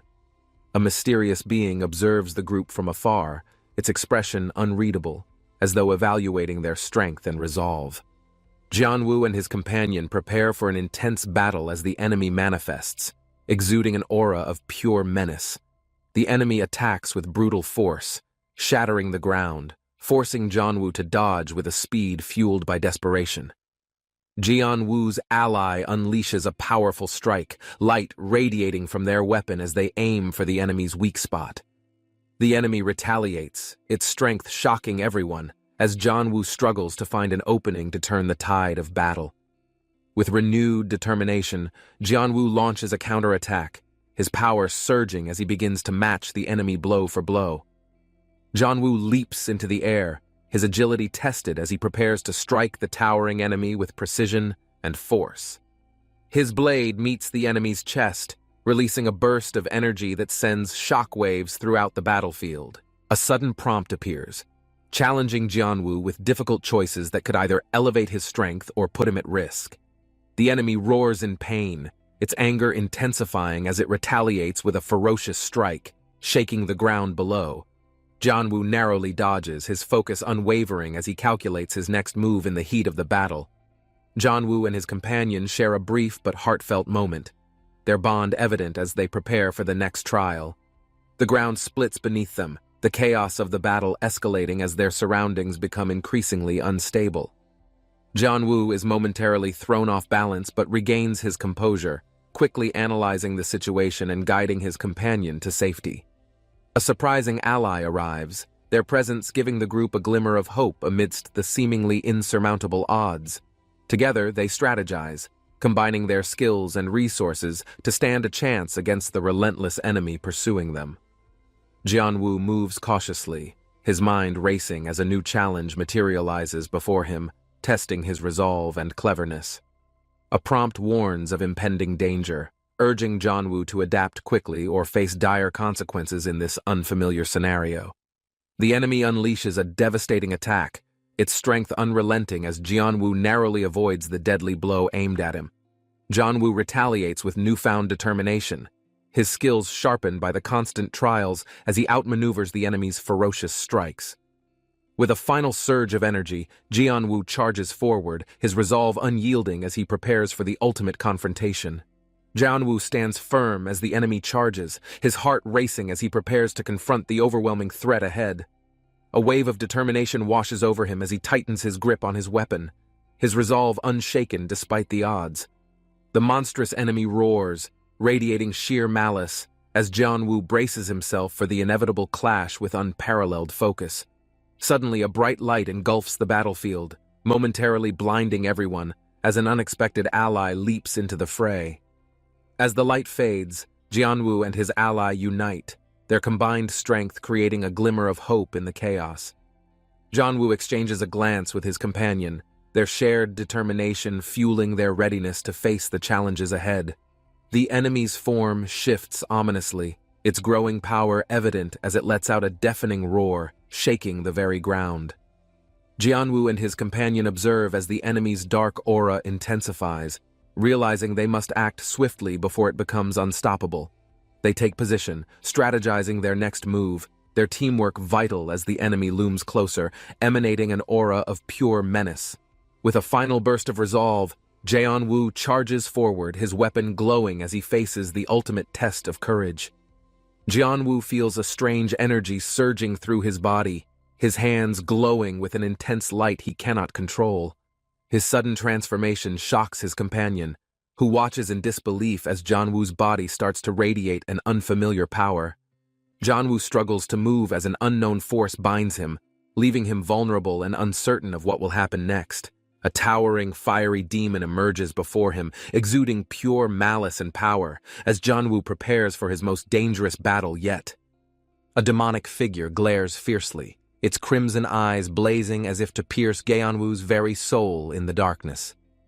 Jianwu grits his teeth, sweat rolling down his face, fear mixing with determination as he stares down his foe. The demon smirks, declaring ominous words about power and destiny, sending a wave of dread rippling through the surrounding air. Jianwu's hands tremble momentarily, then clench into fists as he readies himself, sensing an unknown force swirling around him. A sudden burst of energy ignites, and the people behind Jianwu shout, urging him to hold on for survival. Jianwu stands firm despite the intense pressure, his allies watching nervously, some visibly shaken by the overwhelming situation. As a warning blares in his mind, a crimson light flares up, signaling something significant is about to happen. The demon launches an attack, its power radiating destruction, but Jianwu raises his weapon, bracing for impact with raw courage. A system notification chimes mid-battle, declaring the completion of a mysterious fusion, leaving Jianwu momentarily confused by its implications. The scene erupts in chaos as Jianwu releases a powerful strike, deflecting the attack and sending shockwaves through the battlefield. Jianwu collapses into a surreal void, his consciousness floating weightlessly as stars and energy pulsate in the cosmic space. His body glows faintly, surrounded by intricate symbols, as an unknown force begins rewriting his very essence and abilities. Jianwu screams in defiance, his inner spirit awakening as the system glitches, seemingly overwhelmed by his unyielding willpower. Notifications flash wildly, declaring a series of malfunctions, and yet Jianwu feels a strange clarity overtaking his turbulent emotions. As his allies gather near, someone steps forward, sensing an unexplainable transformation brewing within Jianwu's energy, a shift altering everything. A storm of swirling blue energy envelops Jianwu, spreading outward as icy winds whip across the battlefield with undeniable force. Jianwu's silhouette is framed in ethereal light as his body stabilizes, floating weightlessly amidst the surging waves of mana. The glow solidifies, and he touches the ground, eyes glowing fiercely, while stunned onlookers gaze at his unexpected transformation. The demon's mocking words are cut short by Jianwu's overwhelming aura, which silences doubt as reality warps under the pressure. With determination surging, Jianwu steps forward, his enemies panicking at the sheer force of his presence and its terrifying implications. Magical shards rain down from the sky, each imbued with immense energy, spreading across the battlefield like a celestial tempest.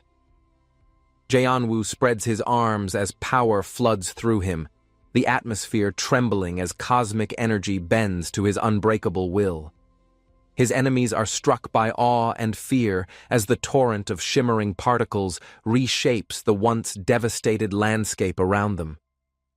As the energy settles, the demon roars furiously, declaring Gaeonwoo's newfound power to be impossible in the rules of their world. Gaeonwoo narrows his eyes, recognizing that his strength represents something beyond any recorded history, a force untamed and entirely his own.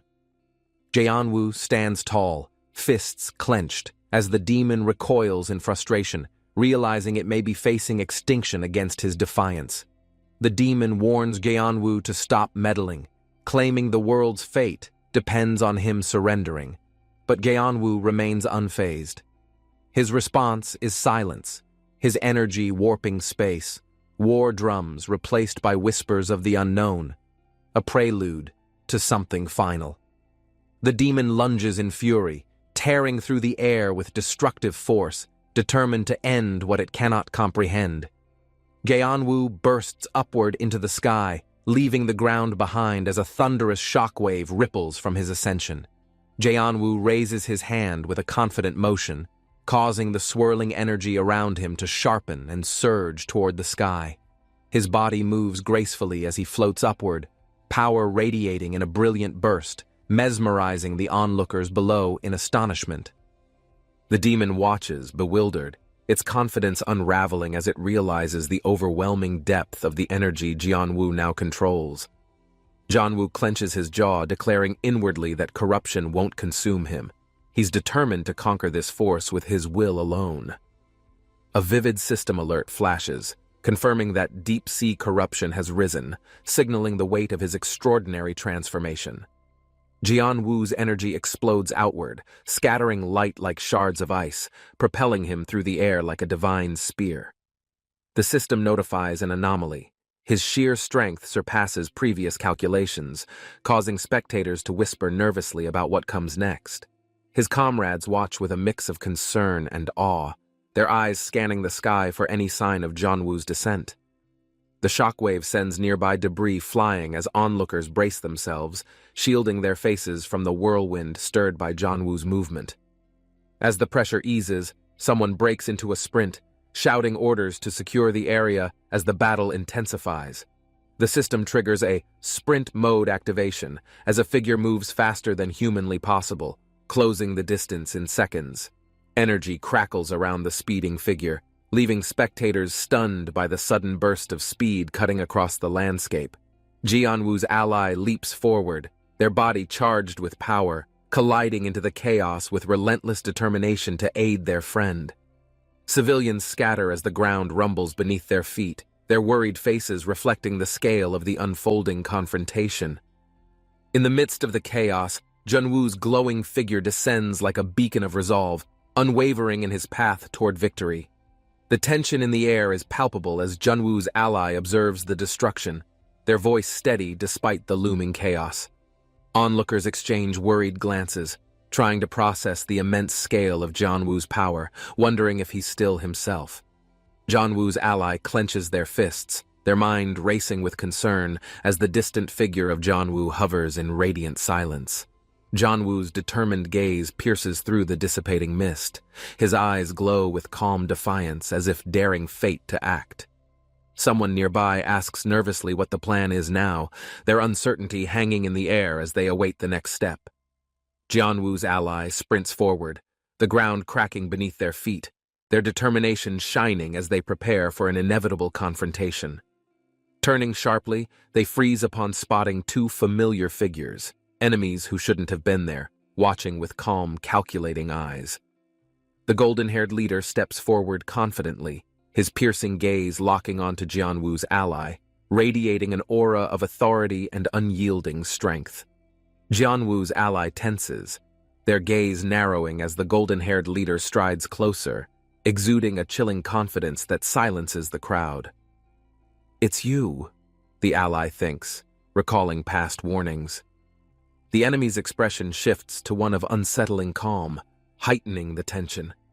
The allies' instincts scream to hold ground, but fear gnaws at their resolve as the leader raises a hand toward them. The air thickens with power, causing the ally to stagger back, knowing this wasn't a battle that could be won alone. A surge of corruption seeps from Jianwu's form as his glowing figure shifts, alarming both friend and foe with its intensity. Jianwu's energy spirals upward, creating an immense shockwave that fractures the ground, drawing gasps from the soldiers observing the chaos. The leader's composure falters as the power's scope becomes undeniable. This wasn't the opponent they had anticipated facing today. Blue-tinted shards of energy scatter, forcing the troops to shield themselves as Jianwu ascends higher, eyes blazing with fierce determination. The leader grits his teeth, barking orders to secure the perimeter, realizing their tactical advantage was slipping with every passing second. Jianwu's ally kneels briefly, clutching their weapon, preparing for what feels like their last stand against an unstoppable force. The leader locks eyes with Jianwu, acknowledging for the first time that something far greater than corruption was consuming him. Jianwu's glowing form pauses midair as if contemplating something, then launches downward, leaving a fiery streak in his wake. The allies' pulse quickens as Jianwu descends with shocking speed, aiming directly for the leader, shattering all attempts at defense. "He's gone berserk," someone whispers nearby, their words carrying the weight of realization as Jianwu's full power ignites the battlefield. The leader adjusts his stance, whispering a grim warning. This fight was about more than strength. It was about control. The golden-haired leader's piercing gaze intensifies as he signals an attack, his calm composure masking his lethal intent entirely. His second-in-command steps forward with authority, their tactical orders carrying through the chaos as soldiers reposition to support the leader. The leader smiles faintly, fully aware of the stakes, before leaping forward, leaving a trail of dust in his wake. The impact echoes as energy collides violently, the air trembling as Jianwu's glowing form braces against the devastating strike. Jianwu's ally yells, tightening their stance, refusing to stand by as they prepare to leap toward the intensifying battlefield. The leader lunges with terrifying precision, aiming to end the battle quickly, his blade meeting Jianwu's glowing fist in midair. Jianwu's raw strength deflects the attack, sending shockwaves that crack the pavement, while the crowd watches in stunned disbelief. A bright leap command flashes as Jianwu pushes his momentum further, his form a blur as he accelerates past defenses. The leader shouts, trying to track Jianwu's movements, but Jianwu shifts directions mid-leap, catching him off guard in an instant. The bystanders cry out as the force of their collision spreads, causing tremors that send debris scattering across the area. A soldier shouts for reinforcements as energy pulses explode outward, the intensity making it clear they were vastly outmatched. Jianwu's ally charges in, weaving between rubble and soldiers, determined to close the distance before it's too late to help. The leader steps back slightly, calculating his next move, but Jianwu surges forward again, his fist glowing with relentless power. His ally signals that they're almost in position, shouting for someone to hold steady as the ground quakes beneath them. The shockwave hits like a tidal wave, sending both sides into chaos as Jianwu's force propels everyone backward in the blast. Jianwu ascends like a comet, energy cascading around him as his determination crystallizes into a final unbreakable resolve.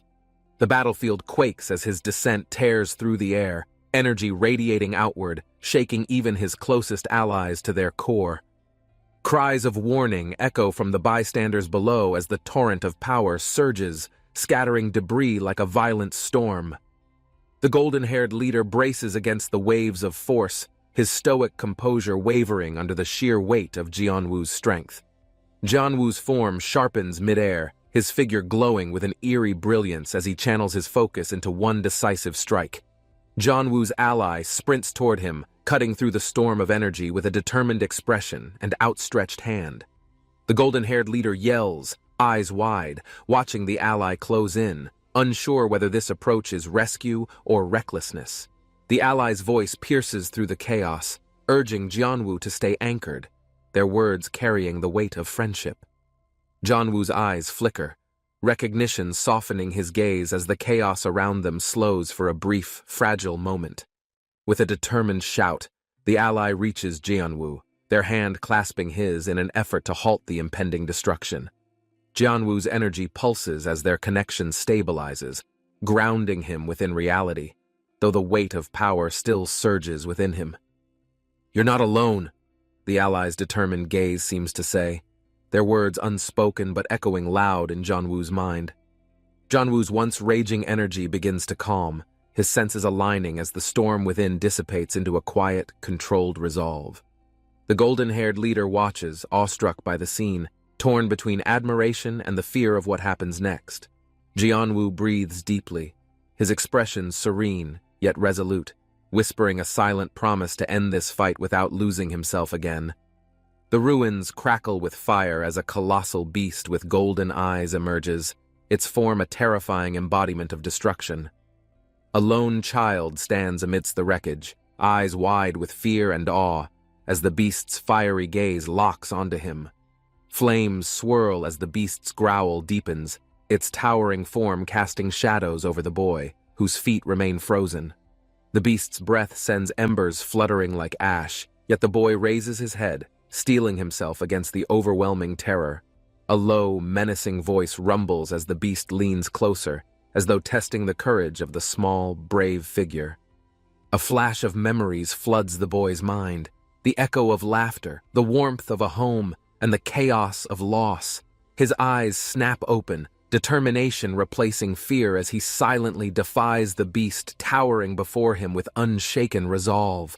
The beast's aura darkens as the boy's quiet strength defies its threats, its golden eyes narrowing in disbelief. The boy steps forward as the distant rumble of destruction echoes, signaling a fierce return to the battlefield. Jianwu surveys the wreckage, his heart heavy with memories of the past and a vow to protect what remains. The rubble settles as Jianwu's ally lies unconscious, their battered form motionless, surrounded by shattered debris and eerie silence. Han Seon's unconscious form lies among rubble, her face pale but calm as Jianwu stares with growing concern and fear. Jianwu rushes forward, calling her name with desperation as her motionless body refuses to respond, tightening his resolve despite his dread. The system's message flashes, warning of the corruption of the abyss blooms, making Jianwu's heart sink as reality closes in. What caused this? Jianwu thinks, his mind racing, but the ominous system notification offers no mercy, only grim validation of events. The realization that something far more dangerous has been triggered dawns on him as he feels the world shift once more. The golden-haired leader watches from afar, his piercing gaze full of suspicion as he pieces together Jianwu's reaction and the unfolding chaos. Jianwu looks up, his face torn with rage and confusion, but a faint flicker of hope keeps him steady. The leader's calm demeanor shifts as recognition blooms, sensing an unavoidable battle that has come full circle to this very moment.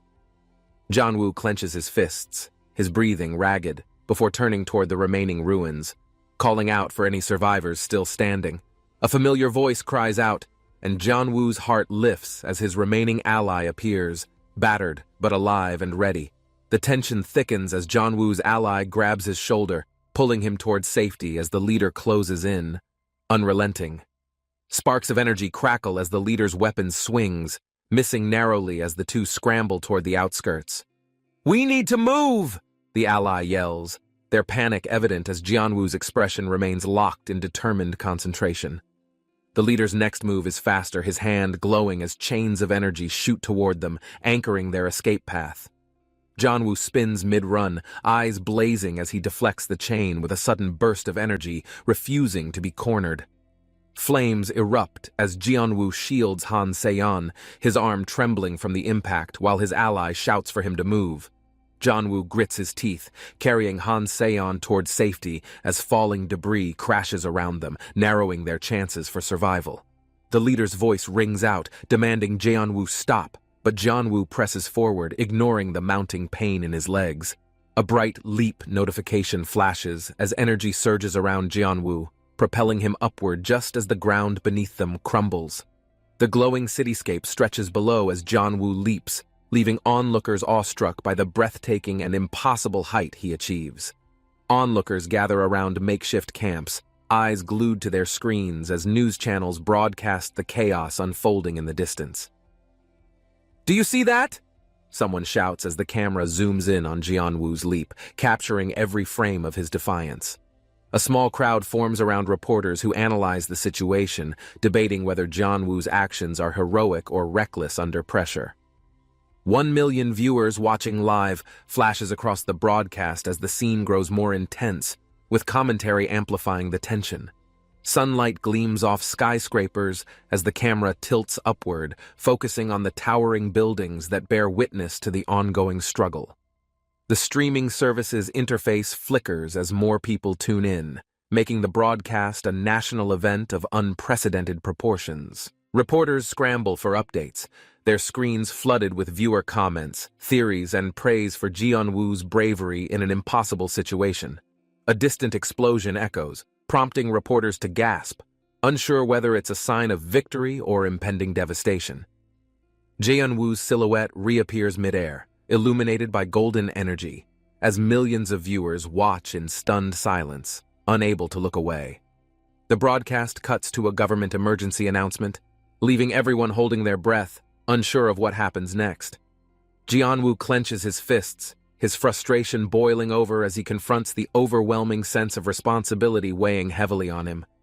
The computer screen displays news reports about the battle, each headline reinforcing Jianwoo's internal struggle as guilt gnaws at his resolve. A mentor figure calmly approaches, his steady demeanor contrasting Jianwoo's turmoil, offering a much-needed anchor in the chaos. "It's not your fault," the mentor's words resonate, but Jianwoo's downcast eyes reveal his inability to shake the burden completely. The distant hum of medical machines accompanies the mentor's gentle assurance, urging Jianwoo to rest and gather his strength. Jianwoo takes a deep breath, his mind replaying the events, each memory flashing vividly, fueling his fear of another failure. His vision blurs for a moment as his body recalls the strain of battle, each ache a reminder of his limits. The mentor nods knowingly, offering Jianwoo words of encouragement, though the heaviness in the air remains unspoken between them.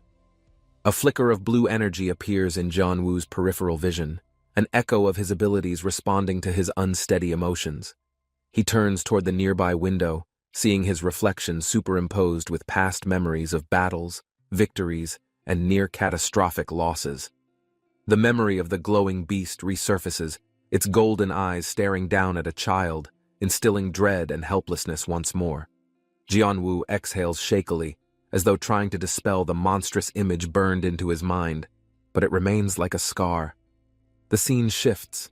He recalls standing small beneath the beast's towering form, frozen in place but determined to survive. The mentor's gentle touch on his shoulder brings Jianwoo back to the present, grounding him amidst the lingering shadows of fear. Jianwoo's resolve sharpens. Despite the past, he knows he can't let fear dictate his actions as the battles continue. The glowing beast's eyes stare menacingly, its flames flickering like a heartbeat, a reminder of the nightmare that haunts Jianwoo. A familiar voice calls out, snapping Jianwoo back to reality.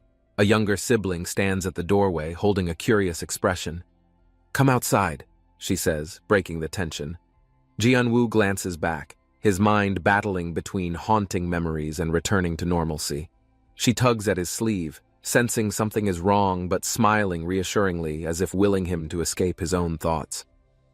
Jianwoo follows her outside, inhaling the fresh air, though the beast's glowing eyes linger in the corners of his mind. Jianwoo's sibling tilts her head, noticing his silence. "Is something wrong?" she asks innocently, her carefree nature cutting through the gloom. Jianwoo forces a faint smile, his mind spinning, but he doesn't want to worry her or make the fear real again. Inside the house, their father watches quietly, his keen eyes understanding more than Jianwoo lets on as conversations unfold around him. "You've been quiet," the father says calmly, reminding Jianwoo that those who care for him notice the invisible weight he carries. The beast's memory flashes again, glowing eyes within a blazing storm, as Jianwoo steels himself, determined not to succumb to fear again. Jianwoo hesitated for a moment, drawing a deep breath as memories of destruction and fear began to resurface. His parents looked on, sensing the change in his demeanor, the air thick with unspoken tension as the past loomed close. The mention of the great calamity stirred something deep, the memories of chaos flooding their minds like shadows rising from the past. Jianwu's expression hardened, his gaze distant yet determined, as though bracing himself to confront a truth long buried in silence. Jianwu's gaze shifted toward the towering building as memories surged back, each window reflecting a moment of forgotten pain and resolve. His mother's expression softened, recalling where they had last stood together amidst the chaos of that unforgettable day. A warm afternoon turned into a tragedy as the city was thrown into disorder, echoing with desperate cries and destruction. Jianwu's parents shared a quiet moment of recognition. They remembered every detail of how they survived that fateful incident together. Though comforted by survival, the shadows of the past loomed in Jianwu's heart, a haunting reminder of their shared history. The air in the room thickened as memories clashed with reality, an unspoken connection forming between past events and Jianwu's presence. His mother's eyes searched for answers, her mind racing through moments she thought she understood, now clouded with uncertainty. The mention of his role in the tragedy left Jianwu bewildered, piecing together fragments of that day with growing unease. Realization dawned upon him. His younger self had been caught amid the storm, unnoticed yet intertwined with the unfolding chaos. As memories sharpened, so did the creeping dread. Jianwu's recollection clashed with those of his family, hinting at something far deeper. Jianwu's father, trying to lift the mood, spoke with reassurance, but Jianwu felt the weight of unsaid truths between the lines. The golden glow of an unrelenting memory haunted him, his reflection in the window distorted by a shadow only he could see. The urge to escape the conversation overtook him as he excused himself, stepping outside to clear the fog from his thoughts. The sky above was clear, but his mind was stormy, a silent battle waging between accepting the past and uncovering the truth. Standing alone, he resolved to confront the memories head-on, knowing that clarity lay beyond the shadows he feared to face. The frosty ground cracked beneath Jianwu's feet, his breath visible in the cold air as he surveyed the battlefield alone. The shadowy figure emerged from the distance, radiating a sinister aura, its glowing eyes fixated on Jianwu's determined gaze. Jianwu clenched his fists, feeling the abyssal corruption fade as his surroundings shifted from icy destruction to calm resilience. Memories of his earlier struggle flashed through his mind, a reminder of how fragile victories could be in an unstable world. His resolve strengthened as familiar voices greeted him, a sign that for now peace had returned, though shadows loomed close behind. Jianwu sat quietly, his gaze distant as the news of the world's turmoil filled the screen with ominous warnings. Jianwu's friend leaned in, nudging him with a worried smile, asking if he was truly fine after everything he'd endured. The air in the room felt heavier as the alert screen flashed, indicating another critical update from the defense headquarters. As Jianwu reached for the remote, he sensed an eerie stillness, his instincts sharper than ever after countless battles. When the leader's face appeared on the screen, his expression was grim, announcing a threat Jianwu had feared for too long. The news revealed unsettling truths about the chaos spreading through the nearby districts, with Jianwu bracing for another grim mission ahead. As Jianwu and his allies stepped outside, the sun's warmth seemed to mock the dangers lurking just beyond the horizon. A loud thud from behind made them spin around, only to see a figure rushing towards them with urgent purpose. Jianwu recognized the man approaching and felt a wave of relief, yet the man's panic hinted that danger was closer than expected. The sound of approaching footsteps grew louder as another figure appeared, signaling that time to act was rapidly slipping away. Jianwu clenched his fist, frustration surging as he struggled to connect the scattered pieces of the mystery surrounding him. His friend interrupted, sharing an outrageous rumor about Choi Daeho, sparking skepticism but igniting a flicker of curiosity in Jianwu. Jianwu sighed, glancing at his phone, where a photo of Choi Daeho revealed hidden details he'd overlooked before. The group realized they'd been manipulated, the situation orchestrated to divide them. Jianwu suggested a strategy to uncover the truth together. As the realization dawned, Choi Daeho's warning resonated ominously, hinting at secrets darker than any of them had anticipated. Jianwu demanded clarity, his determination unwavering despite the weight of mistrust between him and the reluctant informant across the table. A mysterious item was revealed, a dusty journal containing cryptic entries that seemed to link directly to Choi Daeho's ominous warnings. Holding the journal, Jianwoo felt the significance of its contents but hesitated, sensing a hidden danger he couldn't yet understand. His friend urged him forward, insisting this discovery was crucial, but Jianwoo couldn't shake the growing sense of impending doom. A sudden burst of light enveloped the room as the journal's secrets unlocked, setting their fateful journey into motion. The group stood in awe, the journal emitting radiant energy that revealed a map etched with otherworldly symbols and coordinates. Their excitement turned to fear as the map projected a warning about the consequences of unveiling Choi Daeho's true identity. Jianwoo, driven by resolve, vowed to confront the mystery head-on, knowing the risk but feeling he had no choice. As they prepared to leave, Jianwoo noticed an enigmatic figure watching them from the shadows, intensifying the foreboding atmosphere.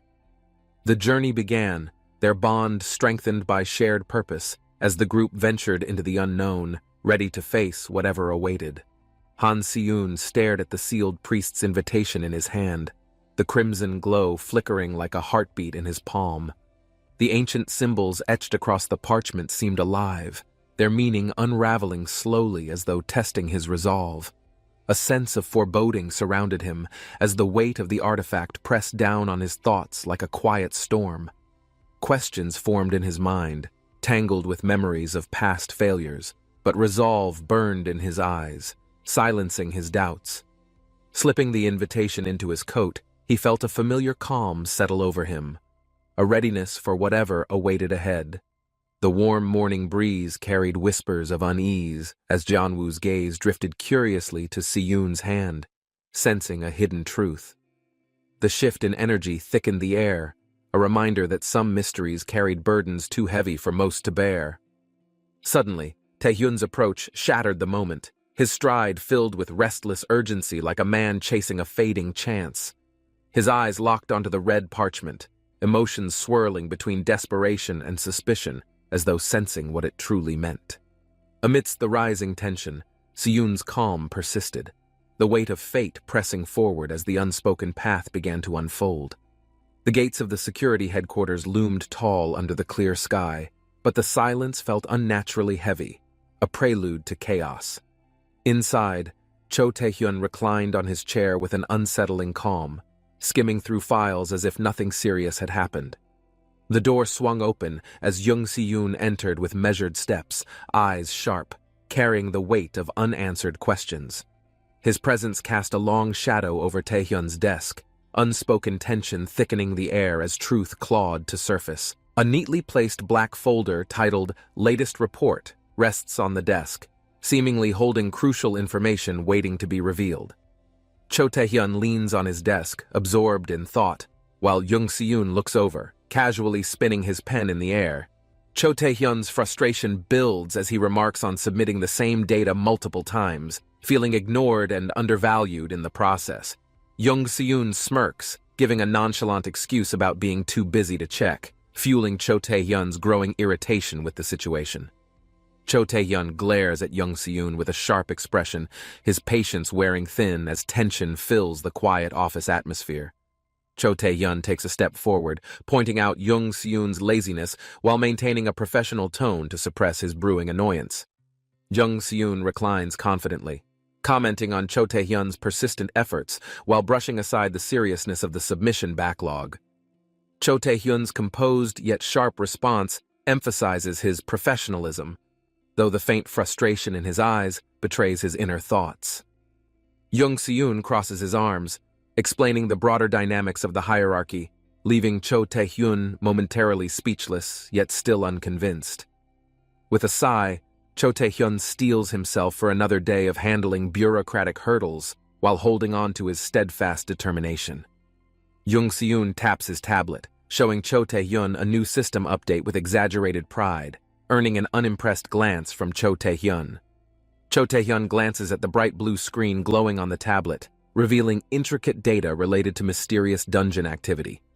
A sudden flash on the screen displays a combat scene, catching Cho Tae-hyun off guard as his curiosity is piqued further. The image of a figure in glowing armor stands confidently, radiating power, as Cho Tae-hyun processes the implications of the data. Standing on the balcony, Cho Tae-hyun overlooks the sprawling city, reflecting on the new challenges and opportunities looming ahead. Jung Jeonwoo and a colleague discuss the latest task, staring at the sky, a mix of curiosity and concern evident. Jeonwoo confirms the mission, pondering the implications while his colleague nods, ready for whatever challenges lie ahead. The colleague comments on the risks, emphasizing how the task requires utmost precision and the need for a clear strategy.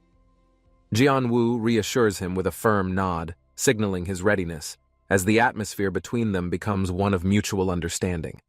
A light-hearted moment breaks the tension as the colleague shows a funny photo on his phone, earning a rare smile from Jeonwoo. The duo reviews the target location, scanning through pictures, making mental notes, and planning their approach with calculated precision. Jeonwoo listens to an audio briefing, replaying the details to ensure no aspect of the mission is overlooked or misunderstood. With the plan finalized, Jeonwoo and his colleague share a quick laugh, appreciating their brief camaraderie before the impending task. Their focus sharpens as they finalize preparations, acknowledging the risks while committing to handle everything swiftly and efficiently. Jeonwoo gazes over the cityscape, mentally mapping out their route, the enormity of the challenge sinking in but not deterring him. Jeonwoo's attention locks onto a distant building, identifying their entry point, ready to execute the carefully thought-out plan. The colleague nods in agreement, fully trusting Jeonwoo's judgment, as both ready themselves for the crucial leap ahead. Jeonwoo activates a mysterious ability, light swirling around him, confidence radiating as he prepares to leap toward their destination. With incredible precision, Jeonwoo propels forward, soaring through the air, a golden aura emphasizing the sheer power of his movement. Landing with precision, Jeonwoo stands amidst the rooftop, ready to face whatever awaits, his resolve stronger than ever before. A glowing red barrier materializes, marking the target zone, its ominous presence sending a chill down Jung Jeonwoo's spine. Jeonwoo activates his abilities, golden wings appearing as he assesses the situation with a calm but serious demeanor alongside his ally. The duo discusses the barrier's purpose, realizing it's meant to restrict movement and shield what lies hidden inside. Jeonwoo takes a deep breath, determined to find a way through, his mind racing with possible strategies for breaching the defense. His companion suggests a bold plan, one that risks their safety but might offer the chance to disable the barrier entirely. From a rooftop, Jeonwoo observes the target building, his sharp eyes scanning for any signs of entry or unexpected activity. Inside the building, a prisoner watches through bars, his eyes filled with desperation as muffled voices echo in the distance. Clanging noises erupt from the metal doors, the prisoner instinctively recoiling as his hopes of escape dwindle with each second. Guards patrol the corridors, their vigilance unwavering, as the prisoner's resolve falters, questioning whether freedom is still within his grasp. Jeonwoo's shadow looms over the building, unnoticed by the guards, as he silently maps out his infiltration route with precision. The prisoner slouches against the wall, his weariness evident, but a flicker of hope ignites as faint footsteps grow louder. A faint blue glow catches the prisoner's attention, his eyes widening as energy begins to ripple through the dimly lit cell. The glow intensifies, creating a fissure within the barrier, a momentary distraction that the prisoner realizes might be his chance. With a sudden crash, the barrier shatters, leaving guards in chaos as Jeonwoo swiftly moves through the disrupted corridor. Amid the confusion, Jeonwoo's determined figure emerges, his mission clear as guards frantically question what just occurred in the facility. The alarm rings, alerting the guards as the building descends into chaos, while Jung Jeonwoo silently moves toward his target. A guard rushes to the cells, only to find flickering lights as Jeonwoo's presence disrupts the security system. Jeonwoo's agility allows him to slip past unnoticed, his focus unwavering as he reaches the area where prisoners are held. Within the cell, the prisoner hears the faint sound of footsteps, his heart racing as he senses a possible rescue. The prisoner peers through the bars, spotting Jeonwoo's shadow, a flicker of hope igniting as the moment finally arrives. The prisoner gasps, his emotions conflicting between fear and relief, as the dimly lit corridor illuminates Janwoo's approaching figure. Janwoo examines the cell's lock, assessing its mechanisms, while his calm demeanor reassures the prisoner of his capable presence. The prisoner feels a surge of excitement, believing rescue is imminent, but Janwoo's restrained actions hint at unforeseen complications. Just as the atmosphere builds with anticipation, the door swings open slightly, raising doubts about whether it's truly freedom or a trap. Janwoo steps forward confidently, ready to face any challenge, signaling to the prisoner that their escape is closer than ever. Janwoo appears out of nowhere, startling the guards in the pitch-dark room, his sudden presence causing visible confusion. One guard hurriedly orders Janwoo to move into the designated area, showing his impatience while Janwoo pretends to comply calmly. In the cell, the prisoner watches in disbelief, gripping the bars tightly, realizing the situation is spiraling further out of control. The city is bustling, but there's a distinct tension in the air. Janwoo walks, fully aware of the danger ahead. Jung Si-yoon questions Cho Tae-hyun's confidence. "Are you sure this will work out?" he asks. Though Janwoo shows no hesitation, Janwoo smirks, calm yet determined. "Yes, I'm more than ready for this. This is my moment," he responds confidently. Jung Si-yoon watches with a mix of concern and curiosity, still uncertain about Janwoo's unflinching confidence as they move forward. The plan unfolds as Cho Tae-hyun signals to proceed. The moment of truth arrives and everything hinges on their next move. As Cho Tae-hyun speeds towards his target, the world blurs in a rush. His focus is razor-sharp, adrenaline kicking in. Cho Tae-hyun's bike leaps into the air, defying gravity. The cityscape spins wildly below him. He's pushing himself to the limit. The bike races through the sky, nearing the skyscraper. Time seems to stretch. Every second is an eternity. A moment of stillness passes and Janwoo looks over, planning his next move. He's completely in control of his destiny. The energy shifts as Janwoo lands perfectly. He's about to face the unknown, ready for whatever comes next. The camera zooms in on a tense conversation between Janwoo and Jung Si-yoon. There's something urgent in their eyes. Janwoo realizes the stakes are much higher than he first imagined. Jung Si-yoon, on the other hand, is caught off guard. They exchange brief words, eyes locked in silent agreement. It's time to break free and escape whatever comes next. The countdown begins. Both understand it's their last chance. They must act quickly before it's too late to escape. Janwoo makes a decision. With a swift move, he sets everything in motion, signaling the start of a high-stakes escape.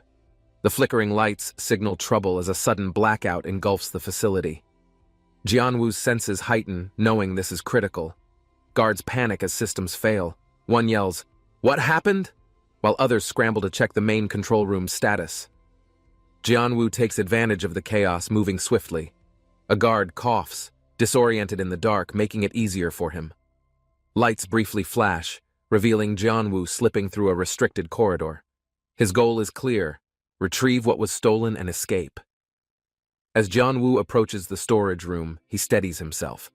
This was the moment he'd been meticulously planning for days. Inside the storage room, Janwoo eyes the shelves stacked with rare artifacts. He needs the right one, but time is limited. Suddenly, a guard catches Janwoo by surprise. Janwoo quickly disarms him, neutralizing the threat before it can escalate further. Janwoo scans the artifacts, searching for the critical item.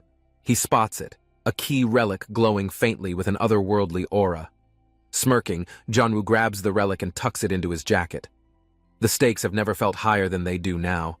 Just as he turns, a commanding figure blocks the exit. It's Jung Si-yoon, holding a glowing blade and smirking confidently. Jung Si-yoon taunts Janwoo, his glowing weapon illuminating the tension between them. Janwoo doesn't flinch, calculating his next move carefully. "I knew you'd try this," Jung Si-yoon says with a grin. Janwoo stays silent, gripping the artifact in his jacket tightly. Jung Si-yoon raises his weapon, its energy humming in the tense air. Janwoo considers his options, each second stretching painfully long. The weapon's glow intensifies as Jung Si-yoon steps closer. Janwoo's eyes flick to the side, searching for a potential escape route. "Make your move!" Jung Se-yoon challenges. Jeonwoo takes a deep breath, knowing this confrontation will determine the success or failure of everything. Jung Se-yoon's smirk deepened, his glowing weapon radiating an ominous light. The air grew thick with tension as he stepped closer. Jeonwoo tightened his grip, his calm demeanor hiding the intensity building within. His body shifted, ready to face the incoming strike. Jung Se-yoon's weapon slashed through the air, releasing a searing wave of energy. Jeonwoo pivoted swiftly, narrowly avoiding the devastating impact. The ground split beneath Jung Se-yoon's forceful attack, scattering debris across the floor. Jeonwoo stood firm, his gaze fixed and unwavering. With a surge of energy, Jeonwoo's wings burst into view, radiating light. The fight had escalated to its peak. Jeonwoo surged forward, his movement fluid and precise. The clash of energy sent ripples through the room, shaking its foundations. Jung Se-yoon retaliated with unmatched ferocity, but Jeonwoo matched every strike. The intensity of their battle left no room for hesitation. In one fluid motion, Jeonwoo broke through Jung Se-yoon's defenses, landing a critical blow. The force sent Jung Se-yoon staggering backward. The shift in momentum was undeniable as Jeonwoo pressed his advantage.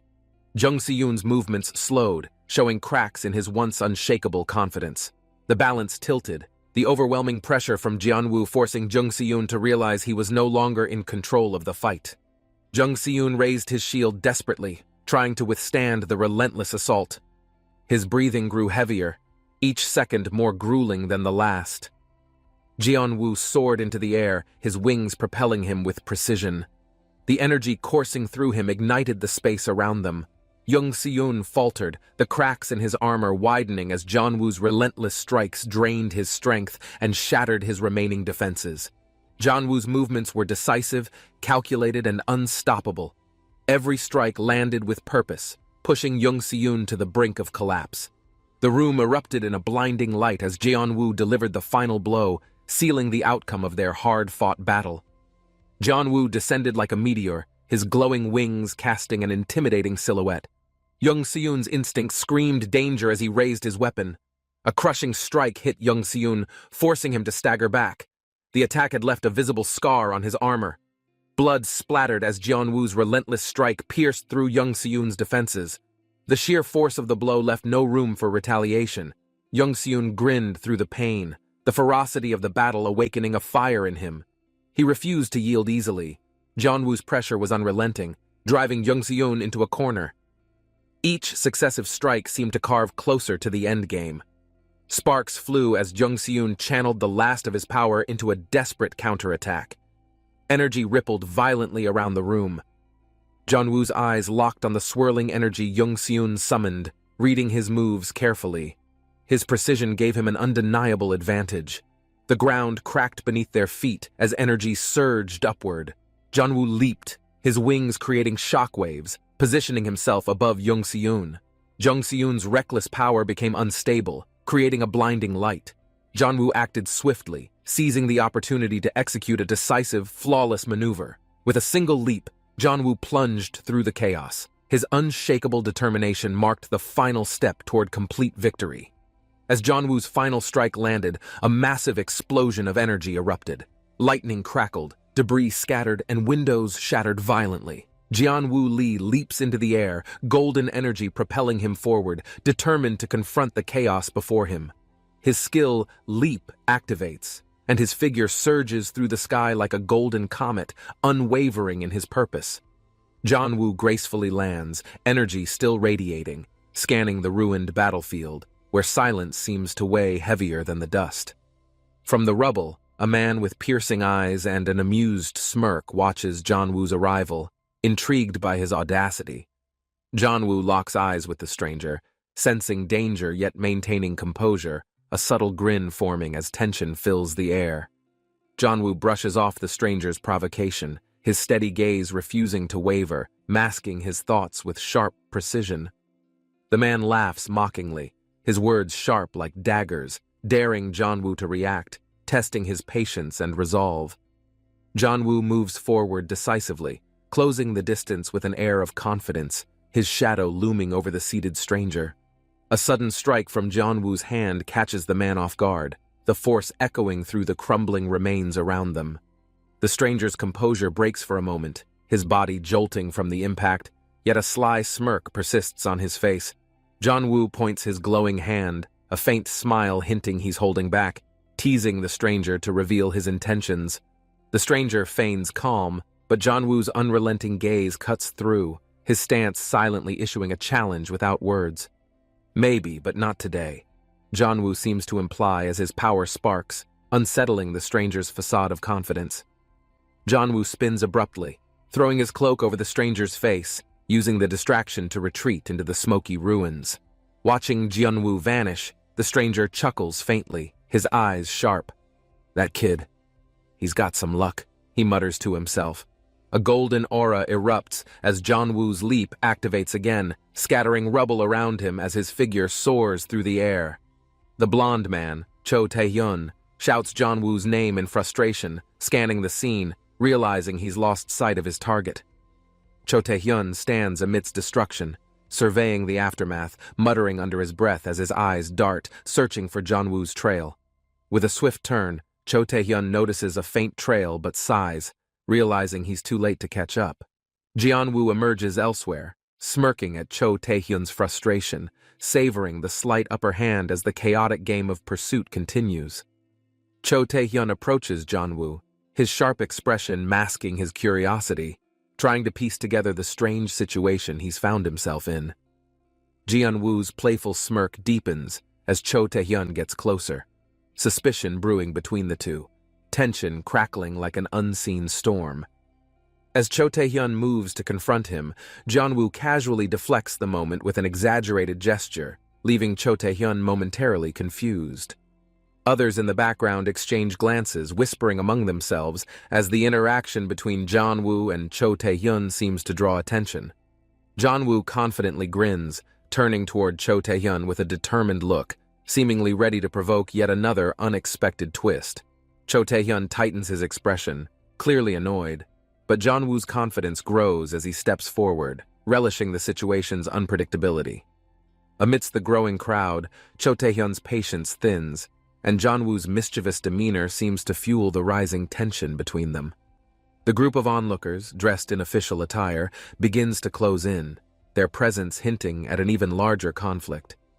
Jianwu adjusts his stance, prepared for what's to come, as Cho Tae-hyun's focus sharpens, sensing the weight of their surroundings. The scene shifts to a quiet skyline, contrasting the tension as the moment settles, leaving only questions in its wake. Jianwu steps forward cautiously, the sound of his footsteps echoing, confirming the eerie silence around the desolate area.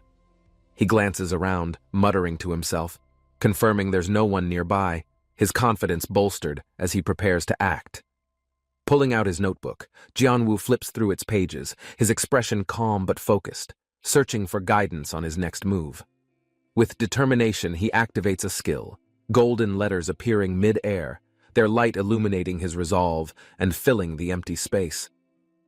His phone buzzes unexpectedly, and he glances at the screen to see Kim Min-seok's name, briefly breaking his concentration. Jianwu hesitates, gripping the phone tightly, the call conflicting with the dangerous task he knows he must continue. He activates another ability, his finger tracing the air as he pulls up a map of red, glowing pathways ahead. The ominous red vortex appears before him, crackling with power, its intense energy pulling his focus back to his mission. With resolve, Jianwu steps forward toward the portal, his mind calm despite the unknown dangers awaiting beyond the crimson energy. The fiery vortex roars louder, a voice-like presence whispering within, its tone daring him to face the impossible challenge ahead. A message materializes mid-air, describing the abyss before him as a place of unrivaled danger, its words sharpening his resolve. Jianwu reads the text carefully, noting the warning and choice it offers, his hand trembling as he hovers over yes. The portal's glowing core intensifies as Jianwu presses forward, the sinister atmosphere around him amplifying with every step he takes. A menacing silhouette emerges within the darkness, golden eyes glowing fiercely, their gaze meeting Jianwu's as tension fills the space. Jianwu freezes momentarily, his eyes wide, as the portal's power surges, pulling him closer to a fateful and inevitable confrontation. Jianwu stands before the swirling red portal, its ominous energy pulsing wildly, as if daring him to take the first step. His expression hardens, golden light igniting around his hands as he channels his strength, preparing for the dangerous unknown ahead. A faint smirk escapes Jianwu's lips as he whispers to himself, pushing aside fear and committing fully to the challenge. With a determined yell, Jianwu leaps into the crimson vortex, his figure disappearing into the chaos, leaving no hesitation behind. The portal collapses with a roar, leaving the ruins silent once more, the sky above calm yet ominously heavy with tension. The towering building gleams in the sunlight, its imposing height reflecting the weight of the challenges hidden within its walls. Jianwu gazes at the structure, deep in thought, clutching a keycard as he contemplates the risk of entering alone. He mutters under his breath, feeling the unease of the situation as the looming tower casts a long shadow over him. Inside, a man leans against the wall, observing the keycard with a smirk, his calculating eyes hiding his intentions. The man questions Jianwu's decision, his mocking tone aimed at unsettling, but Jianwu's resolve remains unshaken, focused on his mission. Jianwu steps forward, dismissing the taunts, his movement steady as the man's expression shifts, sensing something unexpected in Jianwu. The man's demeanor hardens, a glint of red flashing from his hand as he reveals a blade, threatening Jianwu silently. Without flinching, Jianwu counters the pressure with his calm, his focused expression making the atmosphere grow increasingly tense between them. The man taunts Jianwu further, questioning his choices, his words like venom aimed to provoke and exploit any hesitation within him. A sudden entrance interrupts the scene. A woman bursts in, her presence adding urgency, as Jianwu recognizes her immediately with surprise. The woman warns Jianwu urgently, her determined expression highlighting the severity of the danger lurking inside the labyrinthine building. Jianwu listens intently, his grip tightening on the keycard, realizing that every second wasted edges them closer to unavoidable peril. Within the mysterious realm, lava and flames rage violently, the searing heat creating an unforgiving environment for any unprepared entrant. Jianwu steps forward, determination in his eyes as the glowing portal reflects his readiness to embrace the daunting challenge ahead. A prompt appears before Jianwu, offering choices. He hesitates only briefly, his resolve growing sharper as he makes the fateful decision. Jianwu checks his interface, scrolling through skills with focus, carefully deciding which to activate for the challenges awaiting him. The interface displays numerous inactive skills, each tempting him with potential, yet requiring strategic selection for this unpredictable battle. With resolve, Jianwu activates flight, gripping his dagger tightly, preparing to face whatever the crimson abyss holds in store. A blast of energy propels him upward, his body spiraling through the air as fiery winds engulf his surroundings. Jianwu lands hard, coughing from the impact, but he quickly steadies himself, determined not to let pain slow him down. The ominous expanse of the abyss stretches before Jianwu, its eerie silence interrupted by faint, ominous crackles of glowing red energy. He cautiously advances, scanning the terrain with sharp eyes, aware that every step could lead to either discovery or peril. Suddenly, a shadowy figure emerges from the flames, its form distorted yet menacing, making Jianwu halt in his tracks. The figure splits into multiple fiery creatures, each radiating power as they circle Jianwu, who prepares himself for their first move. Despite their numbers, Jianwu grips his dagger tightly, his instincts guiding him as the creatures close in from every direction. Jianwu uses flight to escape the onslaught, soaring above the creatures, golden streaks trailing behind him as he maneuvers. The interface buzzes with updates, showing successful dodges and potential quests, each demanding focus amidst the chaos surrounding him. Jianwu lands gracefully, his strategy unfolding as he activates another skill, unleashing a wave of golden energy toward the encroaching enemies. The creatures scatter from the impact, but the system prompts a new quest: defeat all monsters and reach level 200. Jianwu smirks, his determination shining through as he charges forward, ready to conquer the challenge and rise against the odds. Jianwu faces the Crimson Demon with sharp resolve, his golden dagger glowing as he prepares for an intense and deadly encounter. The monster lunges, its glowing red eyes piercing the air, forcing Jianwu to leap back with precision and speed. Jianwu's golden wings radiate as he uses flight, soaring through the battlefield, his skills carefully chosen to outmaneuver his enemy. A bright notification appears mid-battle, confirming his quest progress. Kill 100 monsters and reach level 200 inches, a daunting task. Finally, a system message declares the quest complete, Jianwu landing amidst scattered rewards, his body glowing with victory and progress. Jianwu gazes at the glowing rewards, the ground littered with orbs of various colors, representing power and untold potential. He picks up a glowing orb, its light flickering in his hand, realizing it holds the key to upgrading his abilities. A new item, T-shirt of the Nightwalker, appears in his inventory, radiating heroic power and defense like no other. Jianwu equips the shirt, its glowing aura enhancing his strength and granting him passive skills, including Hawkeye for precise detection. With his newfound power, Jianwu feels invincible, ready to tackle the dungeon's remaining challenges and uncover even greater rewards.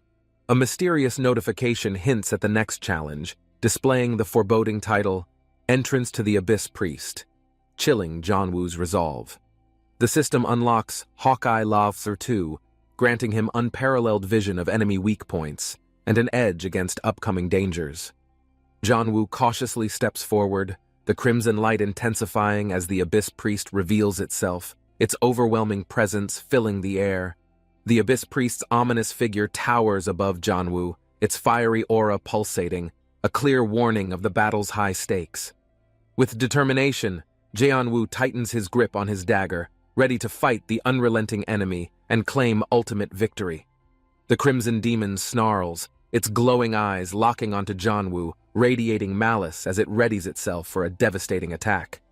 Jianwu stands firm, gripping his glowing dagger as his confidence builds, daring the demon with a fearless smirk across his face. The demon roars furiously, summoning dark, fiery energy that swirls around it, growing stronger and more menacing with every second. Jianwu lunges forward, weaving through the fiery blasts, his movements precise and calculated, his eyes fixed solely on the demon. From the shadows, multiple smaller demons appear, rushing to aid their master, encircling Jianwu as the battle reaches its peak.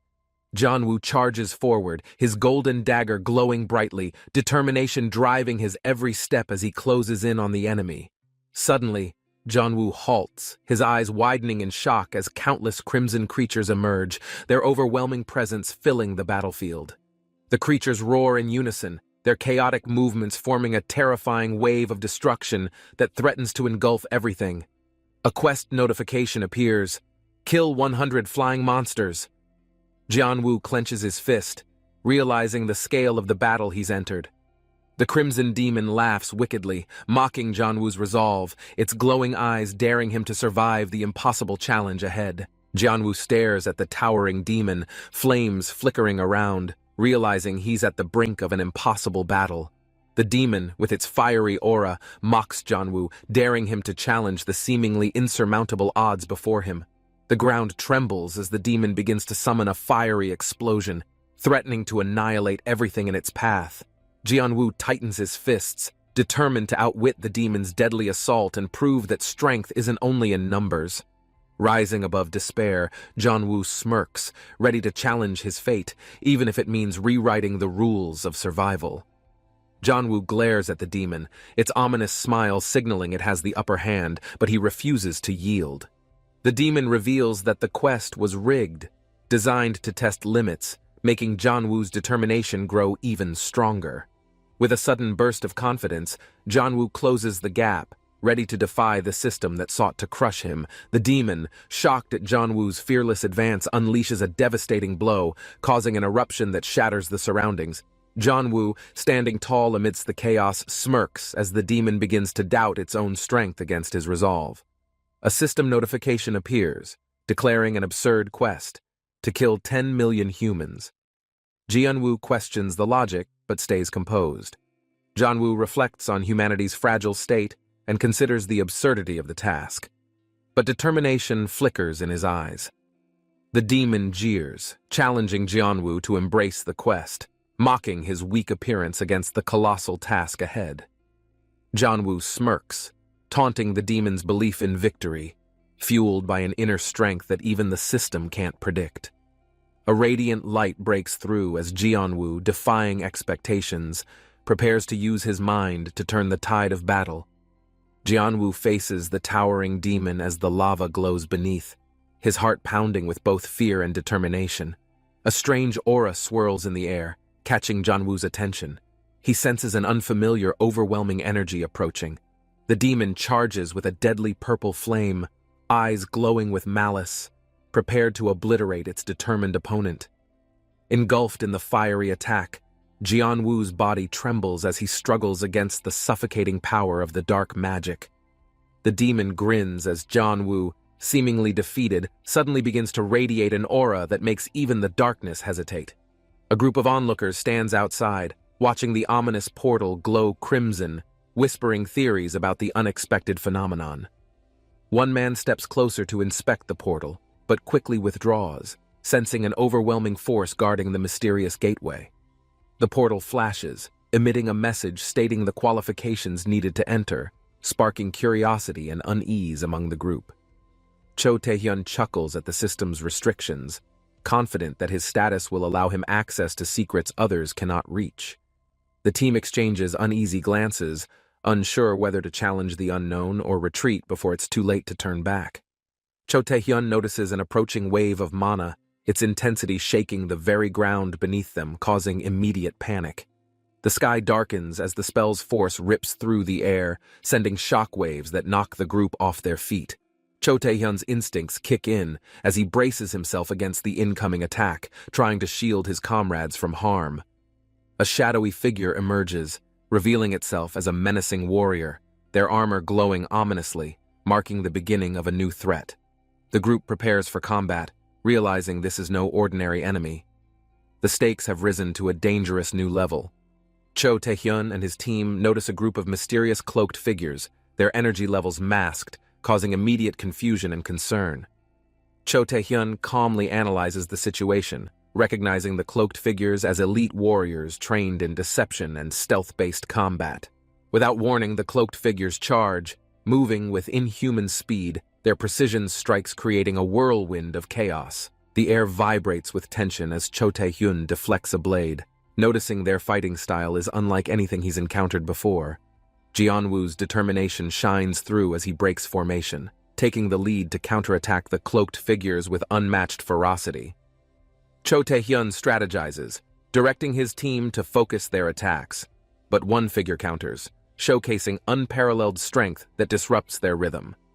As the battle escalates, Cho Taehyun uses his advanced skills, releasing a burst of energy that briefly stuns the incoming attackers.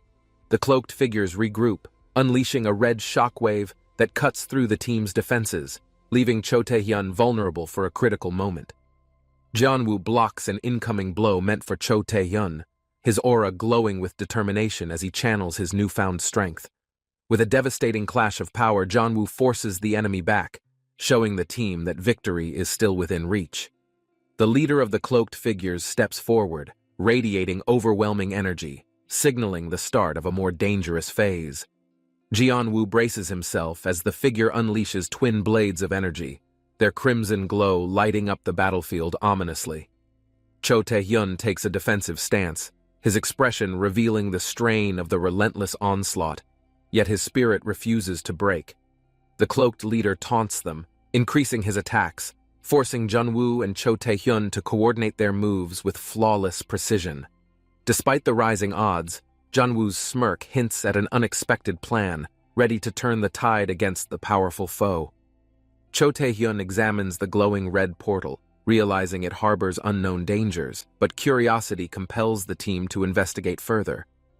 Cho Taehyun notices something unusual about the portal's energy. A warning system activates, hinting at the arrival of dangerous entities. From the portal, cloaked figures emerge, their menacing presence shaking the ground, signaling the beginning of an imminent threat.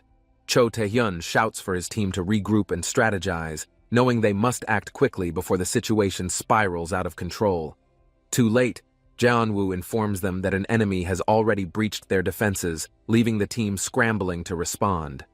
Gunwoo drifts weightlessly through the vast cosmic abyss, his body tumbling as he struggles to understand how he ended up here.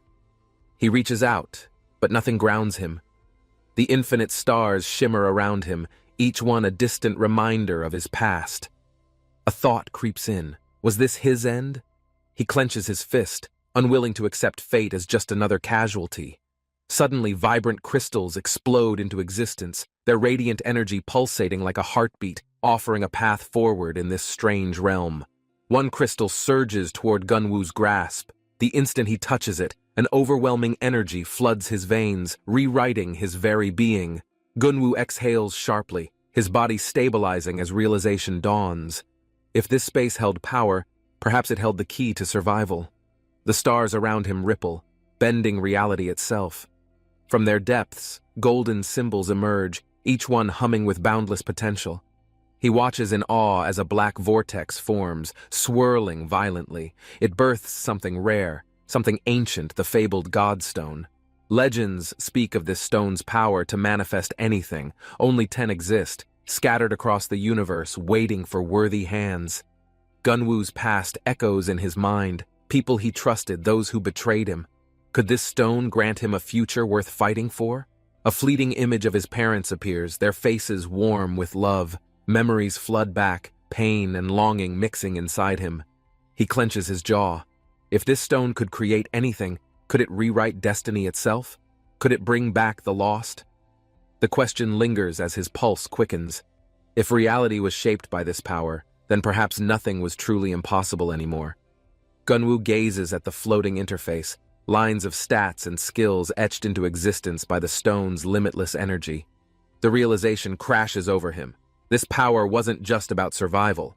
It was about reshaping everything, bending even fate itself to his will. A blinding surge of energy cracks the sky, unleashing a force that distorts reality, shaking the battlefield to its core. Gunwoo stands firm, gripping his weapon as monstrous figures emerge. Their glowing red eyes fixate on him with primal hunger. A smirk plays on his lips. This wasn't fear. It was excitement. The real fight was finally about to begin. He tightens his grip, feeling the energy pulsating through him. If fate had a plan, he was about to rewrite it. The monster lunges, but Gunwoo's movements are precise. His blade slashes through the air, igniting the battlefield with a golden blaze. A new quest materializes before him. Defeat 100 flying monsters. A challenge, but exactly the kind of chaos he thrives in. One after another, creatures rush toward him. His instincts sharpen, muscles tense, and his attacks become a deadly dance of destruction. A perfect strike sends him soaring, his blade flashing as he tears through enemies like a storm cutting through the night. Blood-red streaks paint the battlefield. Each defeated enemy fuels his momentum, pushing him toward an unstoppable rhythm of battle. The ground trembles beneath him as his aura intensifies. His presence alone radiates dominance, forcing even the fiercest monsters to hesitate. Gunwoo moves swiftly, golden wings of energy forming behind him. The battlefield shifts as countless glowing stones materialize around him. His eyes scan the treasure before him. Among the shimmering relics, one artifact radiates an immense power beyond comprehension. A prompt appears, revealing its name, Spirit of the Nightwalker, a legendary artifact known to enhance abilities beyond limits. He reaches out, the energy surging into his body. A chilling sensation spreads, reshaping his power into something extraordinary. Draped in midnight blue, Gunwoo ascends, his aura now an unstoppable force. The battlefield stands frozen before his overwhelming presence. Gunwoo smirks, confident in his next move, but as he reaches out, a glitching message suddenly disrupts his system's response. A system error flashes, an item has been duplicated.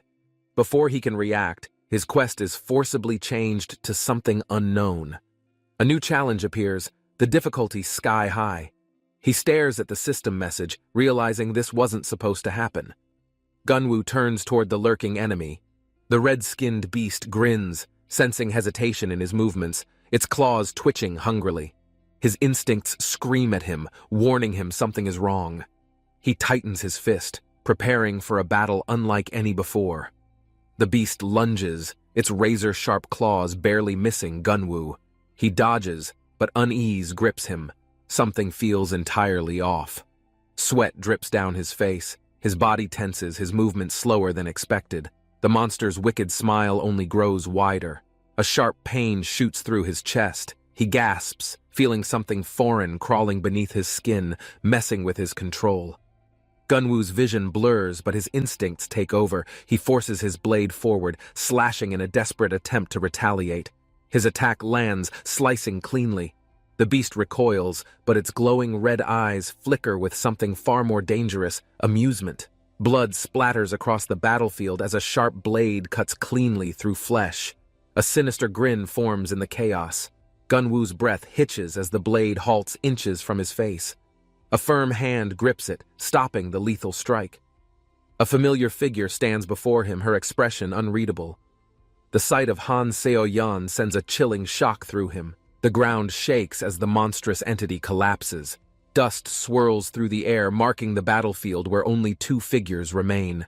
A shimmering portal opens, its golden glow casting eerie shadows. The system recognizes the battle's end and triggers an unexpected new quest. Gunwoo narrows his eyes as the challenge appears before him. The conditions are brutal. Survival means defeating an impossible number of enemies. Standing across from him, Han Seorin remains composed. Her gaze holds a mix of resolve and secrets yet to be revealed. Gunwoo exhales, the weight of everything settling in. He wasn't just fighting monsters. He was entangled in something far bigger. Seorin steps forward, her expression unreadable. The tension thickens as her presence alone suggests a battle far beyond brute strength. Gunwoo tightens his grip, his mind racing. If she had the knowledge to survive, why hadn't she ended the trial? A realization hits him. There was something more at play, something she wasn't saying. Secrets were woven into this very challenge. Her voice is steady, but her words cut deeper than any blade. Gunwoo stiffens, the truth unraveling in unexpected ways. Her reason is clear: the divine stone. Not for power, not for dominance, but for a cause even she can't ignore. Gunwoo processes her words, his mind flashing through memories of battles fought, choices made, and the consequences yet to unfold. Would knowing the truth have changed anything? Probably not. But now, standing here, everything felt more complicated than before. The system displays a new quest, this one with a brutal consequence. Failure meant death. There was no turning back now. Seorin's stance shifts. She wasn't running, wasn't hesitating.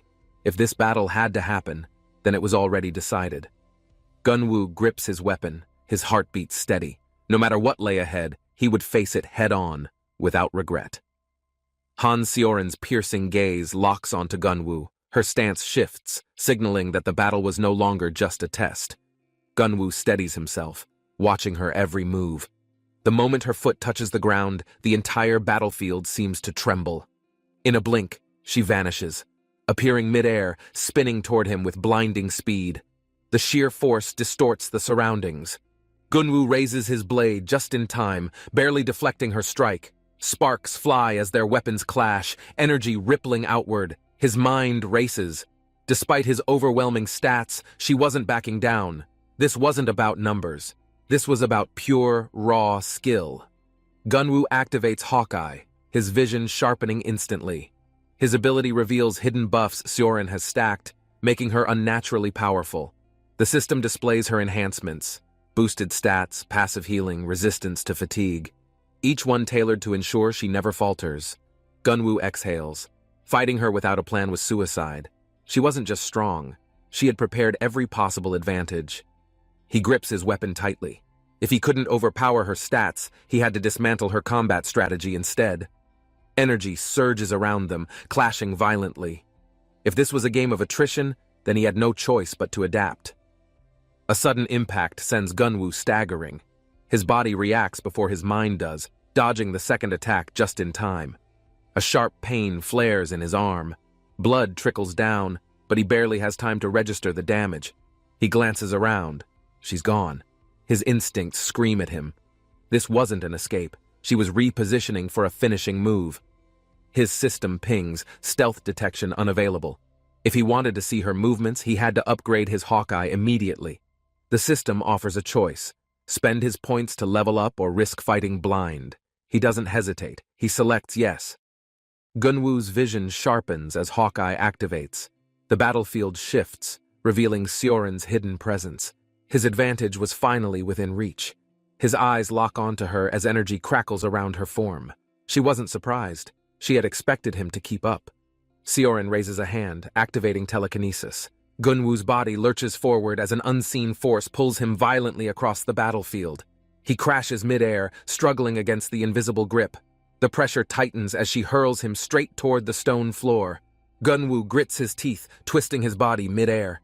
With sheer force, he breaks free, landing with a burning determination. Their blades clash again, each strike faster than the last. Sparks fly as their battle turns into a brutal aerial showdown. Gunwoo exhales sharply. Sioran's movements are relentless. Even with his buffs, her overwhelming presence makes it feel like an unwinnable fight. The system flashes. 4 minutes remain. If he didn't finish this soon, the consequences of failure would be worse than death. Gunwoo considers a risky move. Taking some intentional damage might trick Sioran into underestimating him, but the dungeon's restrictions worry him. A deep rumble echoes beneath them. The system enforces new skill limitations, forcing Gunwoo to rethink his strategy immediately. Gunwoo barely evades another attack, his stamina running low. His system warns him, continuous damage could trigger an irreversible penalty. He grits his teeth, watching Sioran charge. If she landed another direct hit, his ability to counterattack would be compromised. A red notification appears. His health drops rapidly. He had taken too many hits, but the system had already calculated something else. The more damage he received, the more his skill charged. If he played it right, his final strike would be unstoppable. Pain surges through him, his body screaming in protest. But this was it, the last step before unleashing everything he had left. Gunwoo gasps as blood drips from his wound. Sioran stands before him, her blade frozen midair, hesitation flickering in her eyes. For a brief moment, silence hangs between them. Her grip tightens, but something in her expression betrays a conflict within. Gunwoo exhales shakily, his voice barely above a whisper. He didn't want this fight to end like this. Not like this. A sudden surge of energy erupts between them. Blue lightning crackles violently, shattering the fragile moment of indecision. Gunwoo and Sioran are thrown apart by the sheer force, their weapons sparking as raw power surges through the battlefield. Gunwoo's blade collides with a surge of blue energy. The impact crackles, sending shock waves through the battlefield with raw force. Electricity arcs between them, illuminating Sioran's determined expression. She holds her stance, refusing to be overpowered by sheer force alone. Gunwoo braces himself as the system flashes a warning. Destruction Strike's countdown reaches its final moments, forcing an immediate decision. The battlefield distorts as time slows. The golden artifact in his grasp vibrates, reacting to the immense energy building around them. Sioran lunges forward, her weapon aimed precisely. Gunwoo tightens his grip. This was the moment everything would be decided. Gunwoo swings, but hesitation grips him. The system pings. 1 second left. He curses, realizing he might be too late. A golden notification appears. Reverse activated. Time distorts, rewinding the battlefield as his body reacts before his mind can process it. The system resets his last move, extending Destruction Strike's activation window. His health drops to 0, but something else triggers. An overwhelming force floods through him as the condition is met. The entire battlefield erupts in golden light, consuming everything. Gunwoo's body crackles with energy. The notification blares, Destruction Strike fully charged. He had exactly 10 seconds before the final blow landed. Gunwoo lands, his breath ragged. Sioran's eyes widen. She expected his attack, but not for him to survive the backlash. She dashes forward, trying to finish it before he can release the final strike. Her blade gleams with piercing intent. Gunwoo instinctively dodges, barely evading the attack. The shock in Sioran's eyes confirms it. Something had changed in that instant. She grits her teeth. How? Her stance shifts. But Gunwoo had no time for explanations. His focus was on the system. Hawkeye activates, revealing everything, the timing, her weaknesses, the final strike's window. He had exactly one chance to win. A divine shield materializes before Seorin, absorbing Gunwoo's strongest attack. The system recognizes it, the Shield of God, level max. Gunwoo's eyes narrow as the system details appear, a transparent, near-invincible shield that blocks almost any incoming damage. His mind races. Even with Hawkeye, he hadn't anticipated this. Beating her meant countering something designed for absolute defense. Seorin smirks, lowering her hand. This wasn't an ordinary battle anymore. She was prepared for everything, even his most powerful strikes. Gunwoo exhales, adjusting his stance. The odds were stacked against him, but that had never stopped him before. Gunwoo clenches his fists. He had only one chance left. The system pings, notifying him that Destruction Strike's condition had been met. His health plummets, the damage notifications stacking rapidly. But in exchange, his power reaches a peak he's never felt before. Electricity surges around him as Sprint activates. His body feels weightless, raw speed amplifying beyond normal limits, pushing him forward. Gunwoo charges straight at Seorin, his blade crackling with unrestrained energy. His only chance was to break through with sheer force.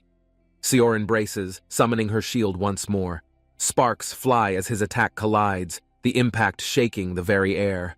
Gunwoo grits his teeth, pouring everything into his final strike. If he failed here, there wouldn't be another opportunity. The battlefield distorts as waves of energy ripple outward. Time slows. This was the moment that would decide everything. His system flashes. Destruction Strike countdown begins. 8 seconds left. He had to finish it before Seorin could counter. The system grants him a final choice, transform or sprint. Both could turn the tide, but only one would guarantee victory. With unwavering resolve, Gunwoo selects his option. The battlefield erupts as the final clash begins, deciding who would walk away victorious. Gunwoo's body surges with energy as the system activates lift. His entire form propels upward, throwing off Seorin's calculated stance. Electricity crackles around him as his power reaches its peak. He forces himself to stay focused. This was his last chance. Seorin narrows her eyes, anticipating his next move. Her instincts scream at her. Something about his energy felt fundamentally different. The system blares. Destruction Strike. 2 seconds remaining. Every decision, every movement now dictated the final outcome of their battle. Gunwoo makes his choice. Transform or sprint. His mind clears, body tenses, and his attack is already in motion. Gunwoo vanishes, reappearing behind Seorin with uncanny speed. Her eyes widen as she realizes she had miscalculated his trajectory. A cold realization settles in. He wasn't just moving fast. He had rewritten his position in space entirely. Gunwoo smirks as he activates lift again, manipulating gravity to reverse his fall, setting himself up for the perfect strike. Seorin barely has time to react. Gunwoo's golden energy arcs forward, slamming down with the force of a meteor. Checkmate. Gunwoo's strike breaks through her defenses, forcing her into an impossible position. Victory was now only a heartbeat away. Gunwoo's attack lands, sending a shockwave through the battlefield. Seorin gasps, her body trembling as pain radiates from the impact. The air grows still as the dust settles. Blood drips from Gunwoo's hand, his body barely holding together from exhaustion. Seorin staggers, gripping her wound. Her lips curl into a smirk. She had underestimated him in the worst possible way. She exhales, lowering her weapon. "I never expected that last trick," she admits, acknowledging Gunwoo's skill with a quiet resolve. Gunwoo watches her carefully. Was this truly the end? Or was there still one more twist waiting to unfold? Gunwoo tightens his grip, watching as Seorin slowly lifts her arm. The weight of the battle lingers between them in silence. Her expression remains unreadable as she finally lowers her weapon. Gunwoo exhales, but something about this moment feels unsettlingly incomplete. A thought flickers in his mind. This wasn't a simple surrender. If she had more left, why was she holding back? A strange red glow flickers around her. Gunwoo's breath hitches. The air shifts, unnatural energy pulsing through the battlefield. A crimson tendril emerges, coiling around Seorin's arm. Gunwoo's instincts scream. This fight wasn't over. It was about to change completely. Gunwoo's breath catches as the crimson tendril pulses. A sickening familiarity washes over him, something he swore he'd never see again. His mind races, recalling a past battle. He had witnessed this exact phenomenon before. Jae-young Choi had fallen to the same fate. The red whip crackled with energy, twisting in the air like a living creature. Its heat distorted the space around it. Tereno's feet slammed against the ground as he dodged. Dust scattered, and the force of movement left deep imprints behind him. Seon moved effortlessly, her whip slicing through the air in rapid succession. The glowing weapon wrapped around her, pulsating with power. Tereno's grip tightened, his breath steady as he reached for his blade. His eyes locked onto her, analyzing every subtle movement. Blades of light shot forward, cutting through the air in quick succession. The energy surrounding them flared, colliding in a flash. The red whip arced forward again, its movement precise. Tereno twisted his body, narrowly escaping the scorching heat inches from him. Seon's gaze sharpened as he suddenly closed the distance, his speed breaking expectations. The air shifted, charged with intense energy. Tereno's blade clashed against the burning weapon, sparks flying on impact. The force sent ripples through the space between them. A sudden interruption came, as system notifications flooded the air. Reality itself wavered, an unseen force overriding the ongoing battle. A mysterious figure materialized, glowing with an otherworldly presence. Both fighters froze, realizing something beyond their understanding had just arrived. Seon's expression changed as she stared ahead. The past seemed to crash into the present, forcing memories to resurface unexpectedly. A strange sensation washed over her, her heartbeat echoing in her ears. Recognition clashed with uncertainty, making her steps hesitant. Silence grew between them, the air thick with unspoken emotions. Each moment stretched endlessly, the weight of familiarity pressing down hard. Tereno stood unmoving, his presence as distant as ever. Seon's fingers curled slightly, grasping at something that suddenly felt unreachable. Her breathing steadied as determination replaced doubt. If the past refused to return willingly, she would carve it back into reality. Seon raised both hands, eyes scanning the surroundings. The tension in her stance showed hesitation, something unexpected disrupting her confidence. Her expression shifted in realization as she stared forward. The weight of the moment settled in, forcing a choice she couldn't avoid. A sharp breath escaped her lips, fingers tightening around unseen energy. Moving forward like this wasn't an option. A decision had formed. Cold, blue light flickered, illuminating the determined gaze of the figure before her. A sense of finality spread between the two. The distant sounds of movement echoed, but everything else faded. All that remained was the unshaken gaze between two connected souls. The silence stretched as the realization deepened. The resemblance was undeniable, yet something was off, something different that couldn't be ignored. A split moment of recognition lingered before their gazes met. The contrast between past and present clashed in the space between them. A knowing smirk formed, carrying confidence far beyond appearance alone. Memories flickered, but clarity settled, forming an understanding neither expected. An explanation followed, words filled with a certainty that contradicted everything previously believed. The weight of truth settled heavily upon them. The response was instant, a forceful rejection of the idea presented. The disbelief carried through each movement, breaking the moment completely. A sharp snap cut through the tension, redirecting focus. Eyes narrowed, attention shifting as something new began to unfold. The air around them stirred, an eerie shift in energy. The realization struck too late, causing hesitation where there should be none. A collapse followed, unexpected and sudden. The weight of exhaustion mixed with overwhelming pressure, forcing an unavoidable confrontation with limits. Distant figures observed, their expressions unreadable. The consequences of past actions now circled back, forcing decisions neither had prepared for. A countdown appeared, its presence ominous. The final moments ticked away, a silent warning of something far beyond their control. The atmosphere shifted as tension filled the air. Tereno's expression darkened, realizing something critical had been set in motion already. A moment of realization struck as he connected the pieces. Seon stood frozen, the weight of those words settling deeply. A red glow burned behind him, a force surging forward. There was no more time left to hesitate or think. The revelation hit harder than expected, the implications stretching beyond what they had assumed. A hidden truth lingered beneath the surface. Between them, a dangerous thought formed. If everything until now had been orchestrated, then the future held even greater uncertainty. The weight of foresight became undeniable. If everything was predetermined, then fighting against it was like struggling against the tide. Silence filled the air as unspoken questions lingered. Doubt and realization clashed within Torino's mind, shifting the battle's significance entirely. Seon's presence became clearer in this moment. She wasn't just another piece in this game, but something far more important. The reality of battle sharpened into focus. Their choices weren't just survival, but about disrupting something that shouldn't have existed. The fight wasn't simply against power, but against a force that dictated fate itself. Their actions now would decide everything ahead. A figure emerged, energy radiating with overwhelming force. The sheer pressure from his presence was enough to distort the surrounding space. Celestial light clashed against darkness, creating an unearthly glow.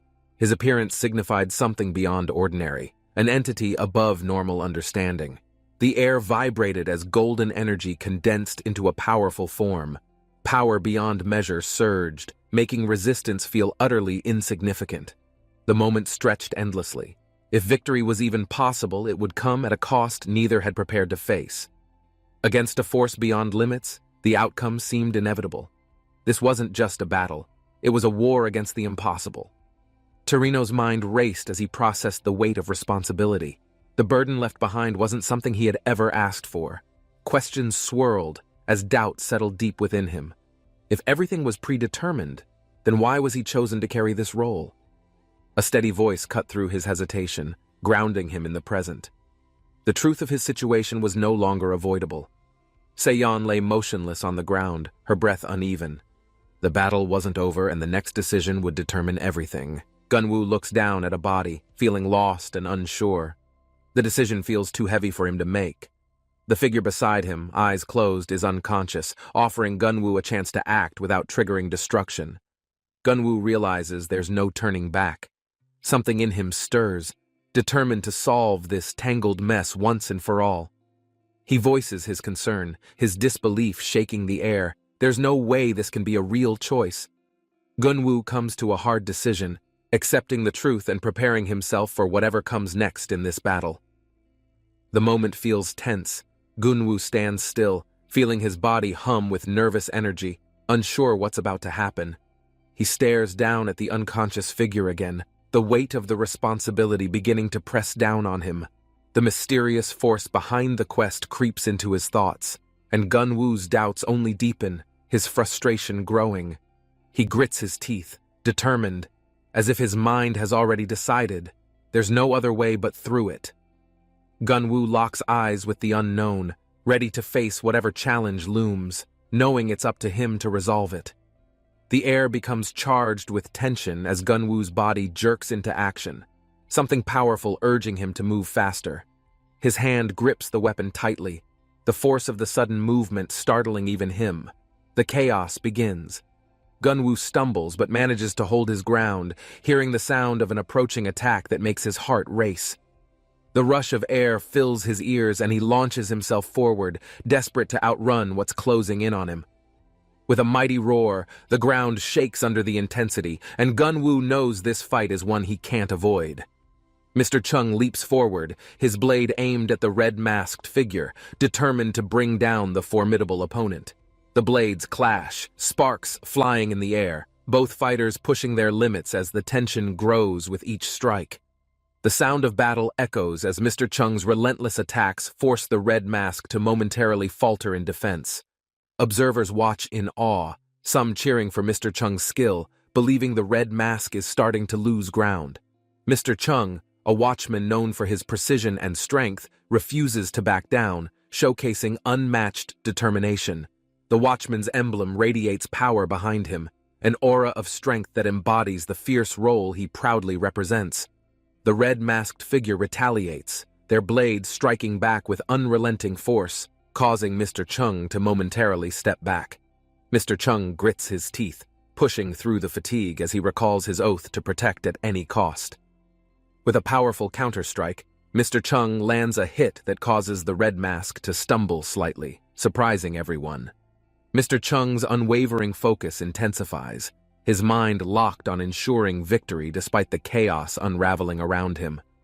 Gunwoo dashes forward, his agility unmatched as he evades an incoming strike, his eyes fixed on the advancing enemy. His weapon glows brightly, radiating energy as he swings it with precision, clashing against the Red Mask's powerful blade. Gunwoo's strike sends shockwaves through the air, forcing the Red Mask to momentarily step back, reevaluating its next move. Gunwoo steadies himself, aware that this fight is far from over, and every decision he makes now could change everything. Mr. Chung calls out, reminding Gunwoo of the importance of his actions, urging him not to falter against their formidable foe. Taeho shouts in frustration, his fiery determination clashing against the chaotic battlefield, refusing to let anyone dictate his strategy.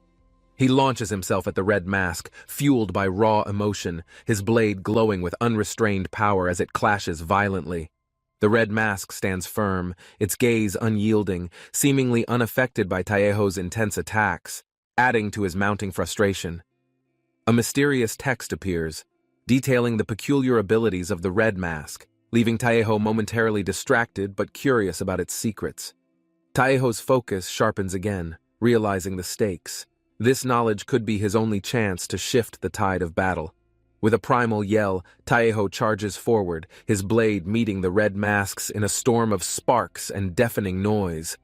The sound of swift strikes fills the air as both combatants push themselves, testing each other's limits with every calculated move. The Red Mask taunts Taeho, questioning his honor as a watchman, aiming to destabilize his focus and shatter his resolve. Taeho growls in response, his grip tightening as he lunges forward, determined to prove the Mask's taunts utterly wrong. Their blades clash again, the intensity shaking the ground beneath them, with neither showing any signs of backing down. Taeho channels his inner strength, feeling a surge of energy coursing through him, his body glowing with newfound power. The mysterious energy builds, growing brighter, as Taeho's instincts tell him he is on the verge of something extraordinary. With a booming roar, Taeho's power explodes outward, striking the Red Mask with immense force, the impact shaking the arena. The text reappears, calculating the damage caused by Taeho's attack, confirming his incredible growth and ability to overcome limits. As the dust settles, Taeho emerges clad in an impressive, gleaming armor, a testament to his evolution and resilience. Gunwoo grips his blade, his coat shimmering with power. Determination burns in his eyes as he prepares to attack. The Red Mask tightens its hold on its weapon, emitting a dark aura. Its fierce resolve promises no mercy in battle.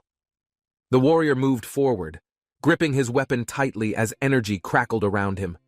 His opponent stood firm, watching without any hesitation. A hooded figure emerged from the shadows, his blade glowing with an ominous red light.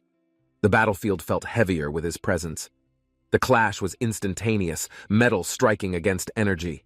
Sparks flew as their weapons met, both refusing to give an inch. The force of impact sent the warrior skidding back. He planted his feet firmly, his eyes locked onto the enemy ahead. A deep breath steadied his mind. He had fought stronger enemies before, but something about this one felt disturbingly different. The enemy lifted a hand, and a swirling vortex formed behind him. The air shifted, charged with an overwhelming sense of danger.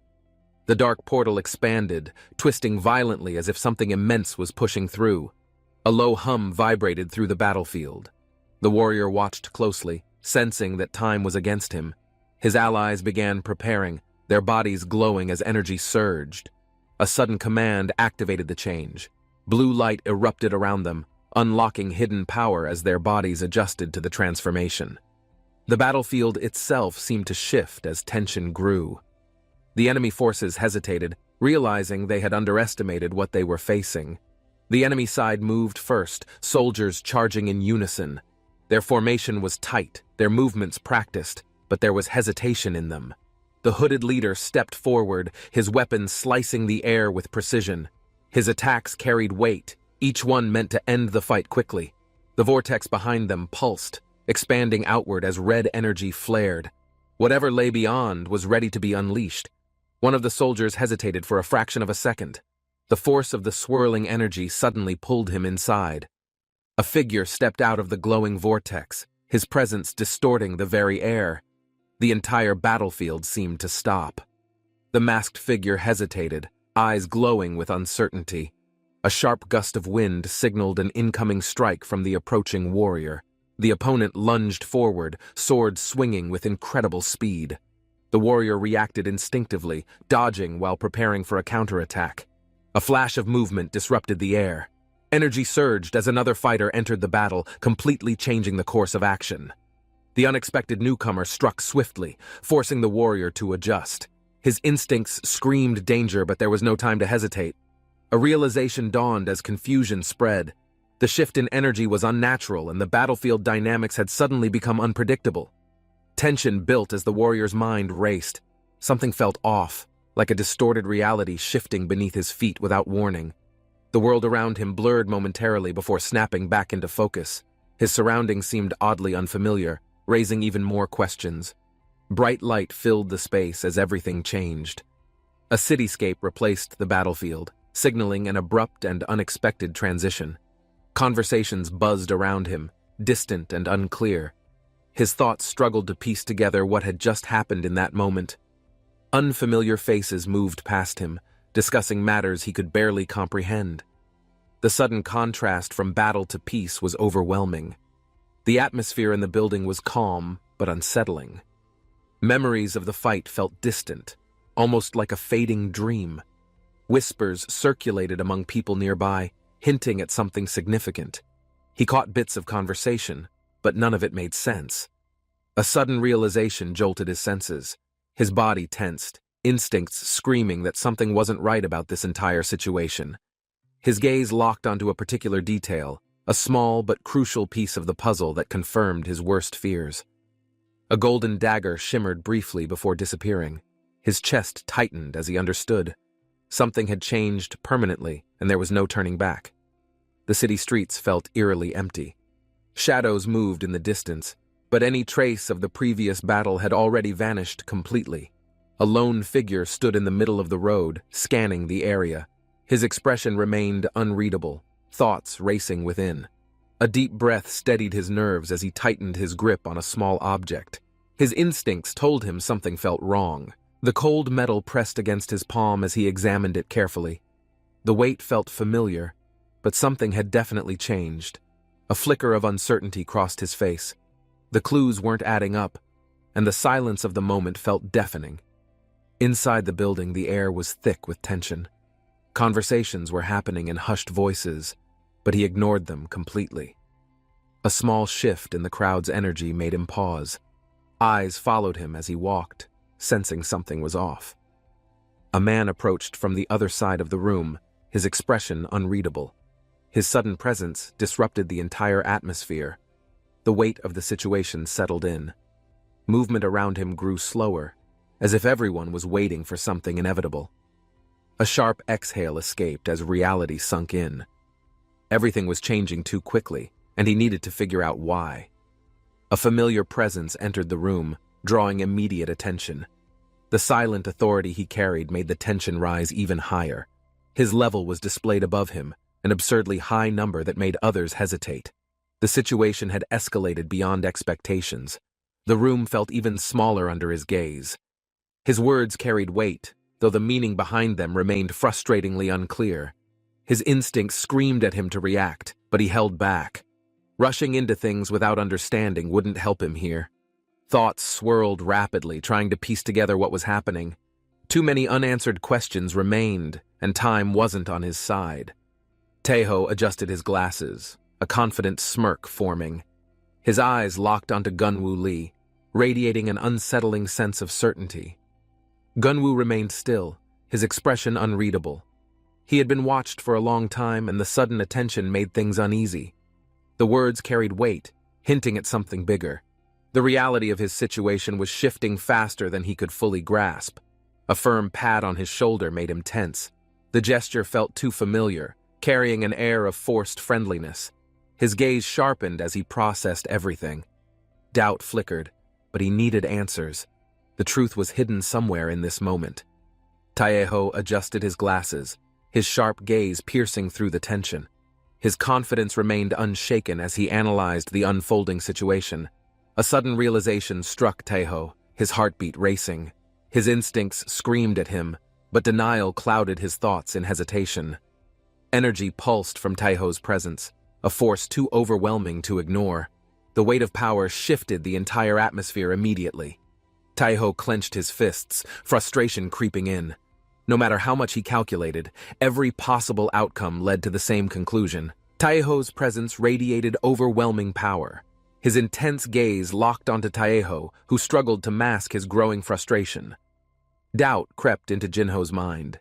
Had he underestimated the situation? His pulse quickened as the reality of the moment settled in. The sudden alert from a subordinate broke the tension. The mention of an upcoming dungeon break only made things worse. Gunwoo Lee's name was spoken, making Jinho's expression harden. The weight of the situation had shifted in an instant. Determined, Jinho clenched his fists. He needed to prepare for what was coming, no matter the cost or consequences. The conversation between Jinho and Taeho took a turn. A mutual understanding settled between them, but tension still lingered. Jinho's posture remained firm, but his sharp eyes followed every movement. This was not a man he could easily trust. A subtle glance exchanged between them carried unspoken messages. Their paths were intertwined now, whether they liked it or not. Gunwoo Lee's name carried weight, drawing attention even from those uninvolved. Jinho knew this wasn't something he could ignore. As Dong-soo turned away, the air remained thick with unspoken words. The game had only just begun for them. A lingering thought tugged at Jinho's mind. His instincts screamed that this situation would spiral further out of his control. The silent exchange between him and another figure spoke volumes. This wasn't just about strength, it was about survival. Steps echoed through the hallway, marking the departure of those who had made their point. The weight of responsibility pressed harder. Jinho exhaled, his jaw tightening. Too many factors were in play, and time was running out faster than expected. A shadowed smirk flickered across his face. There was something thrilling about the unknown, even if it meant stepping into chaos. Gunwoo Lee lowered his gaze, thoughts swirling. The weight of the conversation left him unsettled, though he refused to show it. Taeho adjusted his posture, exuding confidence. His words carried significance, and Gunwoo knew every detail mattered in this exchange. A moment of silence lingered between them. Gunwoo's mind worked through possibilities, trying to decipher the true intent behind everything. The air felt heavier, filled with unspoken tension. He acknowledged the situation, knowing the choices he made now would define everything. With a final glance, Gunwoo took a step forward. He wasn't someone to hesitate when the path ahead was clear. Outside, the city buzzed with activity. Gunwoo adjusted his collar, taking in the familiar yet distant feeling of his surroundings. A sudden movement from Taeho caught his attention. A sleek, unfamiliar phone was offered, its purpose unclear yet intentional. Gunwoo hesitated before reaching out. The item in his palm wasn't just a phone, it represented something much deeper and unseen. The gesture carried more weight than expected. Taeho's expression remained unreadable, yet something about his intent felt carefully measured. A voice in the distance called Gunwoo's name, breaking the moment. His focus shifted, acknowledging the arrival of another presence. A firm handshake solidified the moment. Gunwoo and Taeho locked eyes, silently acknowledging the complexities of their intertwined paths. Gunwoo processed the parting words carefully. The request wasn't simple, but he understood the significance behind every carefully chosen phrase. Taeho's smirk lingered, hinting at unspoken plans. He seemed to enjoy watching Gunwoo piece together the deeper layers at play. The weight of expectations settled over him, though hesitation wasn't an option. Gunwoo knew he had no choice but to move. A slow exhale left his lips as he clenched his fingers. No matter what awaited him, he was ready. Taeho vanished into a surge of energy, his aura dissolving into the air. The moment felt like an inevitable conclusion. A powerful blast erupted from where he once stood, shaking the surroundings. His departure left an undeniable imprint on the world. Seo Kim watched the scene unfold, her expression calm yet thoughtful. The weight of the situation was not lost on her. Gunwoo Lee's fingers tightened around his phone, his thoughts lingering. Her presence felt different, as if she carried unspoken words. A sudden realization struck him like lightning. The implications of this moment ran deeper than he initially understood, leaving him restless. Gunwoo's phone screen flashed, revealing an unexpected notification. His bank balance had changed drastically, and the sight left him momentarily stunned. The absurd amount of money in his account confirmed it. His status had shifted significantly, bringing new possibilities and responsibilities. The ocean breeze carried the scent of salt and freedom. A rare moment of peace finally settled into his existence. Gunwoo leaned back, letting his mind wander. The sound of waves crashing against the shore was a welcomed change from chaos. Voices echoed in the background, breaking his thoughts. Others enjoyed the beach, their laughter contrasting the silent burdens he carried. Gunwoo watched as his teammates played in the sand, carefree. Their presence reminded him of a world he hadn't fully embraced. A knowing smile crossed his face.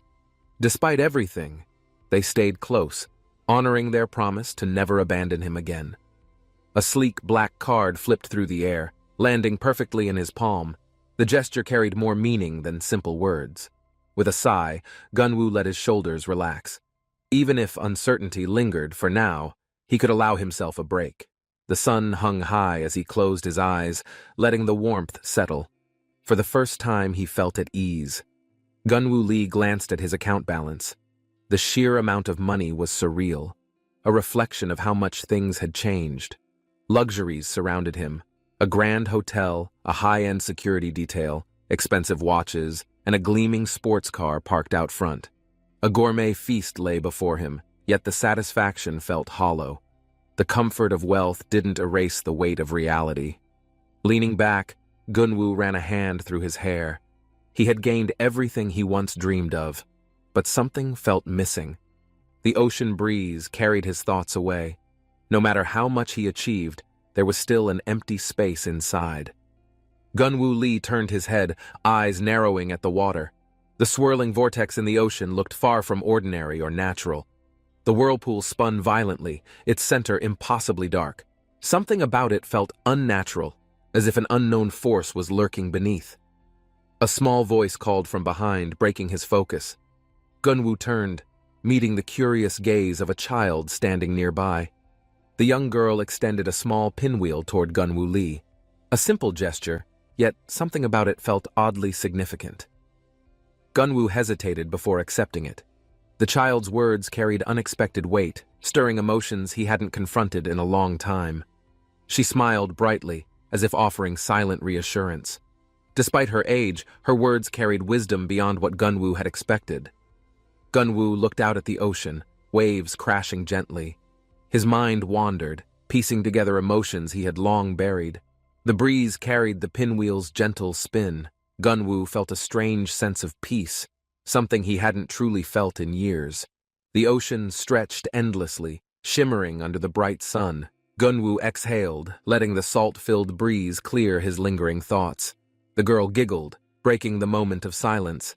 Her carefree attitude contrasted sharply with the heaviness Gunwoo felt inside. Laughter echoed, light-hearted yet distant. Gunwoo's gaze softened as he realized how rare such simple happiness had become in his life.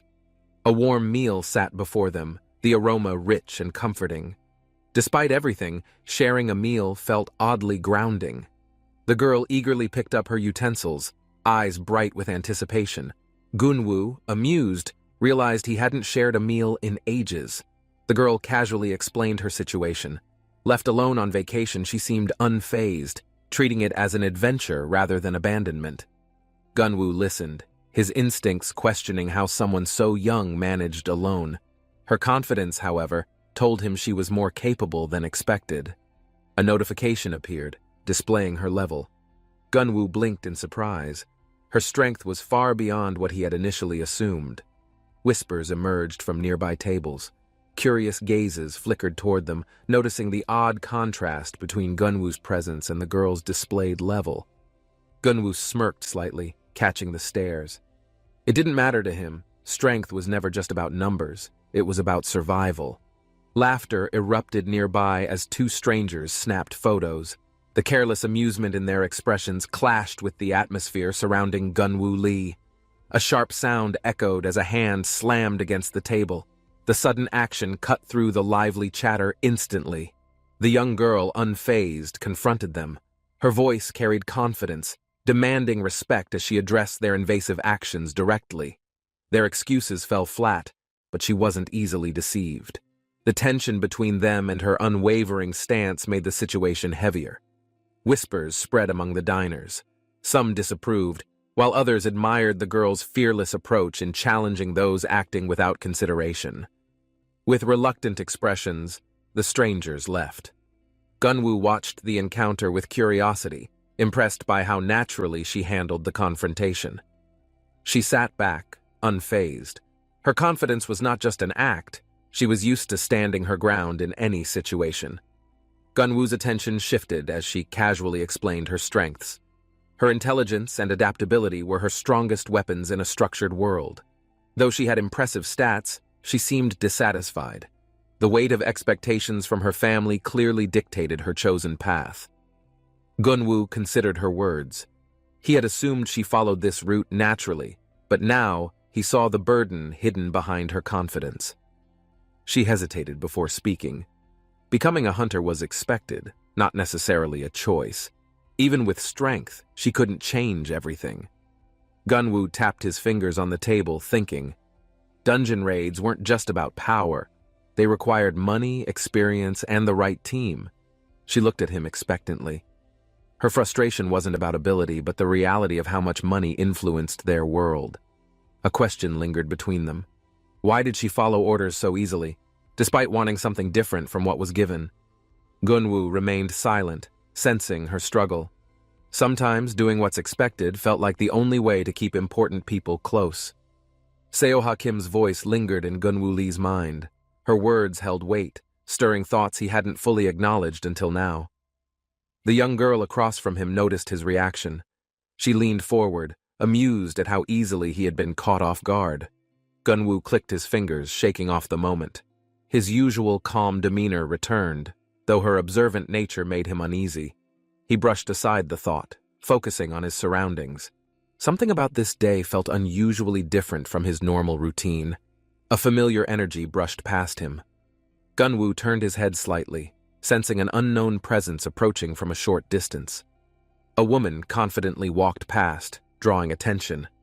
Gunwoo's gaze followed, though he quickly turned away, uninterested in any distractions. The young girl's expression shifted. She watched closely, easily reading his reactions despite his attempts to remain indifferent. Gunwoo chuckled, waving a hand dismissively. His thoughts weren't on distractions. His mind was elsewhere, occupied by lingering concerns. The girl raised an eyebrow, unimpressed. Her straightforward nature made it difficult for Gunwoo to deflect the conversation. A knowing smirk played on her lips. Gunwoo sighed, realizing he wouldn't easily escape her relentless curiosity anytime soon. Another passerby approached, catching Gunwoo off guard. He turned, expecting a casual greeting but received an unexpected request instead. The woman boldly asked for something. Gunwoo hesitated for a brief second before shaking his head, declining with an apologetic smile. She pouted before walking away. Gunwoo watched her go, amused yet slightly confused by the strange encounter that had just occurred. The young girl beside him burst into laughter. Gunwoo rolled his eyes, feeling like he had walked into an unnecessary joke. Gunwoo sighed and stood up. His patience was thin, and he decided it was best to move on with his day. The young girl playfully slammed her hand on the table, her energy unwavering. Gunwoo Lee couldn't help but be amused. A tear welled in her eye, emotions bubbling to the surface. Despite her usual confidence, something about this moment struck deeply. Gunwoo paused, his gaze softening. He wasn't sure how to respond, but he knew her words carried more weight than expected. The warmth of her small hand in his was surprising. The sincerity in her actions caught him completely off guard. A sudden shift in the air made Gunwoo turn. His instincts sharpened as he spotted an approaching presence, radiating immense power. Gunwoo Lee's breath hitched as his eyes widened. A sudden realization struck him, sending a wave of shock through his entire body. Gunwoo stared at his status screen, frustrated by the glaring level 1 inch that refused to change. No matter what he did, progress never came. Kicking the sand, he sighed, lost in thought. Nearby, a girl sat by the shore, watching the waves with an unusual intensity. Something about the way she stared at the water caught his attention. Without thinking, he approached, curiosity outweighing his hesitation. She turned slightly, her brows furrowing as if trying to piece something together. The ocean continued its rhythmic motion, yet something felt off. Lifting her hand, she pointed toward the waves. The water shimmered unnaturally, moving in patterns that didn't seem normal. Gunwoo followed her gaze, watching as the waves crashed, yet failed to recede properly. The disturbance in the water sent a chill through him. His status screen flickered again, as if reacting to the strange phenomenon. Even at level 1, he could tell this wasn't ordinary. The girl's eyes studied him carefully, as if searching for something familiar. He felt the weight of her gaze but remained still. Scratching his head, he shifted uncomfortably. The situation felt bizarre, yet there was an odd sense of recognition between them. She motioned for him to sit beside her. The air between them carried unspoken tension, both aware something wasn't quite right. Gunwoo adjusted his posture, glancing back at the shimmering waves. The feeling of unease refused to fade, lingering like a heavy presence. The girl introduced herself as Yuna, mentioning her background in the Diamond Guild. The name stirred distant memories within him. She rubbed her forehead, frustration evident.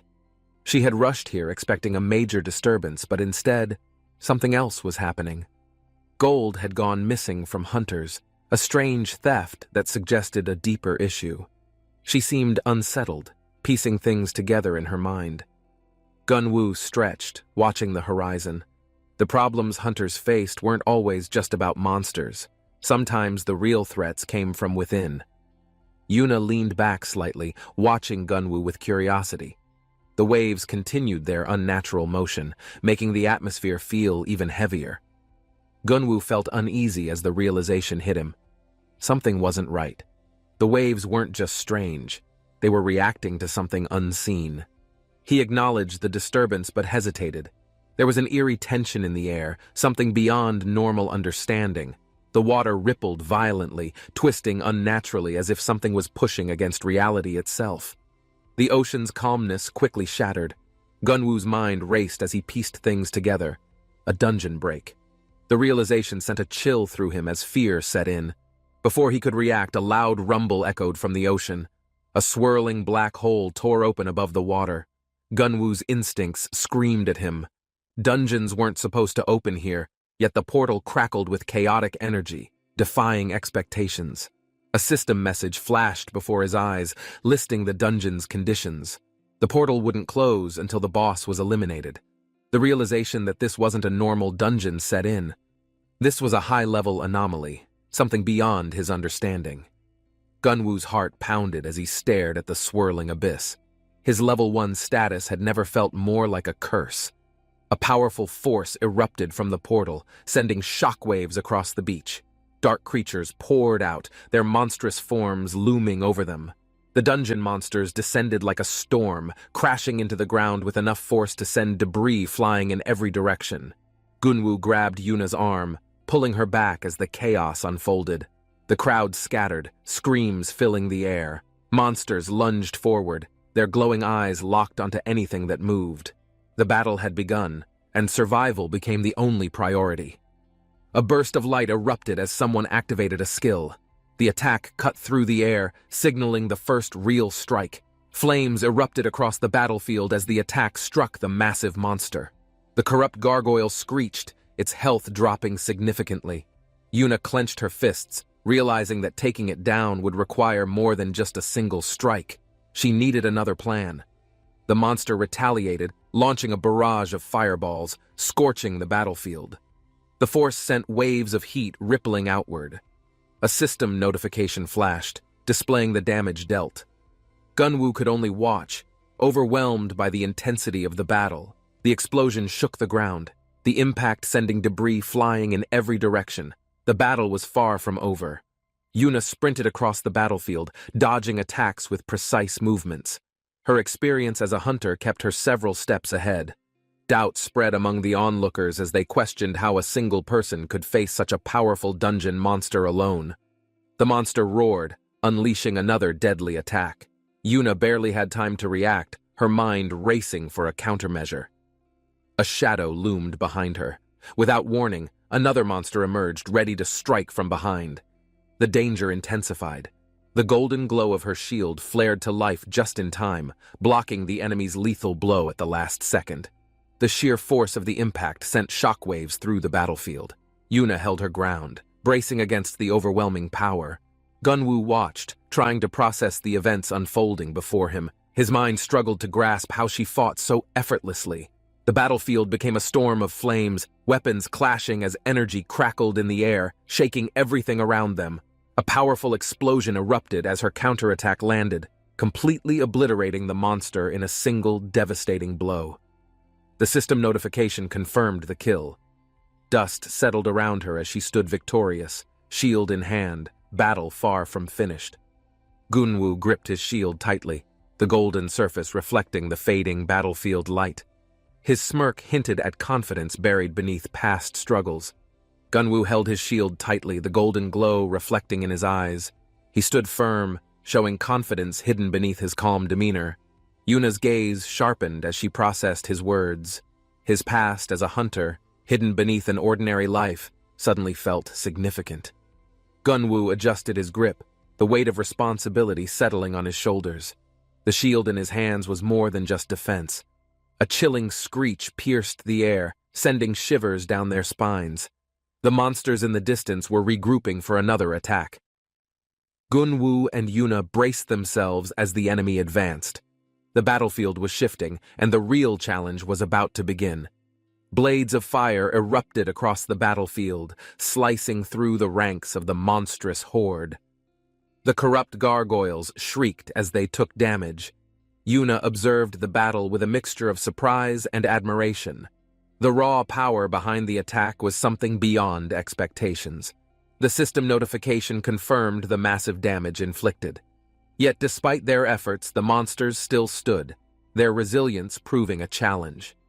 Dark energy crackled in the distance, an ominous force gathering strength. A new threat was about to reveal itself in battle. A deep, resonating hum filled the air, sending waves of dread through the battlefield. Something powerful was awakening from the shadows.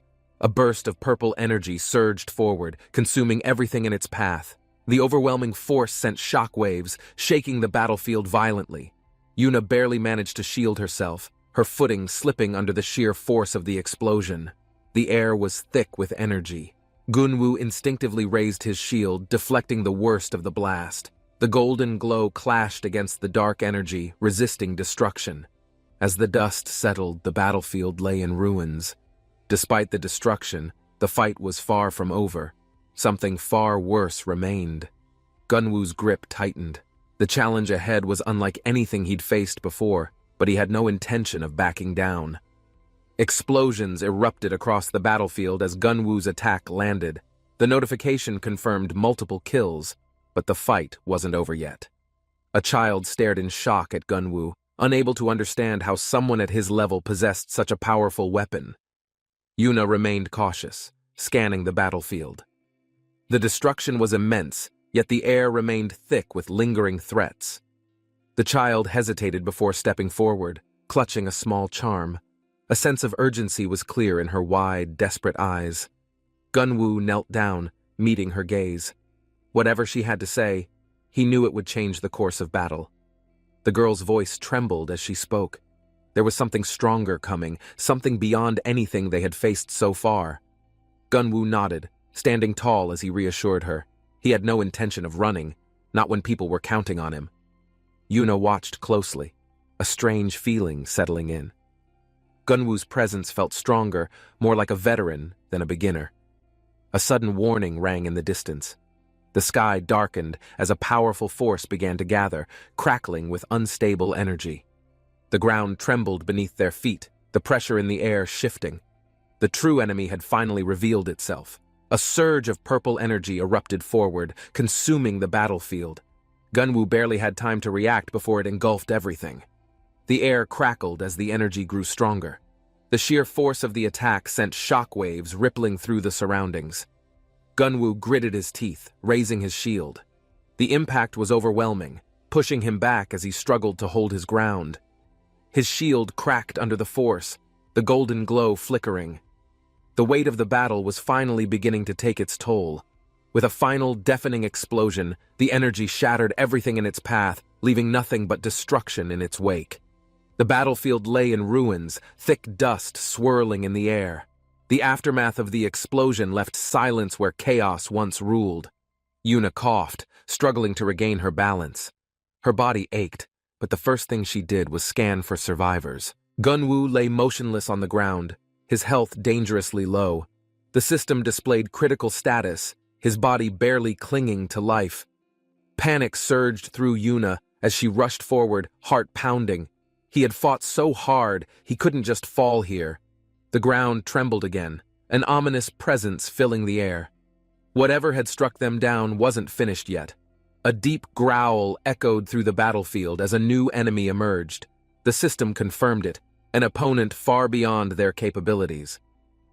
Yuna's breath caught as she stared up at the monstrous figure. The system displayed its name. A judgment-class boss had appeared. Gunwoo stirred, pushing himself up despite his injuries. The weight of the battle, the sheer power before them made his limbs heavy. Yuna stepped back, fear creeping into her heart. She had faced many monsters, but nothing like this. Gunwoo's vision blurred, his body barely responding. Yet deep inside something stirred, an instinct to rise, to fight against the impossible. Memories flashed through Gunwoo's mind, fragments of a past he thought he had left behind. The weight of past battles resurfaced. A voice echoed in his head, familiar yet distant. Choices, sacrifices. Was survival truly enough, or was there more to life? Gunwoo clenched his fists. He had chased strength for survival, but now something deeper called to him, a reason to keep going. The monster loomed over them, its glowing eyes filled with destructive intent. The battlefield was set for one final clash. Gunwoo exhaled, the weight of everything settling in. Whatever happened next, he refused to run. This battle was far from over. Gunwoo's eyes widened as his system reacted. A hidden function activated, unlocking something deep within. The battle had just shifted. The Judge of Death loomed ahead, radiating overwhelming power. It was an enemy beyond logic, something that should not exist. Gunwoo clenched his fists. He had no choice but to move forward, even if his odds of survival seemed non-existent. A golden glow wrapped around his hands as his system granted him access to newly unlocked abilities. His heart pounded with resolve. A system message flashed. His previously unknown skill had awakened. Whatever happened next, he had to make it count. With a burst of speed, Gunwoo shot forward. The energy surrounding him crackled as he rushed straight toward the towering monster. Every instinct screamed at him to stop, to turn back. But hesitation meant death, and he had no intention of losing. The Judge of Death roared, raising its massive arm, preparing to crush him in a single devastating blow. Gunwoo leaped, his body twisting midair as he activated a skill. The force of his movement created a shockwave behind him.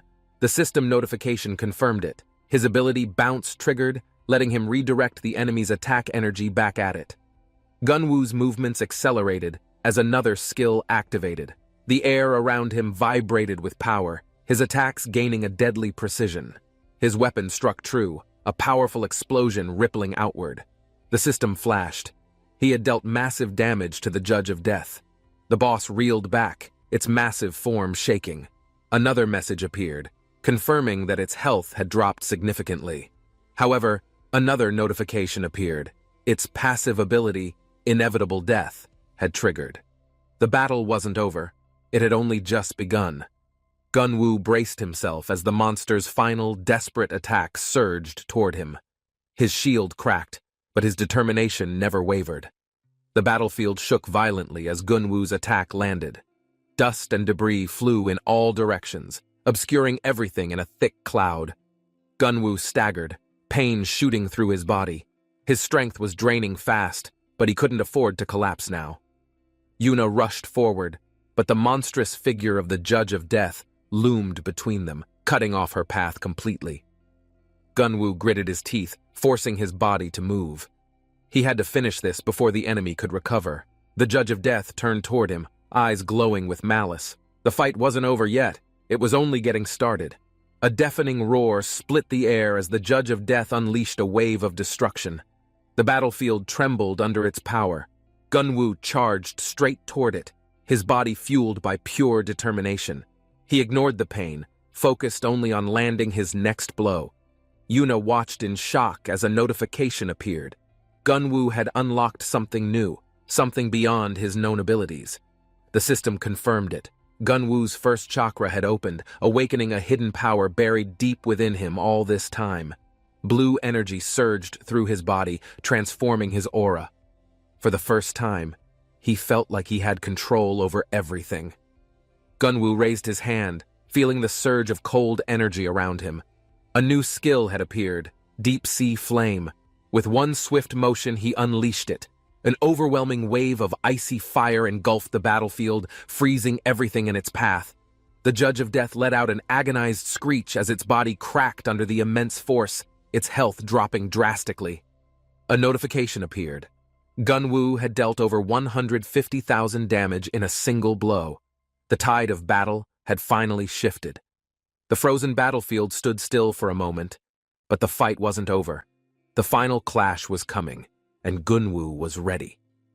Gunwoo stood in the frozen battlefield, his body surrounded by a deep blue aura. The energy pulsed, cold yet strangely familiar. His fingers trembled as he gazed at the power surging within him. This strength was new, but it felt like destiny. A swirling vortex exploded open, releasing wild energy as Lee Junwoo was suddenly pulled into a place beyond understanding. Surrounded by frost and glowing numbers, he stood still, his body strangely calm despite the chaos unfolding around him. Cold wind brushed his skin as blue energy surged through him, making everything feel lighter, sharper, and oddly alive.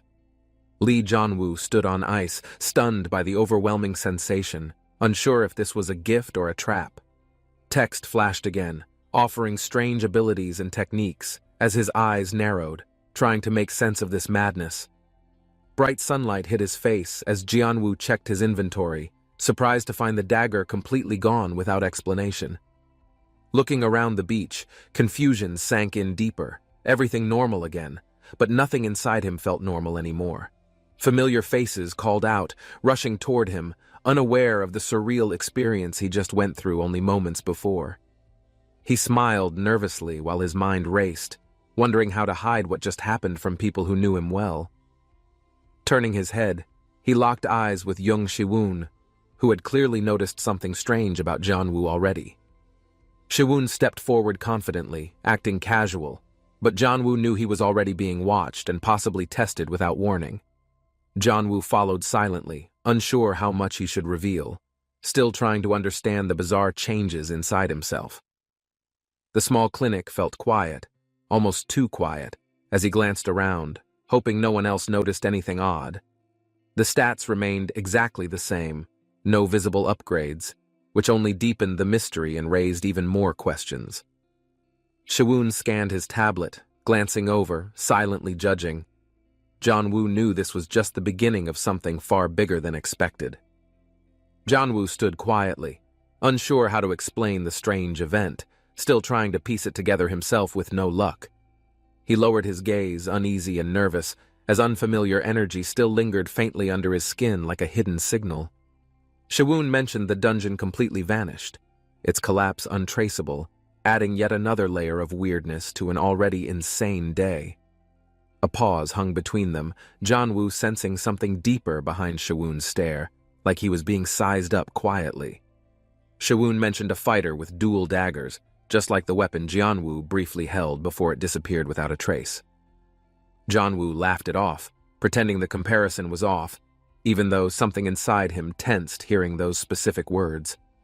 The system flashed again in silence, revealing a new title, Unknown, adding more questions instead of offering any clear answers. Shiwun stood firm, explaining things clearly.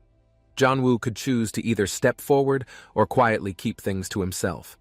One path led to being hunted, the other to becoming hunted differently. Either way, it wouldn't stay secret for long. Jianwu hesitated, still unsure whether revealing anything would help him or just make his situation worse than it already was. He stayed undecided, heart heavy, but knew eventually he'd have to stop running from whatever this was becoming.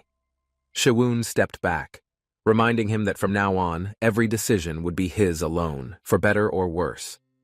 Someone called Shiwun team leader as he wrapped up the incident officially, like it was just another normal day. Another hunter approached, curious about how Jianwu survived the monster alone, clearly doubting it was even possible. Jianwu looked up and simply replied he didn't do it, leaving the rest unsaid and the truth unspoken. As the discussion continued, a new mission briefing shifted their attention, leaving Jianwu momentarily forgotten and free to think.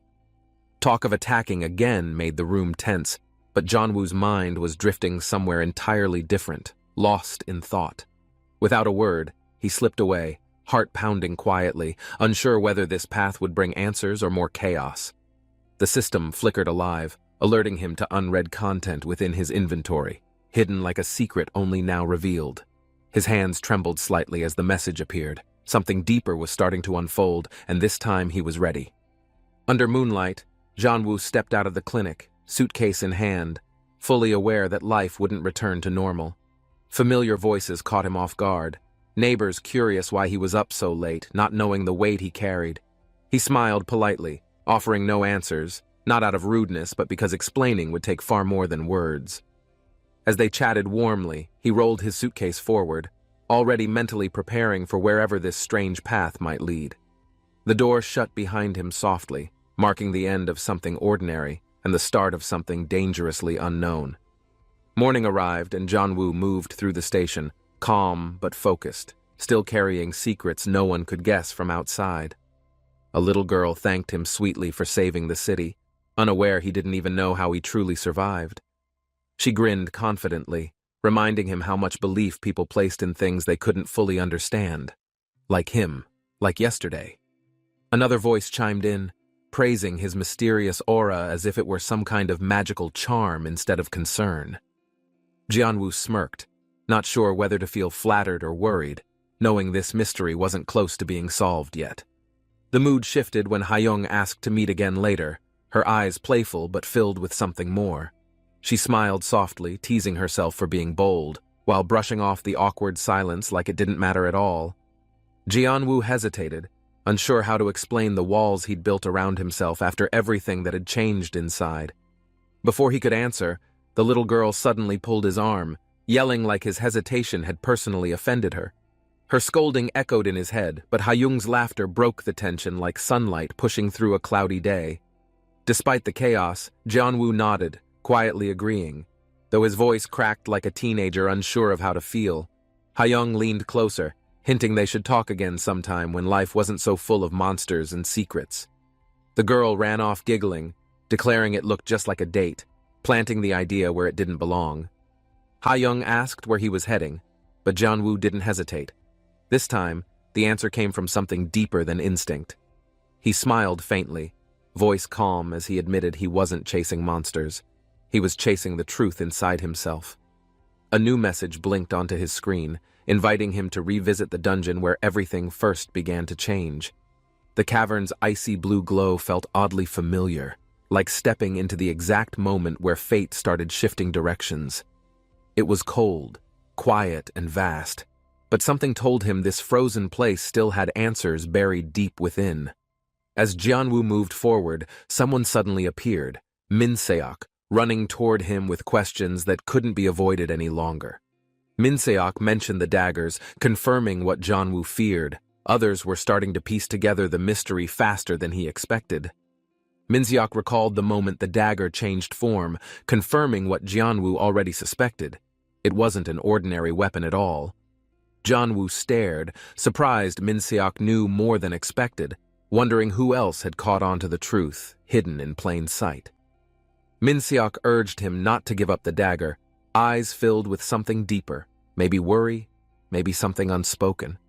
He insisted Jianwu could quit hunting now, live easy with money. But Jianwu's silence said that was never his goal. For him, this journey had nothing to do with wealth. It was about finding out what this power truly meant. Minseok pushed again, asking what he'd do if the next quest demanded something darker, like killing another person for progress.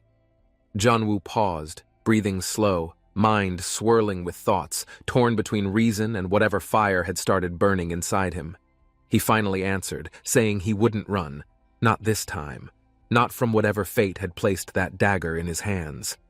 Minseok chuckled, calling him dramatic, but the look in Jianwu's eyes said he meant every word of it. Without another word, they moved deeper into the dungeon. Ready or not, they were going to find the dagger again. Minseok gave a playful grin, confident but cautious, still unsure if this was genius or just complete recklessness in motion. He warned Jianwu seriously. If it ever feels wrong, he has to stop before it crosses a line too far. They touched the gate together, energy crackling around them as the portal roared awake, buzzing with power and something unknown. With no hesitation, they both leapt forward, lightning swirling around them, diving straight into whatever this new dungeon would hold. A massive level 122 monster stood tall, its energy unstable. Jianwu instantly knew this wouldn't be an easy encounter. Its eye glowed with fury, and the blade in Jianwu's hand pulsed like it could feel the threat too. Minseok ducked low beside him, clearly shaken by the pressure. This wasn't their usual kind of dungeon run at all. They watched the monster shift violently, forcing themselves to stay focused as its health bar ticked down far too slow. With tension rising, Minseok turned and asked if Jianwu was ready, voice tight but confident beneath the fear. Jianwu gave a quick nod. There wasn't time for hesitation now, not with the monster possibly breaching the portal. Lightning flared behind them, the gateway still unstable, offering no escape if the fight spiraled out of control. Minseok cracked a smile, eyes sharp, then lunged forward like it was the beginning of something wild they couldn't undo. Jianwu followed without hesitation, legs moving before thought, trusting the strange pull guiding his instincts more than anything else. Their blades clashed against the boss's armored skin, the fight igniting like fire and metal crashing together in rhythm. The enemy's health dropped again, 30% now, but it moved faster, angrier, like it knew things were spiraling out of its control. Jianwu scanned quickly as enemies poured in from behind. This fight wasn't just about strength, it was about timing. A whole horde emerged from the shadows, drawn by the chaos, forming a wall between them and any retreat. Minseok gritted his teeth, swearing he wouldn't let things end like before. This time, he'd change how it played out. Jianwu sprinted toward the glowing seal ahead, heart pounding, hoping it held the answer or at least a chance. Skeleton warriors swarmed the battlefield, shrieking as they closed in, their bony frames clattering like broken glass on stone. Jianwu charged in, lightning surging across his blade as enemies fell, the system logging each kill with mechanical precision. He noticed the barrier weakening, the pressure dropping. Progress, but not nearly fast enough against the rising enemy wave. He glanced at the pulsing seal, realizing they had seconds before the dungeon triggered another deadly self-destruction sequence. A deep growl echoed from behind, the boss monster raging as its countdown neared 0. It wasn't done fighting yet. Flames erupted around them like a volcanic blast, the ground splitting open as if the entire dungeon was collapsing inward. Jianwu dashed through the chaos, fire dancing behind him, knowing one misstep meant getting buried in molten rock. System warnings popped up mid-run, visibility gone, communication offline, and the portal's path unreadable from this unstable zone. Silence followed the blast. Smoke rolled through the air until a familiar figure slowly stepped forward through the ash. He looked around the hollow chamber, his breath visible, heart pounding, unsure how or why he was still standing here. Fog swallowed the dungeon floor, hiding everything. Jianwu's voice echoed, but nothing answered back, not even the system. The golden text, "Unbeatable LV1", flickered briefly in the mist like a cruel reminder rather than a status. Frustrated, he muttered about his right arm, confused whether the strange sensation was a warning or something new awakening. Minseok stood nearby, equally confused by the silence, both of them unsure what the dungeon was doing or hiding now. From deeper inside, another hunter spoke darkly, wondering if Jianwu's strange level had finally pushed the system into breaking entirely. As exhaustion crept in, they realized their food supply was gone. No buffs left, just raw instinct and tired bodies. Minseok warned they were too fatigued to continue recklessly. One mistake now could mean dying inside this unstable dungeon. Jianwu froze, that word, die, triggering a flashback to the moment everything changed, the collapse, the silence, and the pain. He remembered lying broken, HP nearly zero, unconscious before being pulled out by a force he never fully understood. That realization struck hard. He had somehow survived before, and maybe that same logic could be the key again. The monster's HP hovered at 30%, but its energy flared violently, making every second feel like borrowed time. Minseok stepped forward, saying he'd stall the boss. Jianwu nodded, knowing what came next might decide everything. Skeletons screeched behind them, charging, but Jianwu rushed toward the seal again, lightning flashing from his steps. He slipped through a gap, barely avoiding the horde, sweat dripping as he realized how close that had been. Breathing heavy, he steadied himself. He couldn't press forward recklessly, not without checking the seal's condition or status first. A timer appeared. 2 minutes left. Pressure built fast, but Jianwu's eyes scanned every flicker for a chance. The seal responded to his approach, glowing brighter as if recognizing him from before. Then the entire space erupted in light. Power exploded outward, lifting debris as Jianwu stood tall, transformed, energy coiling around him like a second skin. His body moved on its own, fists clenched, the light warping everything like time and space twisted around him. From that blinding flash, he launched upward, unstoppable now, rising like a storm, carrying the weight of everything unresolved. The explosion's aftermath left the entire dungeon crumbling, dust clouds swallowing everything, broken stones falling like thunder from above. Jianwu hit the ground hard, coughing through the smoke, every muscle aching. But he was still breathing, somehow still alive. He stood, shakily, stunned by the silence, realizing he'd survived something no one else probably could have walked away from. Then, he saw it, a portal glowing faintly in the distance, like a final invitation back to the surface. His heart pounded as he stumbled toward it, eyes wide. Finally, this time, he was out for real. Jianwu barely had time to breathe before another noise echoed, loud footsteps again from above. He instantly froze in place. Panic set in as he looked up. More creatures were descending, and the dungeon wasn't done with him just yet. Someone shouted, "Entering!" from afar, a full raid team dropping in, unaware of the chaos still unfolding beneath their feet.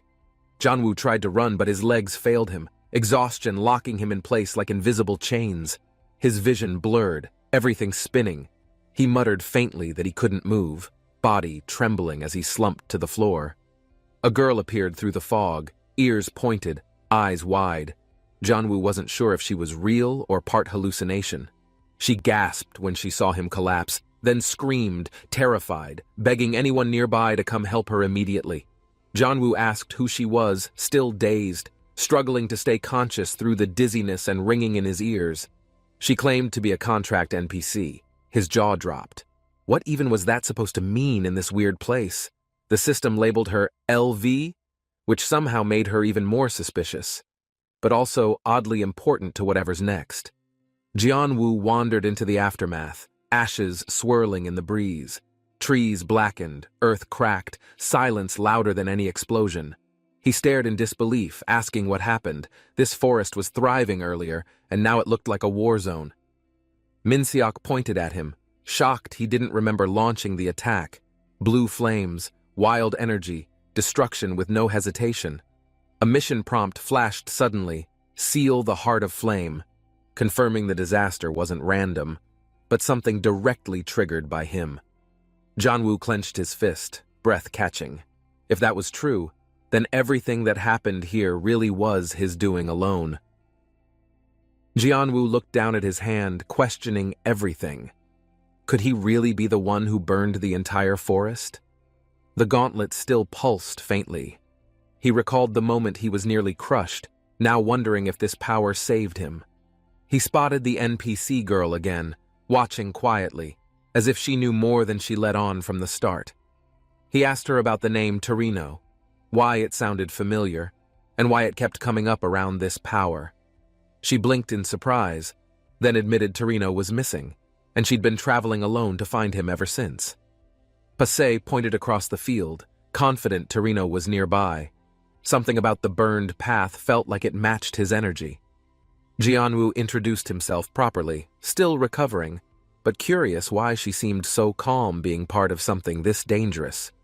She gave a cheerful wave, calling herself Paz, short for something far more complicated and fantasy-like than expected. Turns out she's not just a kid. She's a rare contract-type NPC born from an ancient beast lineage. Her wings spread slightly as she twirled in the air, her lightheartedness clashing with the ruins surrounding them. Suddenly, she froze mid-flight, eyes wide, ears twitching. Something nearby triggered her senses like danger had just entered the field. Jianwu glanced around, asking what she sensed. Pasay looked spooked, unsure where the strange, sweet smell was even coming from. He casually pulled a wrapped item from his pocket, realizing too late it was chocolate, apparently strong enough to trigger confusion. Pasay's face lit up, stars in her eyes, and before he knew it, she had snatched it from his hand. She devoured it instantly, then looked up with puppy eyes and shouted with full seriousness, "Any more chocolate?" Jianwu asked what kind of threat could destroy the world. He hadn't realized how deep this situation had already gotten. Paz stared ahead seriously, explaining a powerful entity was awakening, one that could wipe out everything unless the seal holds. If the seal failed, humanity would fall. No reset, no safety net, just full extinction waiting in the shadows. Jianwu's eyes widened as she described it. A literal godlike force waiting to break through, devour and rewrite the world. The visual burned into his mind, a being hovering over Earth like a nightmare, surrounded by stars and pure malice. Jianwu asked how strong the being really was, already fearing the answer before she even opened her mouth. Pazi explained the entity had once ruled as a god, capable of awakening avatars just to bend the rules. Humanity barely sealed it last time using the Divine Stone, an artifact forged from sacrifice, desperation, and raw magic. The seal worked, but barely, and if it cracks again, not even the best hunters could contain what's coming next. Even Han Xiangjun, the strongest known hunter, could only seal the being, never truly damage or defeat it directly. Papase then showed him the vessel, the golden stone meant to contain or activate divine energy depending on the user. She revealed something more shocking. Jianwu's strange, unknown power might actually be what's needed to make the divine stone work. No one, not even Xiangjun, could unlock its full potential. But Jianwu's power wasn't from this world at all. A system message echoed that truth. His energy type and skill origin were both labeled as unknown, tied to another realm. That's why Han Xiangjun deemed him special, why the divine stone responded to him, and why he was chosen as contractor. Jianwu wondered if Han Xiaoyan already knew everything, if she was aware of his power and kept quiet on purpose. Pasa said Xiaoyan likely knew everything except the nature of his unknown power. It remained a mystery even to her. Still, Pase reassured him. Forming a contract with the second dragon vessel wouldn't conflict with Han Xiaoyan's own intentions. Jianwu felt a wave of relief, thinking about Xiaoyan's strength and why she might have chosen to support him anyway. But there was no time to reflect. Lamentation's energy was already spreading, and Choi Jae-yong's transformation was proof of it. Papase warned that if Lamentation fully awakens, not even top hunters like Xiaoyan could stop what's coming next. Cities would burn, skies would fracture, and the line between dimensions would blur, all because of one awakened name. Even if civilians survived, other realms would bleed through. Eventually, all existence could collapse under Lamentation's influence. She turned to him with urgency, asking, would Jianwu fight beside the second vessel and face this rising danger? Jianwu hesitated, but only for a breath. Something inside him already decided. If fate chose him, he wouldn't run again. Jianwu reached out to seal the contract, knowing there was no backing out once the pact was accepted. Pasay nodded, then pointed to a towering peak ahead. Their next trial wasn't just hard, it was nearly unreachable. He stared at the steep cliff in disbelief, asking if there was some hidden path, anything safer than free climbing. Pase gave him a blunt answer. No shortcut, no tricks. You climb it like a rock climber, or not at all. Jianwu asked what would happen if he fell. Pase's answer, you die, of course, delivered with the sweetest smile. Jianwu asked for some sort of reward before climbing that crazy cliff. He wasn't about to risk it for free. Pase called him stingy, but Jianwu wasn't fazed. He figured risking your life deserved more than thanks and good vibes. He tossed a piece of chocolate toward her. He remembered how fast she devoured it last time and smirked knowingly. Pase exploded with joy, snatching the chocolate midair like a missile and flying straight toward him in pure sugar madness.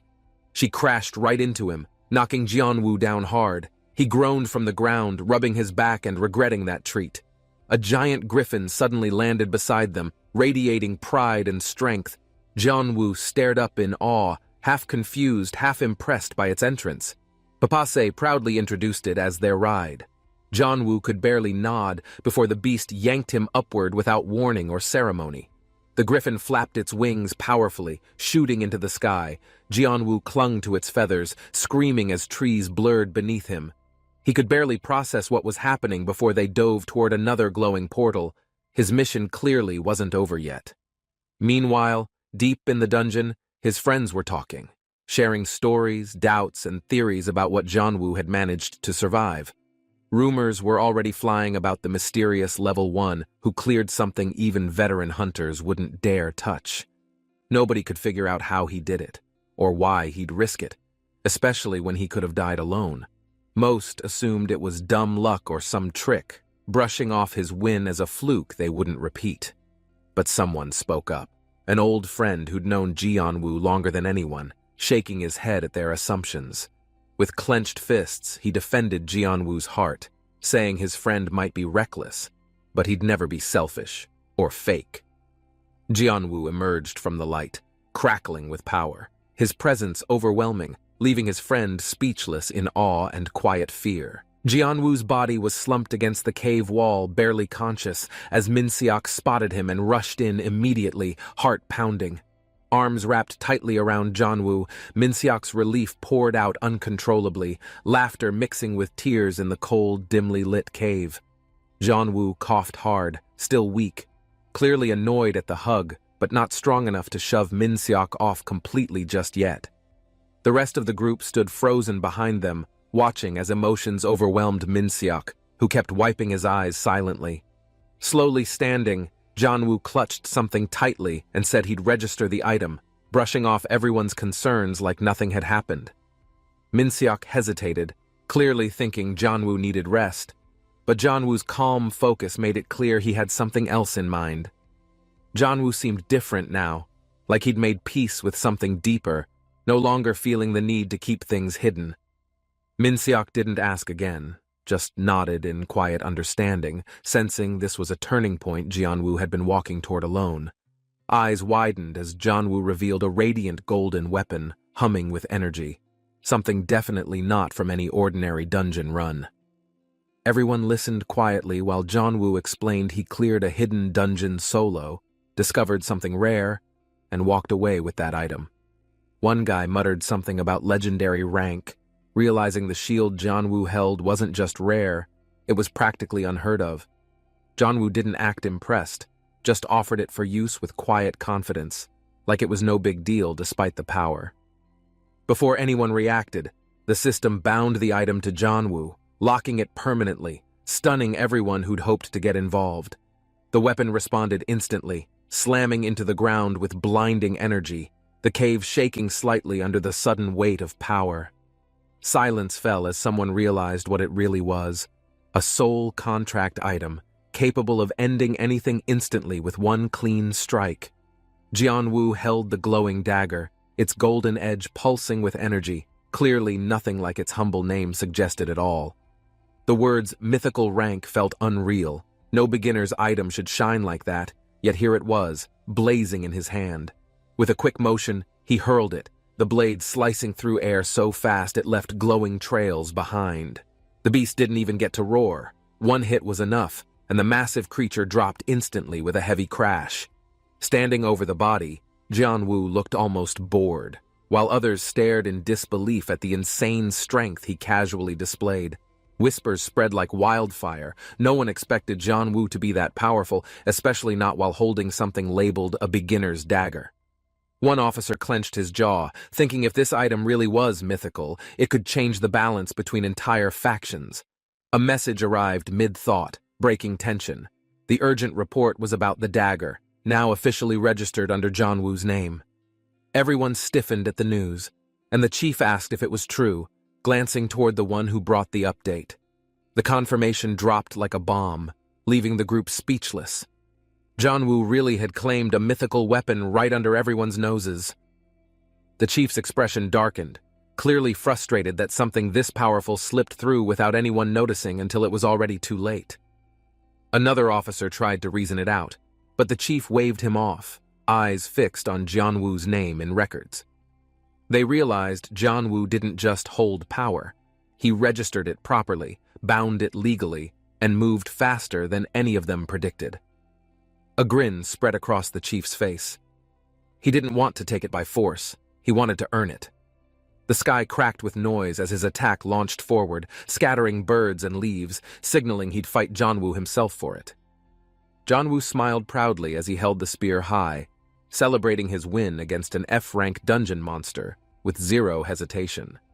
His companion looked a little stunned, processing the way Jianwu defeated the creature so quickly without traditional skills or levels.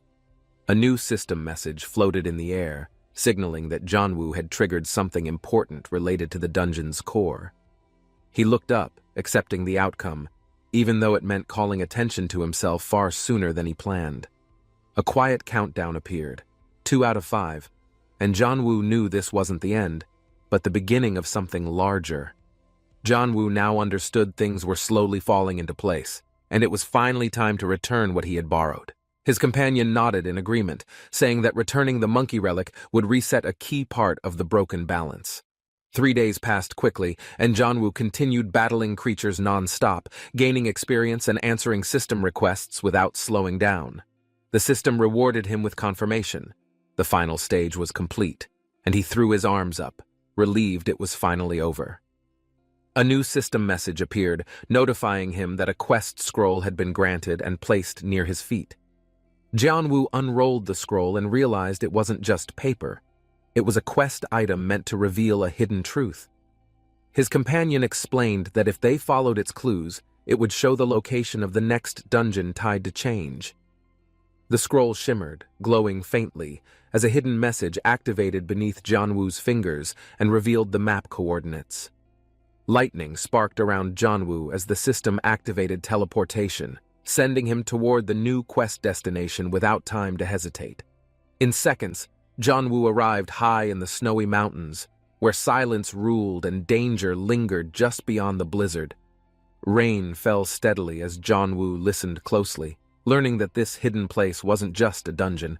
It was tied to history. He stared toward the trees, sensing something familiar. This dungeon hadn't appeared randomly. It was chosen for a very specific reason.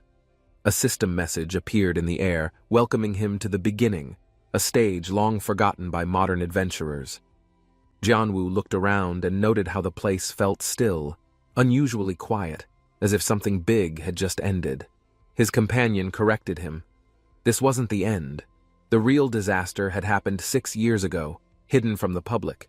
The memory of that disaster still lingered, even if most people never knew when or how it truly started. Jianwu watched the shadowy figures ahead in the rain, his companion quietly pointing out 2 people who stood out. One was Han Xiangjin. The other wore a uniform Jianwu recognized, though he couldn't place the memory right away. Jianwu thought back, realizing he'd seen the second man many times before, always in the background, never clearly identified. His companion confirmed it. That man was from the Awakening Management Bureau, a place Jianwu hadn't fully trusted since day one. Cha Se-jin stood at the center of attention, his past buried deep beneath the weight of the guild's legacy. People watched with admiration as Sejin became the symbol of strength, leading the All-Hunter Guild with unmatched authority. Raindrops fell quietly as Lee Junwoo walked alone, unnoticed by the crowd cheering for the rising hero Sejin. A soldier observed Junwoo in silence, reflecting on the reality behind the spotlight and the people left in its shadow. Junwoo stared into the distance, unsure what lay ahead, until the soldier pointed silently toward something hidden beneath the rubble. Junwoo stepped closer to the cracked ground, recognizing the dungeon entrance that had quietly emerged beneath the city ruins. His companion confirmed it, her small voice steady despite the storm that soaked them both from head to toe. Soldiers exchanged concerned glances, knowing this place had claimed too many lives before and might do so again today. Rain dripped off helmets as they prepared for the descent, hesitant but unwilling to ignore the threat growing below. Sergeant Cha stepped forward first, leading the search team into the darkness without hesitation, unaware of who was watching nearby. Junwoo listened to his companion explain dungeon behavior, her knowledge unexpectedly sharp despite her youthful appearance and small frame. She mentioned overlapping dungeon zones, something rare but dangerous, pulling both monsters and people into the same unpredictable mess. Without waiting, the search party descended deeper, drawn by duty and desperation, unaware of what had already been disturbed. Junwoo nodded, deciding to follow, not because he had to, but because something inside him told him this path mattered. Lightning flickered above them as the words, "Unbeatable LVL-1," glowed faintly beside a long-forgotten spear buried in the stone. Junwoo hesitated, drawn toward the glowing stone while chaos simmered in the air, curiosity stronger than the warnings around him. Soldiers yelled at Junwoo to stop, but his hand had already moved, closing the gap between hesitation and instinct. He reached out and touched the strange stone, unaware of what had been sealed within its quiet, radiant light. A shockwave blasted through the chamber, throwing the soldiers back, light surging in every direction like a waking storm. Energy burst into the sky, a blinding pillar erupting from the dungeon, felt even by those far beyond the ruins. Dust settled slowly as a soldier called for Ozgun, searching for him in the chaos left by the explosion. The artifact was gone. All that remained was a strange emptiness and the tension hanging thick in the silence. Then the air began to rumble. Light flickered again, but this time it felt colder, darker, far more alive. A massive monster emerged, red eyes glowing with rage, its breath thick with menace as it stepped from the portal. Panic spread fast. Soldiers screamed and opened fire, bullets echoing through the dungeon as they tried to hold the beast. Gunfire filled the air, but the monster didn't flinch, charging forward as if nothing could pierce its thick hide. It lashed out violently, sending one soldier flying into the wall, pain and fear written across his face mid-air. Others tried to regroup, but the beast was too fast, striking anyone who stood in its path without mercy. A soldier stumbled backward, coughing blood, reaching for help that wouldn't come, as the monster turned its gaze toward him. Terrified, one man ran without looking back, boots slamming against the ground as his teammates shouted in panic behind him. Junwoo's eyes widened with urgency as he noticed a soldier caught in the monster's grip, danger closing in fast. Ozgun fought back, swinging with all his strength, but the monster didn't budge, its power far beyond anything they'd trained for. The creature grinned cruelly, holding Ozgun in its hand like a toy, tightening its grip slowly, enjoying the panic. Despite the soldier's desperate struggle, he couldn't escape, trapped in the monster's iron grasp, limbs thrashing with fading energy. The monster crushed down with force, slamming the soldier to the ground, a brutal display of strength in cold silence. A soldier screamed as the monster tossed his comrade aside, blood splattering across the stone like paint on canvas. One collapsed near the wall, groaning faintly, barely conscious, surrounded by the stillness after a storm of violence. Junwoo's companion quietly explained the truth. Ordinary people only know part of what happened when Earth turned into a game. The real cause went deeper than public stories. It began during something far older, an event called the First Cataclysm. Junwoo repeated the name softly, realizing how little he knew of the world's true history and what lay beneath it. Soldiers fought back against the monsters, their bullets doing little to slow them, panic mixing with the cold rain. The monsters weren't mindless beasts. Something was controlling them, something with purpose and a thirst for overwhelming power. Ozgen had been investigating these dungeon anomalies for years, trying to understand why their appearances were becoming more frequent. The signal was clear, the moment undeniable. Something ancient had awakened, and the real battle was only just beginning. Jianwu looked up, startled by another flash of light, his companion calling out as a name echoed through the chaos. Jianwu's body was hurled upward, surrounded by a torrent of energy as blue light swallowed him completely without warning. Trapped in a spinning vortex, Jianwu's form twisted through a glowing tunnel, the world around him vanishing like a dream. He slammed into a hard surface, gasping, heart pounding, the shock still buzzing through every nerve in his body.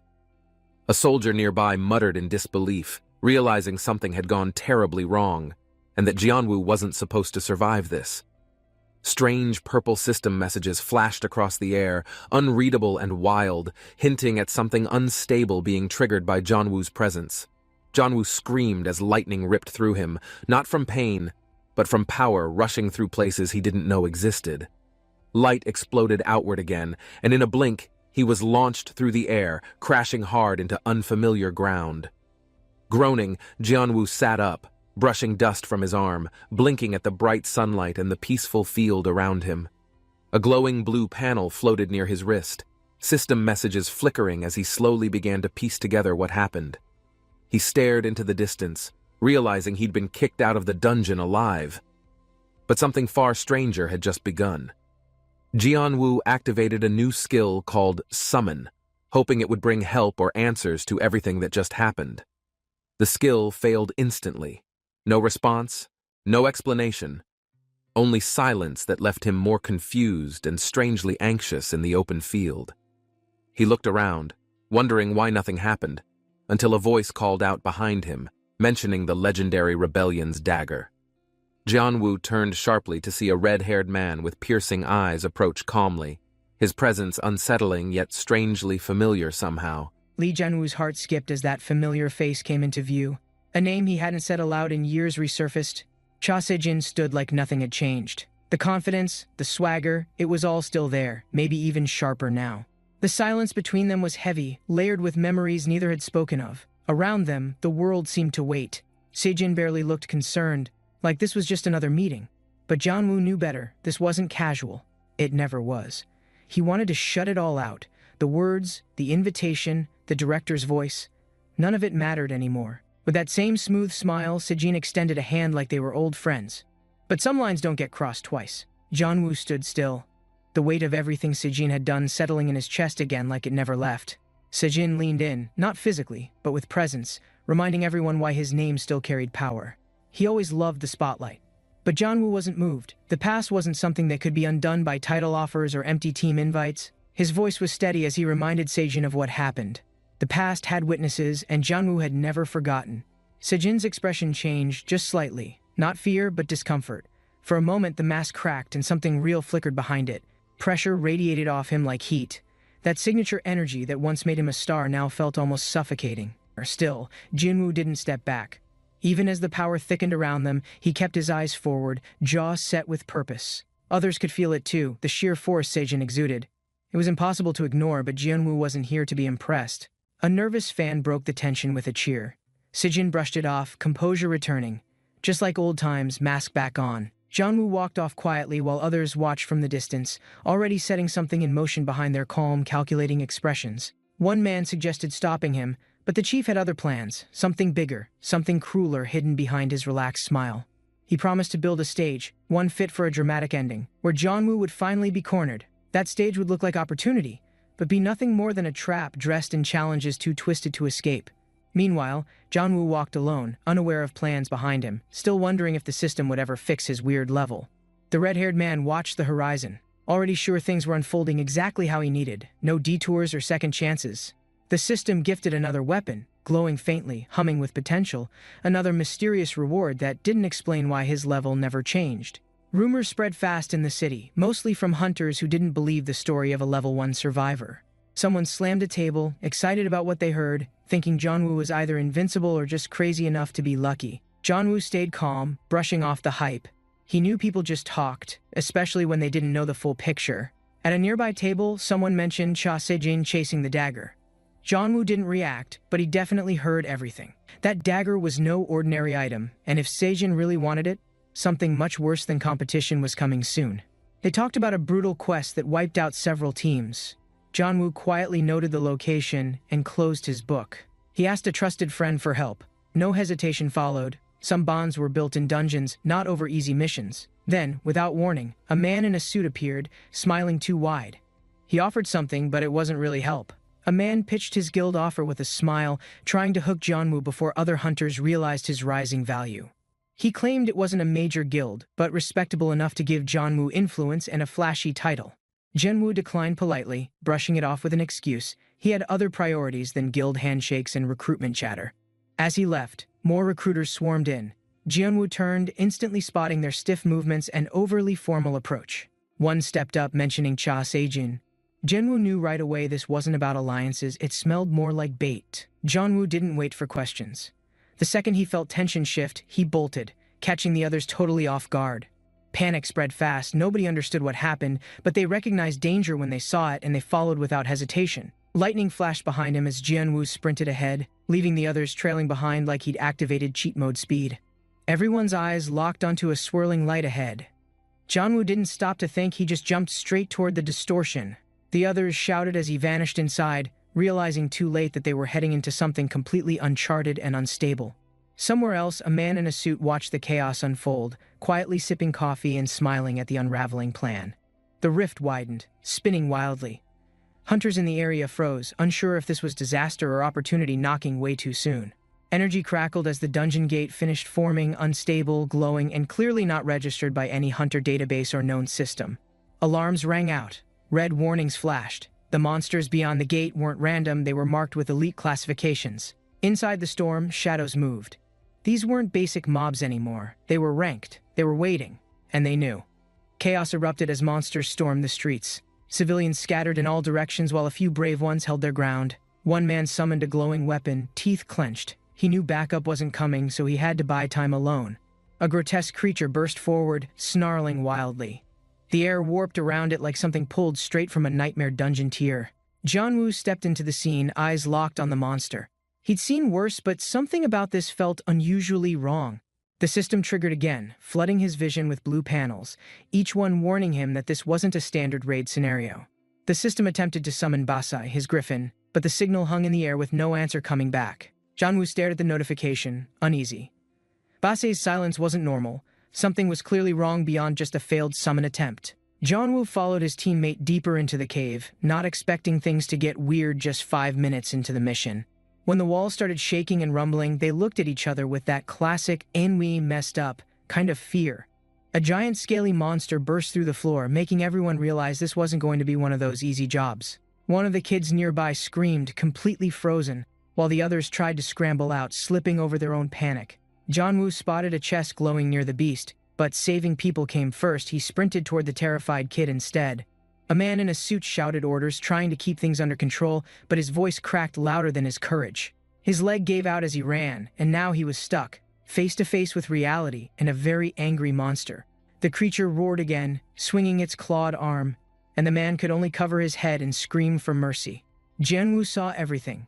His body moved before his brain could process, grabbing that nearby chest like it owed him money. The gold light exploded as he opened it, and suddenly, time slowed down like the universe was waiting on him. The monster lunged, but Jongwoo dodged, barely, crashing into the pavement, something in his bones cracking just as the system screen popped up. His level shot 2 in an instant, but the number stayed frozen at 1, like it was lying somehow. He rolled onto his feet, pissed and dizzy, but the power in his limbs felt like a caffeine overdose times 10. A second monster grabbed another person, and without thinking, Jongwoo ran into the chaos, arms glowing from whatever just awakened inside him. Right before he could act again, a voice echoed inside his head, calm and digital, and capturing progress class selected loading skills now. More monsters spawned in the plaza, and Jongwoo barely had time to think before instinct shoved him straight toward the danger. Blood splattered as someone else got hurt nearby. Jianwu tightened his grip, realizing this wasn't something he could walk away from. A man shouted that people had been taken. His voice was desperate, echoing across the empty space like a final warning. Jianwu's chest tightened. He glanced toward the swirling dungeon gate. Saving them meant stepping in and not knowing if he'd come back. Another voice warned about difficulty, but Jianwu was already pacing forward. His mind was made up before his feet even moved. "I wrecked the gate once today," he muttered, brushing off concern. There was no time for doubt. People were still trapped. His friend called out nervously, but Jianwu gave a short nod. This wasn't bravery, it was just what needed to be done. Electricity swirled as he passed through, the dungeon pulling him in like it knew him, like it had been waiting. A glowing weapon appeared mid-air, data flashing blue across his vision, another system prompt, another upgrade. But that level still said one. He stepped inside the dungeon hall, shoes echoing on metal. Even his heartbeat sounded loud in the strange, sterile silence. A scream echoed through the corridor. He took off running, each footstep faster than the last, instincts locked on high alert. He reached the room and froze. Dozens of monsters. Jianwu wasn't sure if he was brave or just real stubborn. One beast lunged toward the hostages. Without thinking, he struck its leg mid-air, sending the monster crashing like a sack of bricks. The freed captives looked up, shocked. One of them smiled through tears and called out to him. Thankful, overwhelmed, alive. Jianwu asked calmly if there were others. One woman nodded quickly. More people were deeper inside, trapped further down the corridor. As Jianwu walked further in, golden lights flickered around a pedestal. He stopped, confused, staring at what looked like an old book. He picked it up, flipping it over. "This better not be cursed," he muttered, already suspicious of its weird glow. When the pages lit up, runes blasted into the air, like knowledge itself was screaming to be shoved inside his head. Notifications exploded in his vision again, line after line of upgrades, but the number one still refused to change. Meanwhile, more survivors ran across a wide hall, chased by monsters that looked too organized to be your average dungeon spawn. One woman whispered, "Why would the monsters gather like this?" The fear in her voice made it hard to breathe. A man guessed the dungeon was breaking apart, like it couldn't handle what was coming next, and honestly, he wasn't wrong. Suddenly, silence fell. The air shifted. Something heavy approached. Everyone knew it wasn't just another mob, it was something far worse. The monster appeared, towering, armored, glowing red eyes. A name appeared, Dragonic General. No level, no stat, just death on feet. Its roar shook the walls. The weaker lizard monsters backed off as the general stared down the hallway with a grin.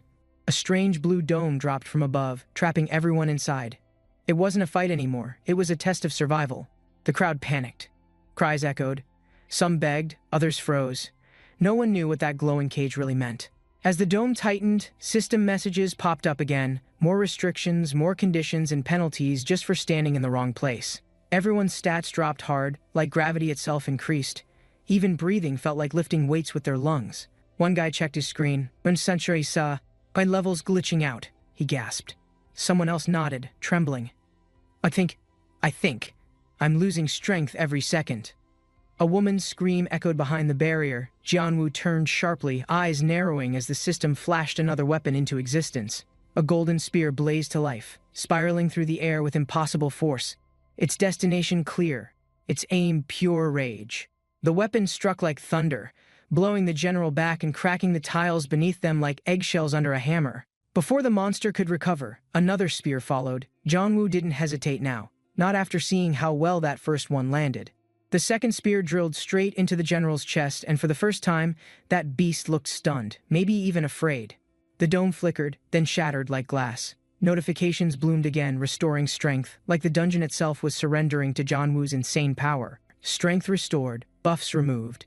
More messages rolled by. The oppressive weight lifted, and everyone started breathing like they hadn't in minutes. One woman looked at her hands, dazed. My strength. It's back?" Hope crept into her voice like a sunrise after a storm. Jianwu stepped forward, glowing spear still in hand. His shoulders relaxed, but his eyes were sharp. He wasn't done, not yet. Smiling to himself, Jianwu let out a breath. That was close, he thought. Any slower, and we'd be pancake soup. Jianwu's eyes flickered, something clicked. The symbols in his mind rearranged, and suddenly, he understood every word the monster said. He realized that old book had rewritten his brain, like downloading a translator app, but ancient, magical, and maybe slightly cursed. The general laughed, low and guttural. "Human, don't joke." But Jianwu didn't flinch, he just grinned wider, heart pounding like a drum. The night skyline glowed quietly while important names gathered inside, unaware of just how far things had already spiraled elsewhere. Cha Sejin walked confidently through the room, his presence enough to quiet even the boldest voices around the table. One subordinate tried to interrupt, but Sejin brushed it off, until the name Enli Jianwu froze him mid-step without hesitation. That name shifted the mood instantly. Sejin excused himself, sensing something significant was unfolding beyond their plans or predictions. His curiosity lit up. Jianwu was supposedly inside an S-rank dungeon alone. The outcome would shift more than just rankings. The report explained everything. Jianwu entered alone, facing overwhelming odds just to protect civilians caught in the chaotic breach. Hearing it confirmed, Sejin paused. Sending a retrieval squad was protocol, but something told him to hold back and just watch. He believed Jianwu could clear it, not from hope, but strategy. If he failed, someone else would clean up. Others called it madness, but Sejin just smirked. For once, the battlefield had shaped itself exactly how he wanted. The moment was perfect. No more interference, just Jianwu, the dungeon, and whatever truth he uncovered beyond that sealed gate. Inside the dungeon, the Dragonic General's glare pierced Jianwu. He didn't see a human, he saw something unfamiliar and dangerous. Jianwu froze, confused. His heartbeat quickened. The monster's words echoed, accusations that hinted at something buried even deeper than memory. The monster lunged, convinced Jianwu was pretending whatever truth existed didn't matter anymore. Now it was just about destruction.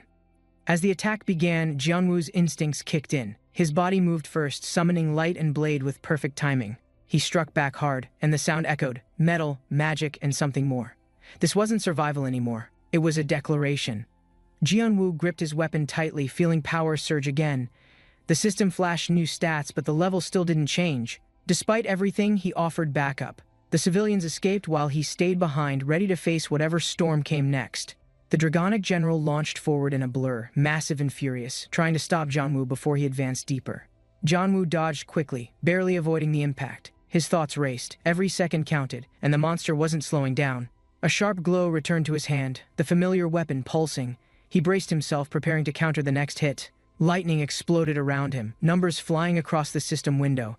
His defenses cracked, but somehow, Jianwu was still standing. Attacks rained in with brutal speed, one after another, pushing him backward until his shield completely shattered from the pressure. He stared at the broken system alert. That shouldn't have happened, especially with the gear he'd been given earlier. For a second, doubt crept in, but he shook it off. Overthinking would get him killed faster than any monster. The general grinned darkly and stepped forward, eyes glowing. More attacks gathered, and Jianwu was still standing right in range. A command echoed. Fire, arrows, and beams rained from above.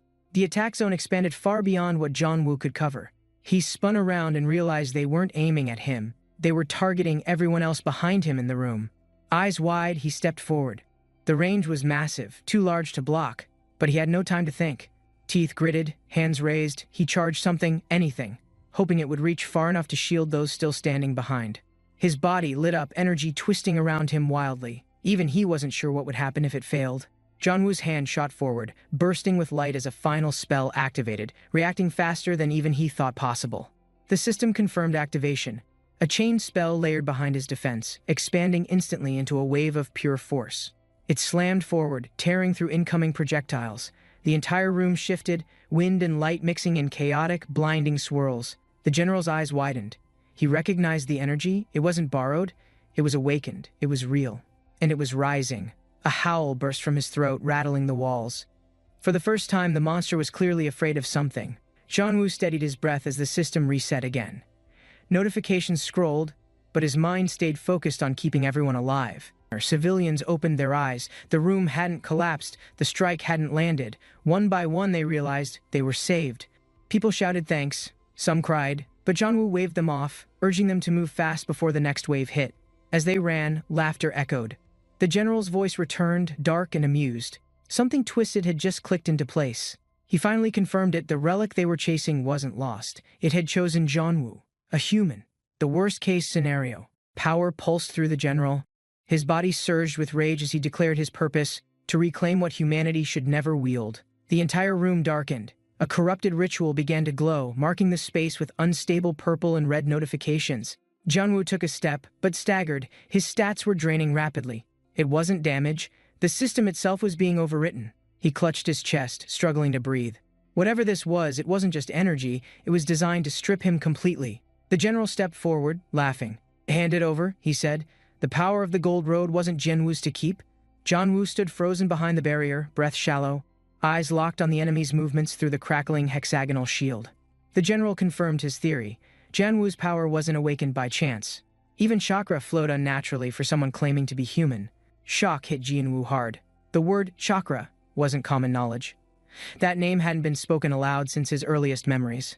Before he could respond, the general struck, the force of his blow enhanced by something deeper than magic, pure ancestral energy.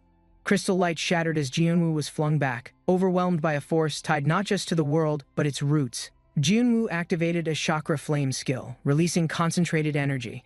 It surged forward, striking with force that surprised even the general. The blow landed cleanly. But the monster only grinned, impressed that a human could use chakra with such raw precision. He shouted with renewed fury, lunging to end it, declaring that Jianwu's tricks had finally reached their last pathetic limit. The system blared again. Jianwu's vitality dropped fast. He could barely stay upright as fatigue dragged down his every breath. Struggling to recover, Jianwu scanned the system. His body felt heavier than ever, and escape was no longer realistic. He turned back, vision flickering. The corrupted interface glitched. Something was wrong with the system, or something else was overriding it. Messages kept flooding in, unregistered codes, forbidden mechanics. Whatever was happening, it didn't belong to any known dungeon programming. A hidden force was rewriting the rules. And somehow, Jianwu was caught between both systems, neither side fully claiming him. The general attacked again. Jianwu couldn't dodge in time. His ribs cracked under the impact, throwing him hard into the wall. Pain seared through his side. Notifications flashed. The system warned he'd taken major damage, but he didn't need a pop-up to know. Jianwu staggered up as the monster advanced again. His health dropped low, and even backup skills had started shutting down. He braced for impact again, pushed back across the chamber, barely keeping consciousness as the system calculated his collapsing stamina. The general mocked humanity, disappointed in their weakness. His voice carried the weight of someone who'd watched empires crumble before. Jianwu listened closely. The general wasn't just fighting. He was judging, questioning why powers like the Gold Road were ever entrusted below. Wincing, Jianwu steadied himself. His curiosity finally rose. These enemies knew something he didn't. Something older, deeper, and it centered on him. The general revealed they met before, years ago, hinting that this wasn't the first time power and fate had collided. A golden dragon flashed in Jianwu's memory. He questioned if that strange dream from childhood was actually something real. Many had tried and failed to awaken the Gold Road. Jianwu was just the one who succeeded by accident. The general approached slowly, intent on reclaiming the power Jianwu hadn't asked for, but was never supposed to receive. Wounded, breathing hard, Jianwu gritted his teeth. This felt like the end, but his heart refused to call it quits. Despite everything, his instincts screamed to stand. The general roared, fists glowing purple, declaring his own legendary rise through destruction. Jianwu blocked the strike just in time, using the dagger as his only lifeline between victory and absolute defeat. Their strength clashed mid-air. Jianwu pushed upward, eyes fierce. He was done listening to declarations from monsters pretending they were gods. The general's eye twitched. That confidence, it reminded him of someone long gone, someone who once stood where Jianwu now did. But Jianwu wouldn't ask for understanding. His power wasn't borrowed, it was earned, and this battle would end on his terms. With a shout, Jianwu leapt high. The blade in his hand glowed like a beacon, breaking through the dark air. The monster charged again, but the light was too much. One clean strike pierced through, stopping everything in a heartbeat. The system confirmed the final hit. Jianwu smiled, exhausted but relieved. For once, the impossible didn't feel so far away. Floating midair, he breathed in. His level still hadn't changed, but the world felt quieter, like something big had shifted. Notifications returned one after another, quests completed, energy stabilized. His body finally relaxed as he floated beneath the dungeon's broken sky. Reporters swarmed the area as the portal pulsed behind them. Questions flew, but no one really had solid answers. Rumors spread quickly. A level hunter entered alone and saved everyone. No one could believe it was true. Crowds gathered, pointing and whispering. Eyes searched for a face. If the story was real, where was the hunter? In an office high above, quiet conversations carried more weight. Was it luck, a miracle, or something far more dangerous? The man in black frowned. If Jianwu failed inside, thousands could die. Watching felt wrong, but interference had consequences. He watched the portal shimmer. It didn't close, not fully. A strange energy lingered, like unfinished business waiting to erupt. Then cheers. Civilians emerged unharmed. Relief washed through the crowd like sunshine. Somehow everyone had returned safely. Everyone. but one. The crowd edged closer, curiosity burning. Officials held them back. Survivors needed to be checked. Something about lingering effects inside. From a distance, the man watched with narrowed eyes. This wasn't just a success, it was an unexpected, show-stealing phenomenon. He turned to leave, then paused. "And let's go down," he muttered. Something told him the story wasn't finished yet. Before they could reach the portal, a burst of light flared. The crowd gasped, shielding their eyes from the flash. A shadow emerged, familiar, fast, confident. People whispered in disbelief. "Chesejin," someone muttered, awe mixing with growing urgency. Panicked voices rose. Survivors pleaded with officials. The hunter who saved them hadn't returned. He was still trapped inside. They begged the director to act, saying Janwoo was their reason for survival. Leaving him behind felt like betrayal. He finally nodded, brows furrowed. If Janwoo was caught near a dimensional rift, they had to act before it spread. The director's expression shifted. Even if the threat was gone, Janwoo might have been pulled deeper into something worse. People pointed and whispered, "Could someone that strong really be just level?" Doubt mixed with admiration in every glance. A voice called out. The portal was shrinking. Time was up. Anyone still inside wouldn't have much longer to escape. Confirmation echoed across the crowd. No new figures appeared. The closing portal meant no second chances. Silence swept over them. The director muttered to himself. The one he needed couldn't even survive this? Disappointment burned hotter than the sun. Janwoo drifted through weightless space, his body numb and mind hazy, surrounded by nothing but stars and cold, silent darkness. His eyes flickered open, catching the mana display blinking weakly, a final reminder that his strength was slipping away fast. Every second stretched longer than the last. Energy fading, limbs floating uselessly, Janwoo felt the exhaustion deep down in his bones. As the silence swallowed him, a hopeless thought echoed. He didn't want it to end like this, not without meaning. From nowhere, a voice crept in, offering a deal. Give up humanity, gain power. The choice suddenly felt disturbingly real. Something within moved. A reflex, maybe instinct. Janwoo's hand reached toward the glowing contract, barely understanding why he still believed. The screen pulsed. He touched it. A cold shock traveled through his arm, and everything around him shifted in response. A towering figure emerged from shadows, red eyes locked on him. Its form felt unreal, something between nightmare and distant memory. Its face twisted with recognition, like it had waited years for this. An old secret lingered beneath that terrifying gaze. Janwoo's breath hitched. The figure spoke of choices, regret, and power. It had once been human, just like him before falling. Purple mist spiraled around Janwoo, tightening slowly. The presence grew louder, repeating the question that now pulsed like a heartbeat. Uncertainty flooded him. This wasn't some magic spell. It was a promise wrapped in chains. He couldn't tell if it saved. Pain cracked through his chest. His body trembled. No strength left to resist. He hovered between surviving and simply letting go. The offer lit up again, bright as ever. It promised power, survival, purpose. All he had to do was accept. Janwoo hesitated. Accepting meant risking everything. But not accepting? That might cost lives. And somehow that burden felt heavier than death. Janwoo's voice cracked as he shouted, his heart choosing defiance over surrender, clinging hard to what humanity he had left. He didn't want power born from hate. If dying meant staying true to himself, then he'd go down proud. His refusal ignited fury. Shadows moved fast, surging with violence. The air tightened around him, pressure dropping like a storm. Janwoo gritted his teeth, charging into the dark swirl without fear. His instincts took over, screaming to fight back harder. As energy exploded around him, strange systems unlocked, hidden powers within his body activating one by one, glowing like digital magic. Power burst from his hands. He couldn't explain how it worked, but his body finally moved like it belonged. Janwoo soared upward through the pressure, each breath cutting cleaner. For the first time, it felt like he was winning. Still surrounded by dark whispers, he focused inward.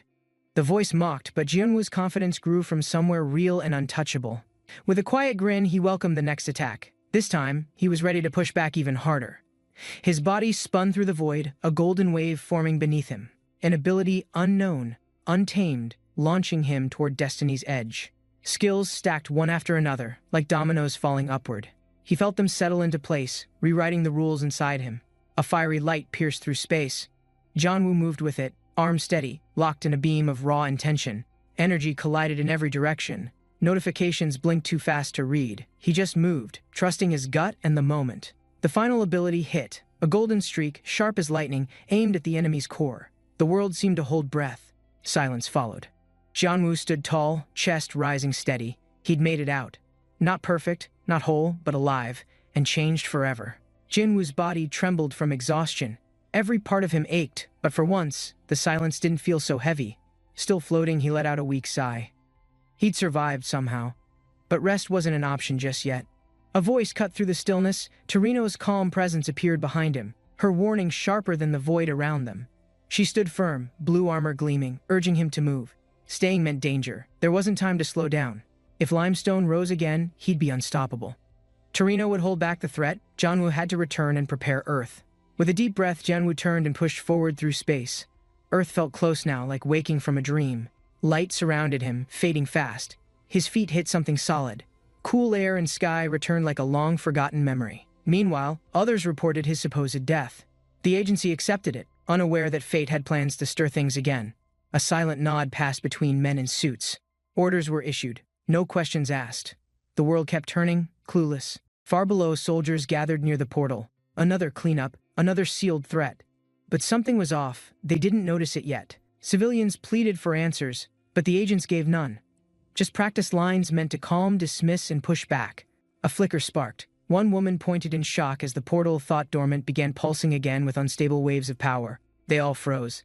Something moved inside. Energy swirled faster. This wasn't over. The air buzzed, thick with anticipation and warning. Panic cracked through calm orders. The portal grew, blue lightning streaking outward. No one understood how or why it returned. The lead agent stepped forward, eyes wide. He sensed something familiar, something impossible. Then, without hesitation, he ran toward the light. Junwoo stepped forward, light swirling around him. Relief spread across his face. After everything, they made it back, still breathing. Cha Seojun swung hard, slicing clean through the monster's chest, energy blazing around him like it was just another day. The beast collapsed. Seojun stood steady, glowing blade fading. He didn't celebrate. It felt like something heavier was coming next. From a distance, the squad watched in awe. No surprise, Seojun always made things look easy, like flipping a light switch. They whispered about his next promotion, like it was already settled. Seojun wasn't listening. His thoughts were already somewhere else. A soldier stepped close and mentioned something strange. Seojun blinked, alert again. His name was said. Han Songjun had gone missing. That name brought back a memory. Songjun, mid-recovery, walking straight into danger like he had something personal to settle inside. Songjun had once muttered to himself after a tough fight. He feared losing everything he'd worked hard to finally earn. Seojun ran through camp, boots pounding. He wouldn't let Songjun's mistakes drag them both down again. This couldn't repeat itself. Whispers followed fast. Songjun had returned, stronger, stranger, wielding a new weapon, eyes colder. People said every country now wanted him. He wasn't just back, he was famous. Headlines, interviews, recruitment offers. Seojun didn't care. Something about it all felt too clean. Inside the building, Songjun stood in uniform, surrounded by applause. He smiled, but it didn't reach his eyes at all. Everyone wanted pictures. He posed like he belonged there. Seojun stayed back, watching. This version of Songjun didn't feel familiar. Seojun made his way through the group, not saying anything. His expression was flat, focused, trying to read Songjun's face. Past the crowd, into the bathroom, Seojun braced himself. There were questions only silence and confrontation could properly pull out. They stared at each other, no words needed yet. Seojun knew something wasn't right. Truth always hid behind practiced smiles. Tension spiked as Lee Jin-oh clenched his fists. He hated being overlooked, like his effort never even mattered once. His words were sharp, pride clearly bruised. He wasn't just talking to Songjun. He was trying to prove something big. The air shifted. Songjun stayed calm. Lee jabbed the air, making wild promises to surpass him and earn real recognition. Songjun pulled out the dagger quietly. The room fell still. Everyone knew that weapon meant something heavier than ego. He held it up, voice low but steady. That blade reminded him why he trained and what loss really meant. He gripped the dagger like a promise. Too many friends were gone. That weight never left. Even now, years later, he muttered a quiet vow, never forget, never soften. The blade hummed faintly, as if echoing those memories in pain. His stats appeared, ton breakable LV. It wasn't power for show. This ability was carved from blood, regret, and burned resolve. Reporters gathered outside, lights flashing. Songjun stood calm, knowing they'd never understand the meaning behind the weapon in his hand. His name buzzed across the press. They called him a genius, but all he wanted was not to repeat history. Flashbulbs popped as praise filled the room. No casualties. They celebrated. Songjun barely nodded. The mission still wasn't over yet. Reporters cheered Lee Ji-il's name. The energy shifted toward him. Songjun stood silently, watching the show unfold with steady eyes. He didn't react, but his thoughts were racing. Something about Janil's sudden rise in timing didn't sit right anymore. A loud proposal echoed. Janil invited him to reclaim the lost land. A smile followed, too wide, too rehearsed. The crowd hushed. That place was crawling with monsters. Everyone knew it. Even Janil's excitement couldn't hide how risky it was. Lee Janil leaned in with confidence, claiming the spotlight. The energy shifted. He was no longer following, he was leading now. Songjun watched carefully, reading between Janil's words. Something was off. The stage wasn't shared, it was being twisted into something else. Janil smiled wide, addressing the crowd. Songjun stayed silent, letting him have the mic, waiting for what came next. He shouted proudly, introducing himself as successor. The announcement echoed. People turned, phones raised. Songjun's name was suddenly tied to this. The press buzzed with questions. Cameras clicked. Everyone seemed confused, especially about Han Songjun's title. Things were escalating faster than expected. A reporter leaned in, pressing harder. Was Janil strong because of Songjun? The crowd hung on every answer, tension rising. Janil's hands sparked with power. Lightning burst suddenly, crackling with force. All eyes widened. Something surged through the equipment instantly. The nearest mics snapped with static. Sparks flew wildly. No one could record. The moment was suddenly invisible to technology. Confused reporters checked their gear. Phones wouldn't turn on. Cameras blinked out. Whatever happened, it fried everything in the area instantly. Orders were shouted to control the scene. Agents moved fast, clearing people out. This was no longer a public event. The director's voice cut sharp through the confusion. Saying, "Clean it up." There was no room for questions, only quick action. Security tightened instantly. Reporters were pushed back. The excuse was vague, but the message was clear. No more cameras, no more questions. One reporter protested, demanding answers. Mentioning Songjun's name struck a nerve. Now things weren't just controlled, they were being silenced aggressively. Jong-woo stepped forward, eyes cold. He wasn't hiding anymore. Not from the press, not from Songjun, not from anything ahead. A voice called out urgently, "Janwoo!" Everyone turned. The mood changed. Something serious was about to happen, and no one blinked. Min-seok couldn't hold back anymore. Fury exploded as he shouted across the plaza, unable to ignore what had just happened. Janil leaned in with a cold warning. This wasn't just about pride anymore. Families, friends, everyone could become leverage or threats. Min-seok gritted his teeth, nodding tightly. He'd play along, stand in the spotlight, but not as anyone's puppet or pawn. His tone sharpened, voice cutting through the crowd. If Janil touched anyone close, he wouldn't hesitate. No second chances, no mercy. Tension thickened as someone pulled Min-seok back. Voices rose. The crowd felt it. This wasn't over, just paused for something bigger coming. Janil's name echoed in the room.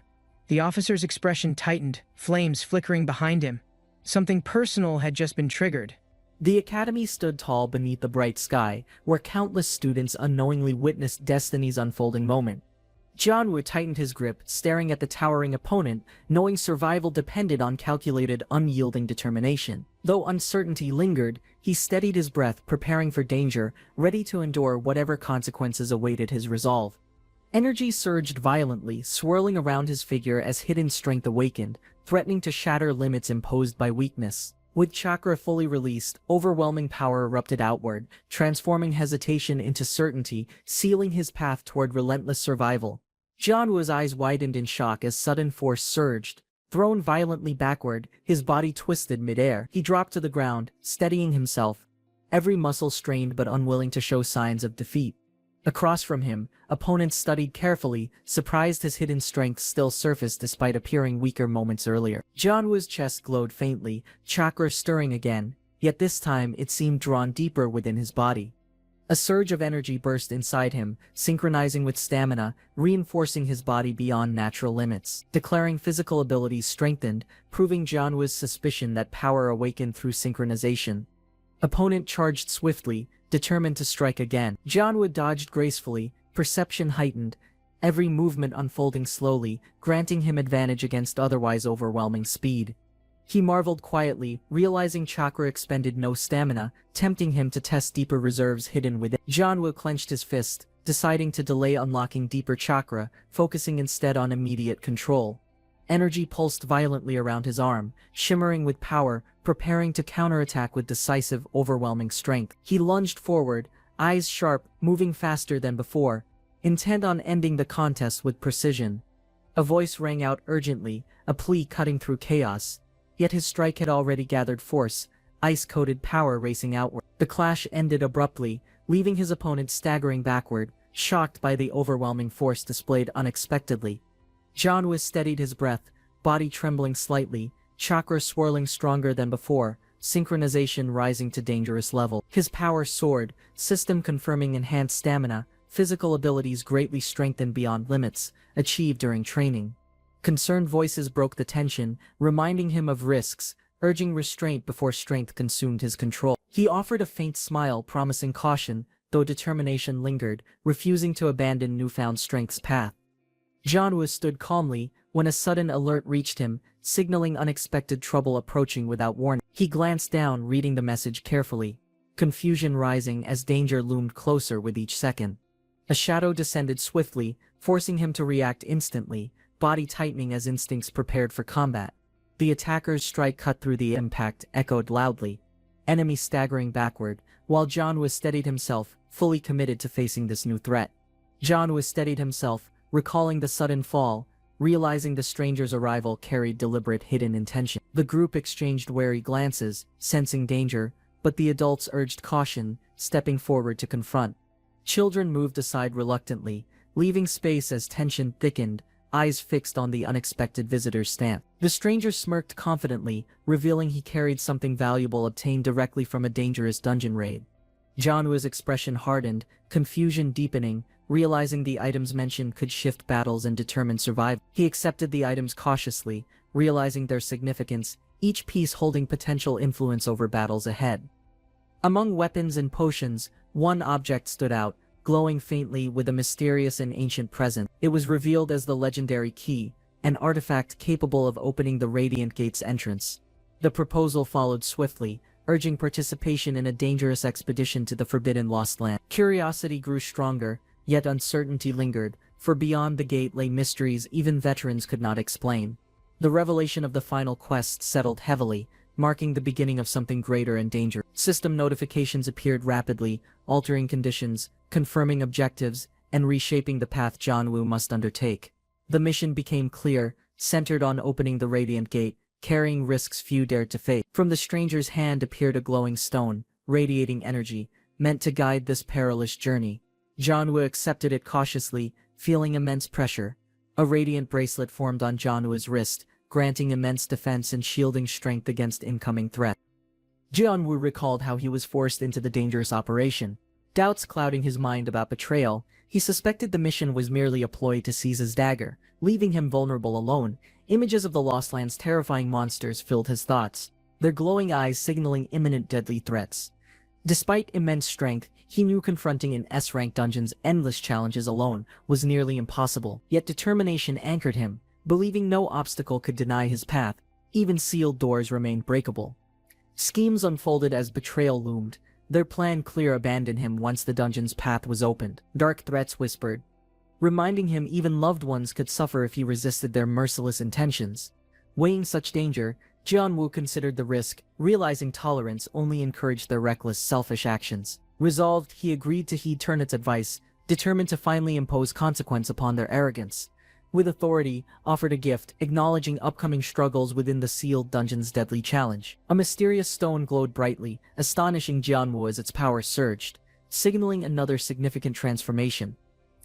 The Overseer explained its purpose, lending strength so Jianwu could progress, ensuring survival within deadly trials. Energy coursed through him, reality merging with system messages, granting newfound abilities impossible to ignore. Jianwu marveled at legendary skills bestowed, power shielding allies and punishing enemies with divine retribution. Urged onward, he was reminded entry required proper preparation, emphasizing the dangerous path awaiting his resolve. Jianwu reflected quietly, realizing countless complicated matters now surrounded him, each demanding careful attention and resolve. Interrupted suddenly, another voice demanded his focus, insisting official procedures required his immediate participation without delay. Startled by the intrusion, Jianwu faced the interruption calmly, though concern still lingered behind his expression. A companion offered support, suggesting intervention, yet Jianwu declined, acknowledging inevitable exposure with nothing left hidden. Confidence steadied him with sharpened skills, He trusted that regardless of challenges, survival and progress remained achievable. Jianwu's thoughts sharpened, realizing preparations were complete, his determination unshaken before the daunting challenges ahead. He rose confidently, announcing readiness to begin, companions following as anticipation marked the start of action.